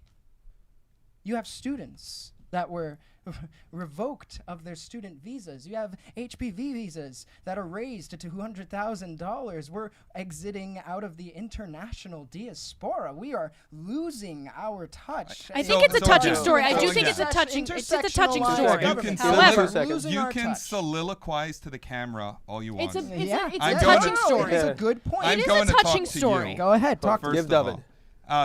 There's something called laws, and I say this over and over. It doesn't seem to resonate with you. It doesn't seem to resonate with the Democratic Party. People who obey the law should be prioritized. People who follow the rules should come first. As much as there are laws, there are ethics. People who come and yes, and you know and what? You are expected to let him obey the law in the country you reside. We can interrupt each other. We know what we're doing. If people who come to the country ethically deserve to have protections. People who don't, people who break the law, and people who endanger people who follow the law and live in the United States, if you break the Let's put them in court. If you break the law, you should serve the time. Absolutely. So let me ask quickly. I want to make a big point. Hold on. You said people coming, so your point was about laws. You've just brought up the point of ethics, about people coming here ethically. What does that mean? That means following the law. Absolutely. So I think my biggest point when I was listening to you is that you're saying it's extremely hard to become an American citizen. Absolutely. We as Americans, as historically as Americans, have fought for this country. It is a privilege to be an American. It is a privilege to have the American dream, and it is not afforded to just everybody. So let me ask a question. If we wanted to ensure more legal immigration, would we be okay with expediting like the immigration integration process, the naturalization process? So rather than it taking like 10 plus years or whatever, maybe it just takes say like 2 years or 5 years. If, for example, maybe say you have a job or whatever, you end up learning how to speak the language, speaking English or whatever. Like if it really is the case or whatever, right? That you guys are pro legal immigration. Absolutely. Right? Okay, great. So you guys would then be fine with maybe say expediting the process for good people. Yes. And on top of that, you guys would be in favor of limiting, of getting rid of some of the like temporal barriers towards immigration, making it shorter. Oh, okay, great. So then why don't we have those? Do you know why? Because people are coming here illegally. You asked the question, let him respond. You know why? because Congress is dysfunctional, and this is Democrats, this is No. Republicans. Congress is unable to pass legislation that matters to the American people. You wanna- we both here agree, and I think probably 70 to 80% of Americans agree, that we should streamline the process for legal migration. That's the fault of Congress that they have not done that. It's on Democrats, it's on Republicans. And who's been in control of Congress? Who's been in control of Congress for the last 3 Republicans. years? Who? Nobody what side, has enough what Was the votes. side? Nobody in Because the last nobody- 3 years we had has a enough bipartisan. votes to overcome That's the fine. filibuster. We But had nobody Hold in on, let him Congress go. can agree. Let Ed go. We had a bipartisan Senate initiative to pass immigration reform that would have strengthened, given dignity to our border patrol. That's Would have, false. That's false. Would have That's increased. false. It would have increased the number of judges to process asylum we go. seekers. It would have streamlined would've- our immigration Asylum is process. different than Hold hopping on. the border It- illegally. It would have And you know that. legalized over That a is disappointing. million illegal immigrants per year. No, that it was put a a cap. that was a Hold- sham hold on a act. sec. The I do cap wanna was just about give- a million. I do just want to give Olivia a shot here, just because cut off a lot. Isn't that interesting? You played the By me, feminist card by a me. lot. Oh, No- don't no insult me by attacking- calling me a feminist. By me But, as well. okay. By do, me as well. do not call me a feminist. Young Republicans aren't feminists. I'd say a traditional feminist. Mhm. I would say I am. Can a you define traditional that? Feminist. I would say, Oh. yes, I can. So traditional feminism is I believe that women should have the right to vote. I believe that women should have the right to be in college and have a degree. That's. I'm going to what I have to believe. sadly cut you off here. We will be back after a small break, and we will be back with Joshua. Thank you.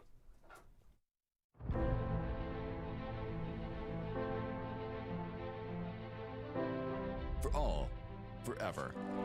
A promise that began 170 years ago and still guides us today. A legacy of knowledge, faith, and transformation, born of vision, built on community. We are one university with one mission: to create an immensity of future good, as Mother Seton once hoped, to prepare minds, to open doors, to lead with compassion. This is Seton Hall. Driven by purpose, united by faith, reason, and possibility. And now, a campaign to elevate every Setonian, for all, forever. A historic goal to touch every corner of our university and every member of our community. We prepare leaders through scholarship. We enrich education through immersive experience and global reach.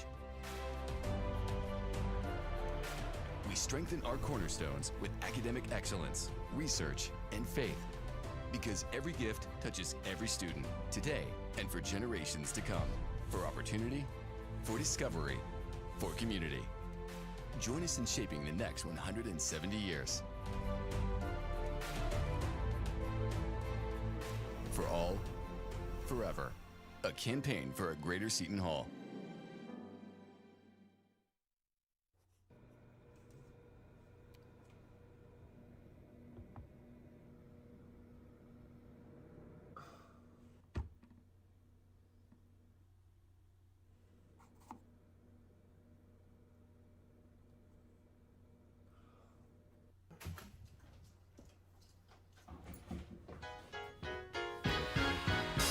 I've got a song, I ain't got no melody. I'm gonna sing it to my friends when I go round in circles. When they fly high like a bird up in the sky.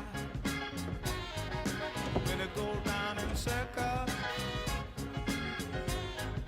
When they fly high like a bird up in the sky. Ooh.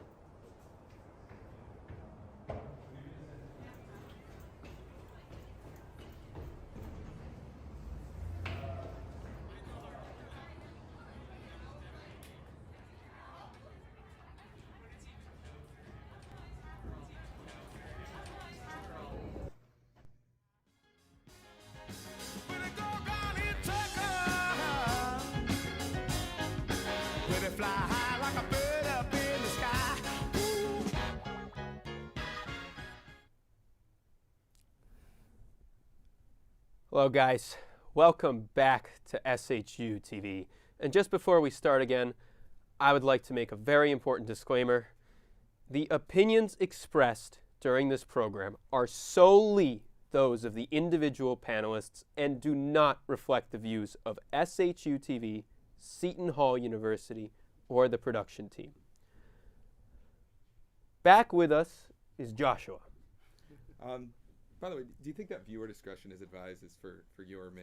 I don't know. I think it's for both of us. I think comment section is probably looking at us and they're being like, "Whoa, they're getting a little aggressive."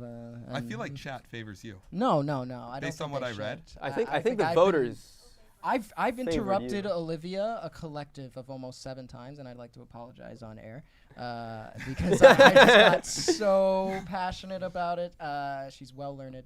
She's a great panelist. She's great. Yeah, she's great. So, to get into the results, everything on the East Coast has been called. Justin is ecstatic. I wonder what that you know, means. but before we get into how Justin is feeling, Joshua, how did the polls shake up, and how wrong were they? Well, it's actually interesting you should bring that up, because based on the results we're getting, this is about as good a night as the Democrats could hope for. You see that that Mikey Sherrill is winning in New Jersey by double digits. Abigail Spanberger also in winning Virginia double digits. And it looks like there are other races. Pennsylvania, there were 3 Supreme Court races in the state, which all 3 Democrat-appointed justices are winning. California is not closed yet, but it looks like I'd say it's a safe bet that Prop 50, which is being pushed by the Democrats, will pass. So overall, pretty much about as great a night as Dems could hope for November in 2025. The thing to note, though, is that one thing to note is that while the polls were off, some of the polls were off in different directions than others. The New Jersey polls underestimated Mikey Sherrill's strength. She was expected to win by just a few points. She was like maybe you could have even seen a polling error in favor of Jack Ciarelli, but she won by a much wider margin than expected. Conversely, the polls overestimated Zohran Mamdani. A lot of polls in the last few weeks showed him winning by 15, 20, even 25 points. But he's actually looks like he's going to win by less than 10. It seems that he's going to end up with approximately 50% of the vote, maybe even less. It could be the first time that New York City elects a mayor without an outright majority of the vote since 1969. So, to go back to your original question, sometimes the polls are going to be wrong in multiple ways. Sometimes they can be wrong to the left, sometimes to the right. In this case, I think they were more. They underestimated the left because undecided voters broke more decisively in the end against the party in the White House. New York City, they underestimated the polls to the right because, well, it wasn't a normal election. Zohran Mamdani ran against Andrew Cuomo, who is not a Republican, and also, in this case, not a Democrat. It changed a lot of the votes up, and it was really difficult to gauge exactly how voters would end up in the end. So let me ask this specifically about New Jersey, and actually going back to the presidential election of 2024. Atlas Intel, I believe, was the highest rated pollster of that election cycle. In 2024, they were one of the only polls who predicted Trump winning by almost a correct margin. And so what I wanted to ask here is that Atlas Intel came out with a poll a couple days ago that had Jack Ciarelli and Mickey Sherrill within margin of error with each other. They saw the race as a toss-up. And that poll's been blown out of the water by the results. And again, I feel like I asked this question before. Where did the bias in this election cycle come from? Could it have been, again, an odd year, like an odd election year where low voter turnout is lower than normal? What can, and I'm sure analysis will be done by every single one of these companies into their internal polling measures, but to you, what did it? Because it went both ways incorrectly. Right. Well, I would say, again, I think the error was more underestimating the Democrats because I think New York City is an anomaly on multiple fronts. But as you say, it is an odd year in multiple definitions. It's an odd year. It's an unusual election year, and it's also just an odd-numbered year, which means voter turnout was lower. I would say the one consistent factor that we've seen over the past 10 years of elections in which we've had multiple swings left and swings right, The one constant that I'm noticing is that when Donald Trump is on the ballot, Republicans turn out in large numbers. When he is not on the ballot, Democrats turn out in large numbers, and Republicans just don't. So it's funny you mentioned that, because we have a tweet from Donald Trump. We have his first reaction, and the first 5 words are, Trump wasn't on the ballot.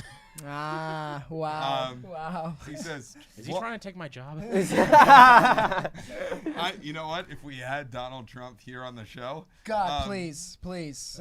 Justin, would you like that? Or I honestly would. Yeah. I would love Donald Trump to come on. You would this be show. the first person to say, I want to interview him. I want to interview him. I want to talk to him. First you thanked him, now you want to interview him. Yeah, let's talk. This is you and me. progress. Hey, if I'm running for governor, am I running for mayor? Are you Governor? Yeah. I wrote you in for mayor Yeah, you of New York did. City. You did. And is Yeah. it too late? Well, I mean, it's called, but. Yeah. I mean, I think I did better than Sliwa, it looks like. So this Trump tweet, Trump wasn't on the ballot and shut down. Were that he was missing the definite article. Were the 2 reasons that Republicans lost elections tonight, unquote, according to pollsters. Was that your analysis? Because I think Trump might be listening to our show. It's entirely possible, and if so, it's always good to give him a shout out, just to be safe.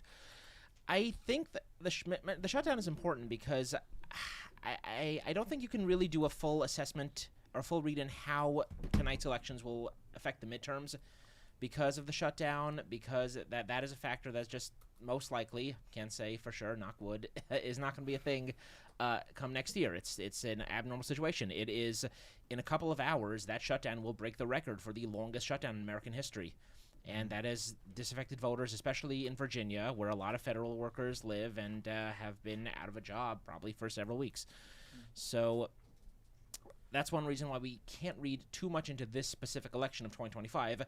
But cumulatively, with other Sorry to elections, cut it's you off, connected. but we're about to take a small break with some breaking news segment, our last of the night. Thank you all for tuning in. We'll be right back with more analysis.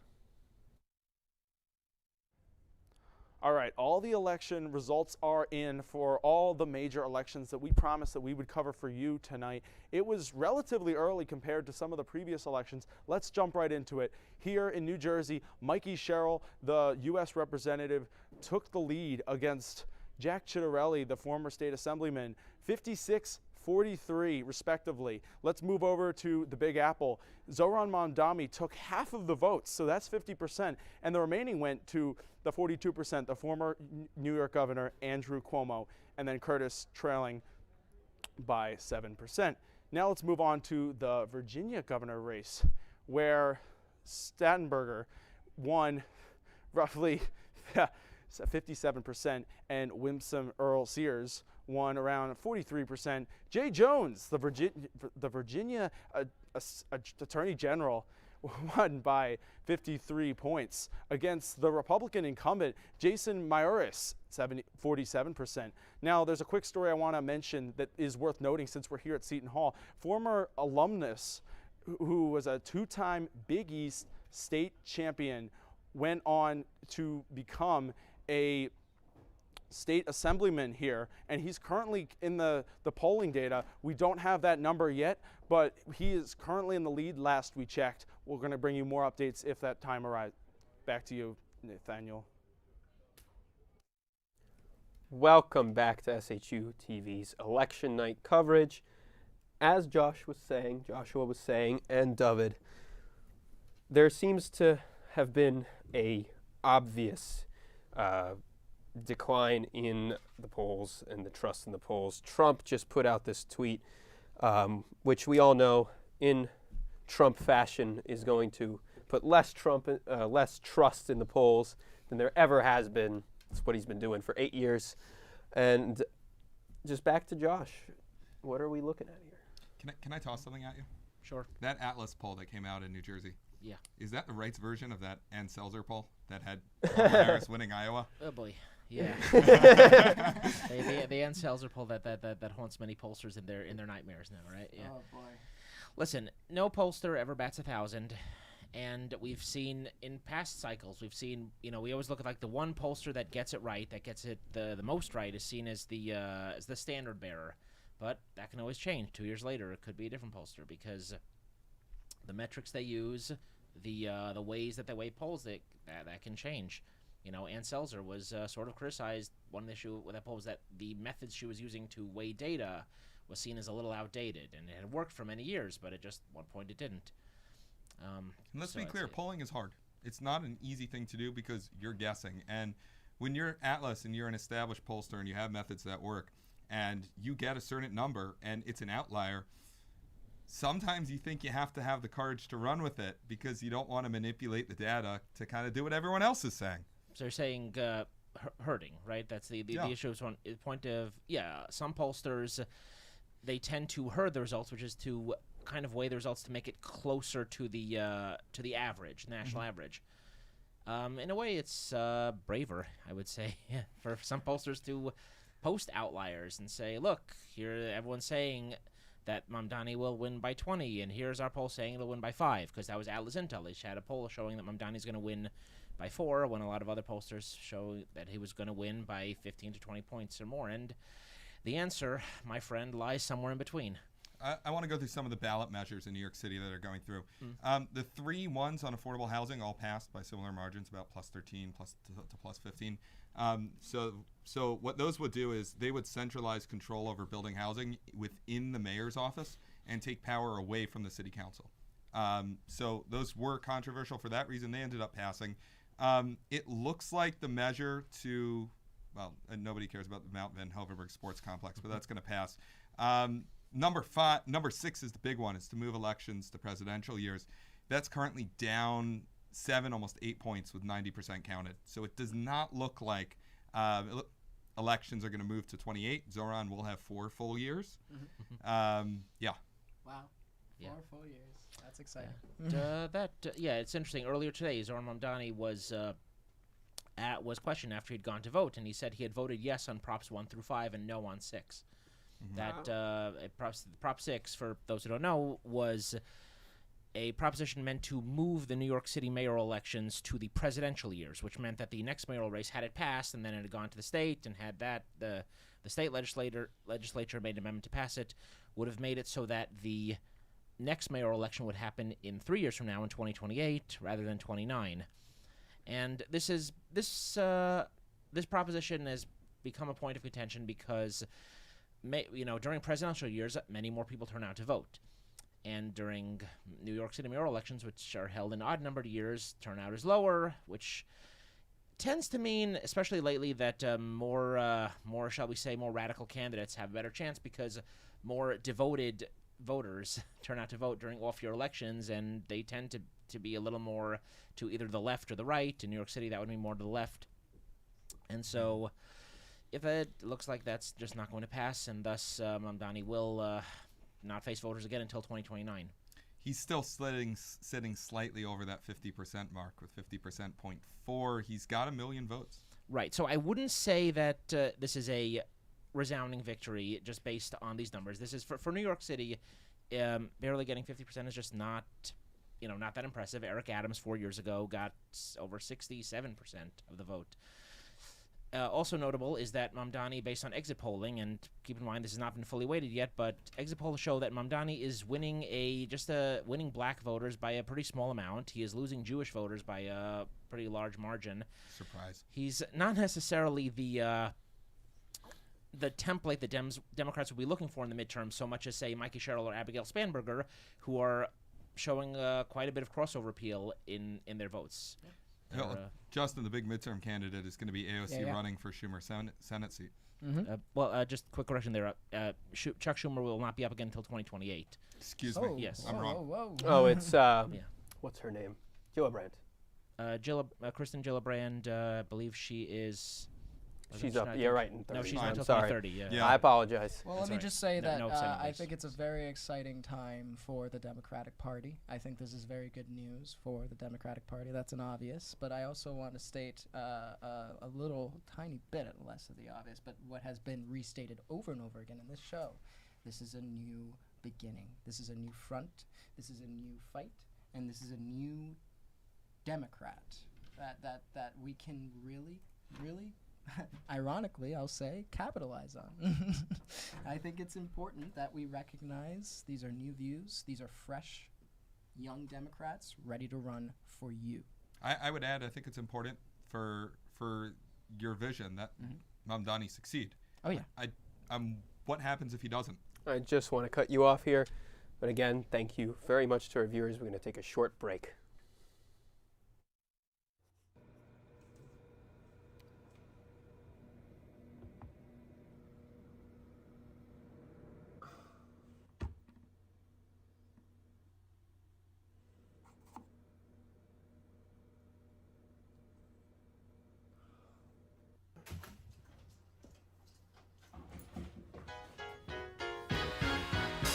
I've got a song, I ain't got no melody.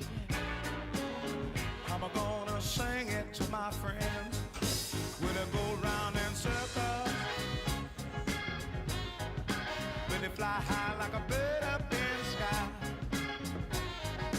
When they go round in circles,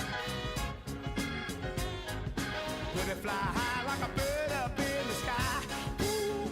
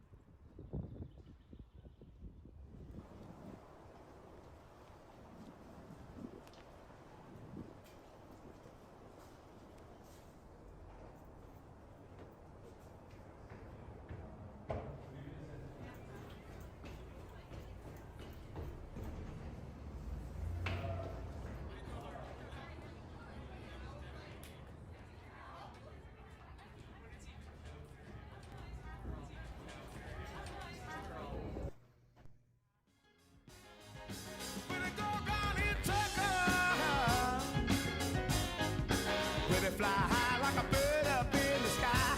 Ooh. Welcome back to SHU TV's election night coverage. This is going to be our last segment of the show. We have with us Yvonne, Justin, David, and Olivia. Thank you guys for being here. We had Josh Yu as well. We had Joshua Bergstein. And lastly, we had Ed Vela. And I'd just like to thank all of our panelists as well as all of the crew. We have Miss Alana Knoll, Austin Kuhn, Bree Beck, Christine Franco, Colleen Urich, Cooper Roche, David Holtzman, who was here, but he put this all together. If it wasn't for him. Yeah, thank you, David. Thank you, David. Thank you. It's an honor to have Our you. amazing director today, Emily Flynn. Captain, my captain. Emily Mancusi, who has sat here giving us... Dealt with us.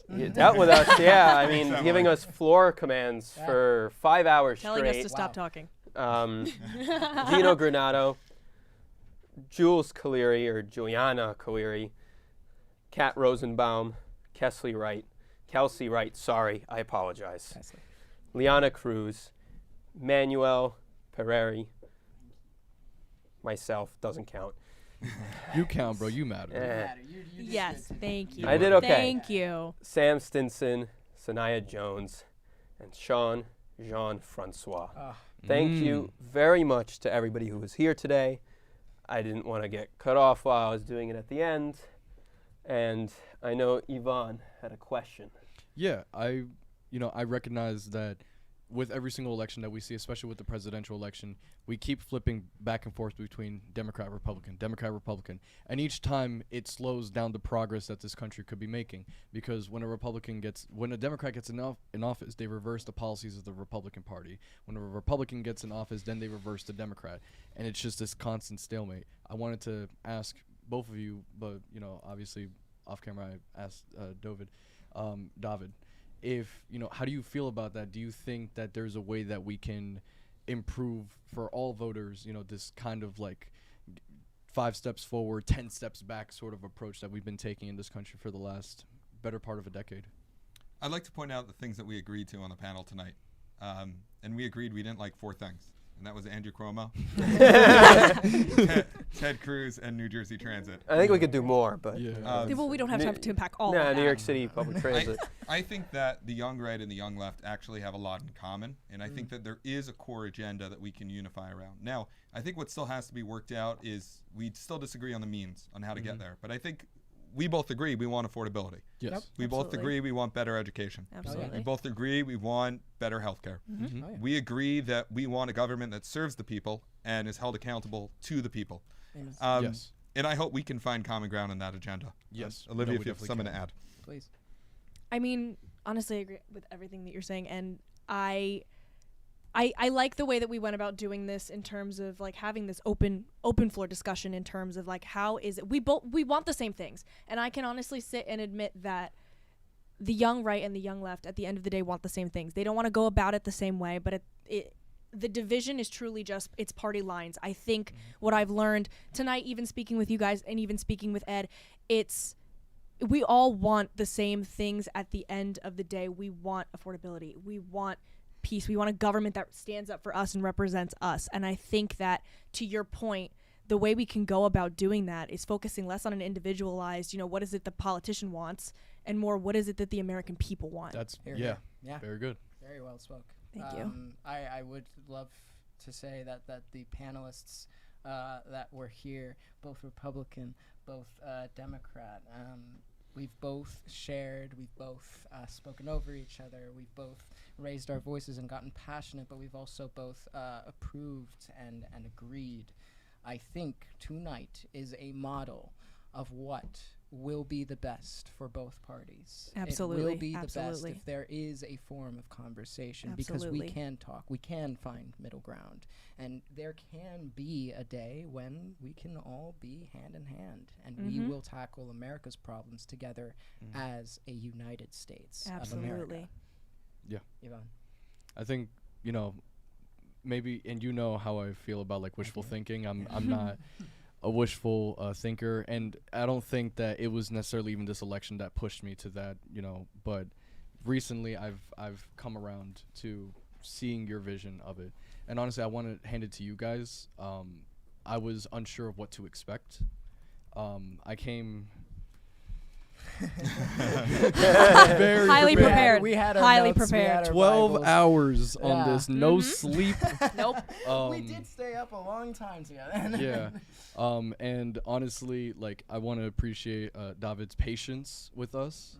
And I, appreciate the fact that you decided to come out today and, put yourself out there, for your team and everything. Thank you. And, advocate for what you believe is right. Same thing, for Justin and everyone else here. I think that everyone did a relatively, pretty great job. Yvonne, I want to give you a compliment because I was looking through the titles of the people we were having on the show, and I saw that you were BLM Patterson. Yes. Now, proudly. BLM has a certain reputation on the right, which I don't want to raise in this conversation. We don't have time for that. But it's mostly peaceful, and there are other stuff that concerns the right. And when I got talking to you and talking to you off air and talking to you on air and conferencing outside and inside, like, you're really impressed. And you come across as this extremely sincere person who's both likable and knowledgeable and deeply dedicated to the causes you believe in. And I just want to say that it changed my perspective. Yeah, and I think tonight that the real winners were us. Yeah. Absolutely. Honestly. Absolutely. I want everybody to watch this and see it as a model, see it as a way to have civil conversation, because I think that people are afraid of having conversation. People are afraid to disagree. I can say honestly, even off camera, these guys are great. They're hilarious. We have been having so much fun all night. We get passionate about the things that we believe in, but I want this to serve as a model that this can happen. You have to have the courage to do it. Oh, here. So I have to ask then, since, well, conversation is incredibly important. Yeah. I think all of us here today have grown to know one another a lot more and a lot faster than we ever thought we would. It was like a rapid fire you know, I'm speed not going to date say the of word politics. intimately, but you know, when less. you know, usually when you know, when we know each other's politics, I mean, I feel like I feel that there's one thing that Charlie Kirk did very well. He got people out to talk. Absolutely. And regardless of whether your agree. opinion was that he said negative and rude things and he was condescending, however you'd want to frame it, or he said amazing things, I think it's important to note that he did do amazing things. Absolutely. So I do have to ask the president of TPUSA here, when is going to be the first on-campus conversation, and who's going to be behind that table? Well, I can say with certainty that you will see my face. Yeah. I don't want to give away, don't want to Okay. divulge too much. We are currently bringing it up. We are currently working on getting it fully recognized by the university. If you are interested, please follow TPUSA Seton Hall. We have a lot of information on there. Join the group me, get involved, start talking, and as soon as we get the information will be in your hands, and we will have these roundtable discussions. We will talk on campus. I would love to have you guys even debate completely and like freely talk about the things that matter, because tonight I've grown in so much faith on what we can do as TPUSA Seton Hall, and I do everything for my team. I have my TPUSA team is watching. I have my prospective members that are watching, and everything I do is for them and for the legacy of Charlie Kirk and the ability to have these kinds of conversations. So, and then without further ado, I think, yeah, let's give Justin. Yeah, I mean, member of the College Democrats here, you know, Yeah, Yvonne absolutely. doing all of the grassroots stuff. Oh yeah. What are you guys doing? What's the plan to inspire conversation on campus? and off campus? I will tell you what. Look, we have a Democrat club. We need more membership. We definitely need luck more with that. traction. And I want it known that we have had a rough go around as Democrats. We have had a rough time because there is that distinction of corporate Democrats, because there is that distinction of politicians who won't fight for the people and who won't listen to the people. So what I can say to the people is listen to each other, fight for each other, just like we did today. Vote. Your vote Absolutely. matters. Just because someone says that your vote doesn't matter doesn't mean you don't vote, doesn't mean you don't voice your opinions like I would amongst my peers. And it doesn't mean that you hold out on your passions, your ideologies, simply because of a House, Congress, executive majority, and or controversial views, because these are the controversial views we need to talk about. And with regard to a democratic body, we're going. We're youthful. We're young. We're growing. And I think we should keep growing. Yvonne? I want to get 2 points off. For one, for BLM Patterson, you know, we do a lot of work on the ground and only really to us. You know what I mean? We give food, clothing, you know, any kind of resources that the people need, we will give it to them. And I open the floor to anybody who is interested to go on BLM Patterson on Instagram. We're always doing different events. There's also the Patterson Healing Collective, rest in peace Najee Seabrooks. They do block party events for the youth. They hold off gang violence for specific days just so that people can go out into the street and feel safe for once in, you know, our very, very dangerous city. And obviously the Patterson Prevention Project also takes on mental health on the ground. Beautiful. I love them. My second point is that I said this when Trump got elected, and I'll say it again here, I feel like anybody who is on any side of the political spectrum should root for the person that wins that election. Because at the end of the day, you're not rooting necessarily for the politician. You're not rooting for the person, the puppet, whoever it is. You're rooting for the people. If that politician fails, everybody fails. If Cheryl fails in New Jersey, everyone will feel the consequences. Yep. Which is why everybody, and it didn't matter if Chitterelli was going to win, I was going to say the same thing. We need to remain hopeful that whoever is in office does the best for our people with New Jerseyans or wherever their constituents are in mind. And I also want to give a small shout out to a podcast system held by Seton Hall students here talking about international news, national news, and really the ethical and moral groundings of America at the moment. It's called The Global Current. It's on Spotify if you want to look it up. And I also want to call out Campus Nightly for letting us have this segment. Thank you. Campus Thank you. Nightly You guys are is the a best. revolutionary media program for the student, by the student. Yeah, no, that's well said. Since we're all giving shout-outs. Yeah, go give for your it, bro. shout-outs. Go for it. I want to give shout-out again to the New York Young Republican Club. It's my involvement in politics. I've grown to love it. It's a place where you can just hang out with your friends. And we don't condone this on campus, but drink bad scotch. As long as you're over the age of 21 and over. It's a place you can hang out and meet fellow-minded conservatives and also win elections sometimes. I want to add as well that, and this is what I said at the end of last year's election show, it's really important that we put relationships before our politics. Yep. And I think we had a lot of disagreements tonight.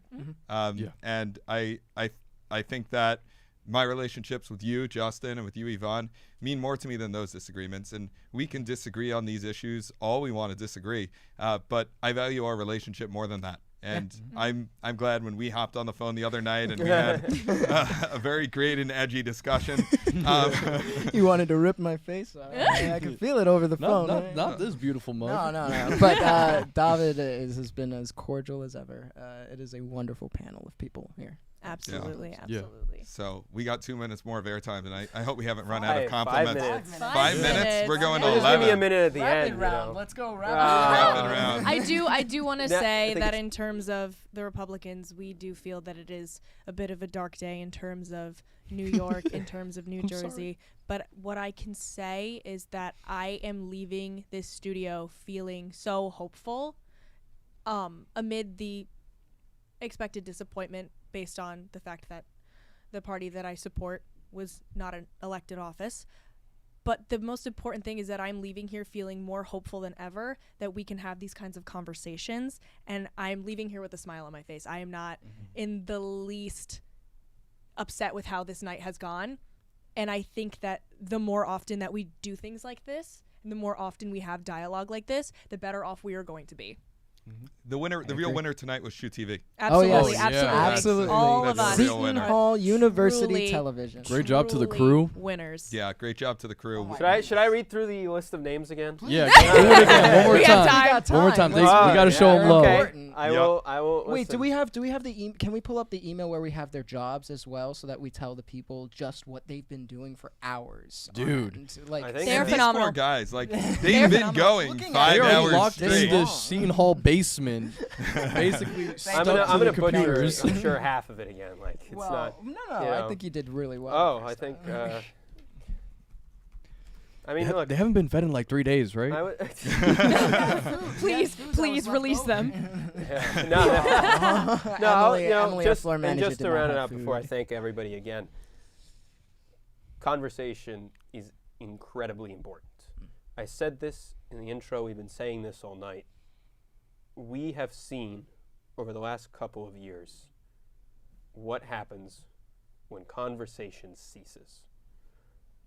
I don't, we could go on and on about it and the negative effects of when it stops. But the moment it stops, bad things happen. And I know that's very generic, very general, but It's bad true. things It's true. really do happen. Please do not cut relationships off because of what happened tonight. Whether the results were in your favor or not for your favor. Please. Relationships are more important than politics. Let us all be proof of that. I'm going to Let come us all off be this proof of table. that. Everybody's going to come off this table. And we're probably all going to get food.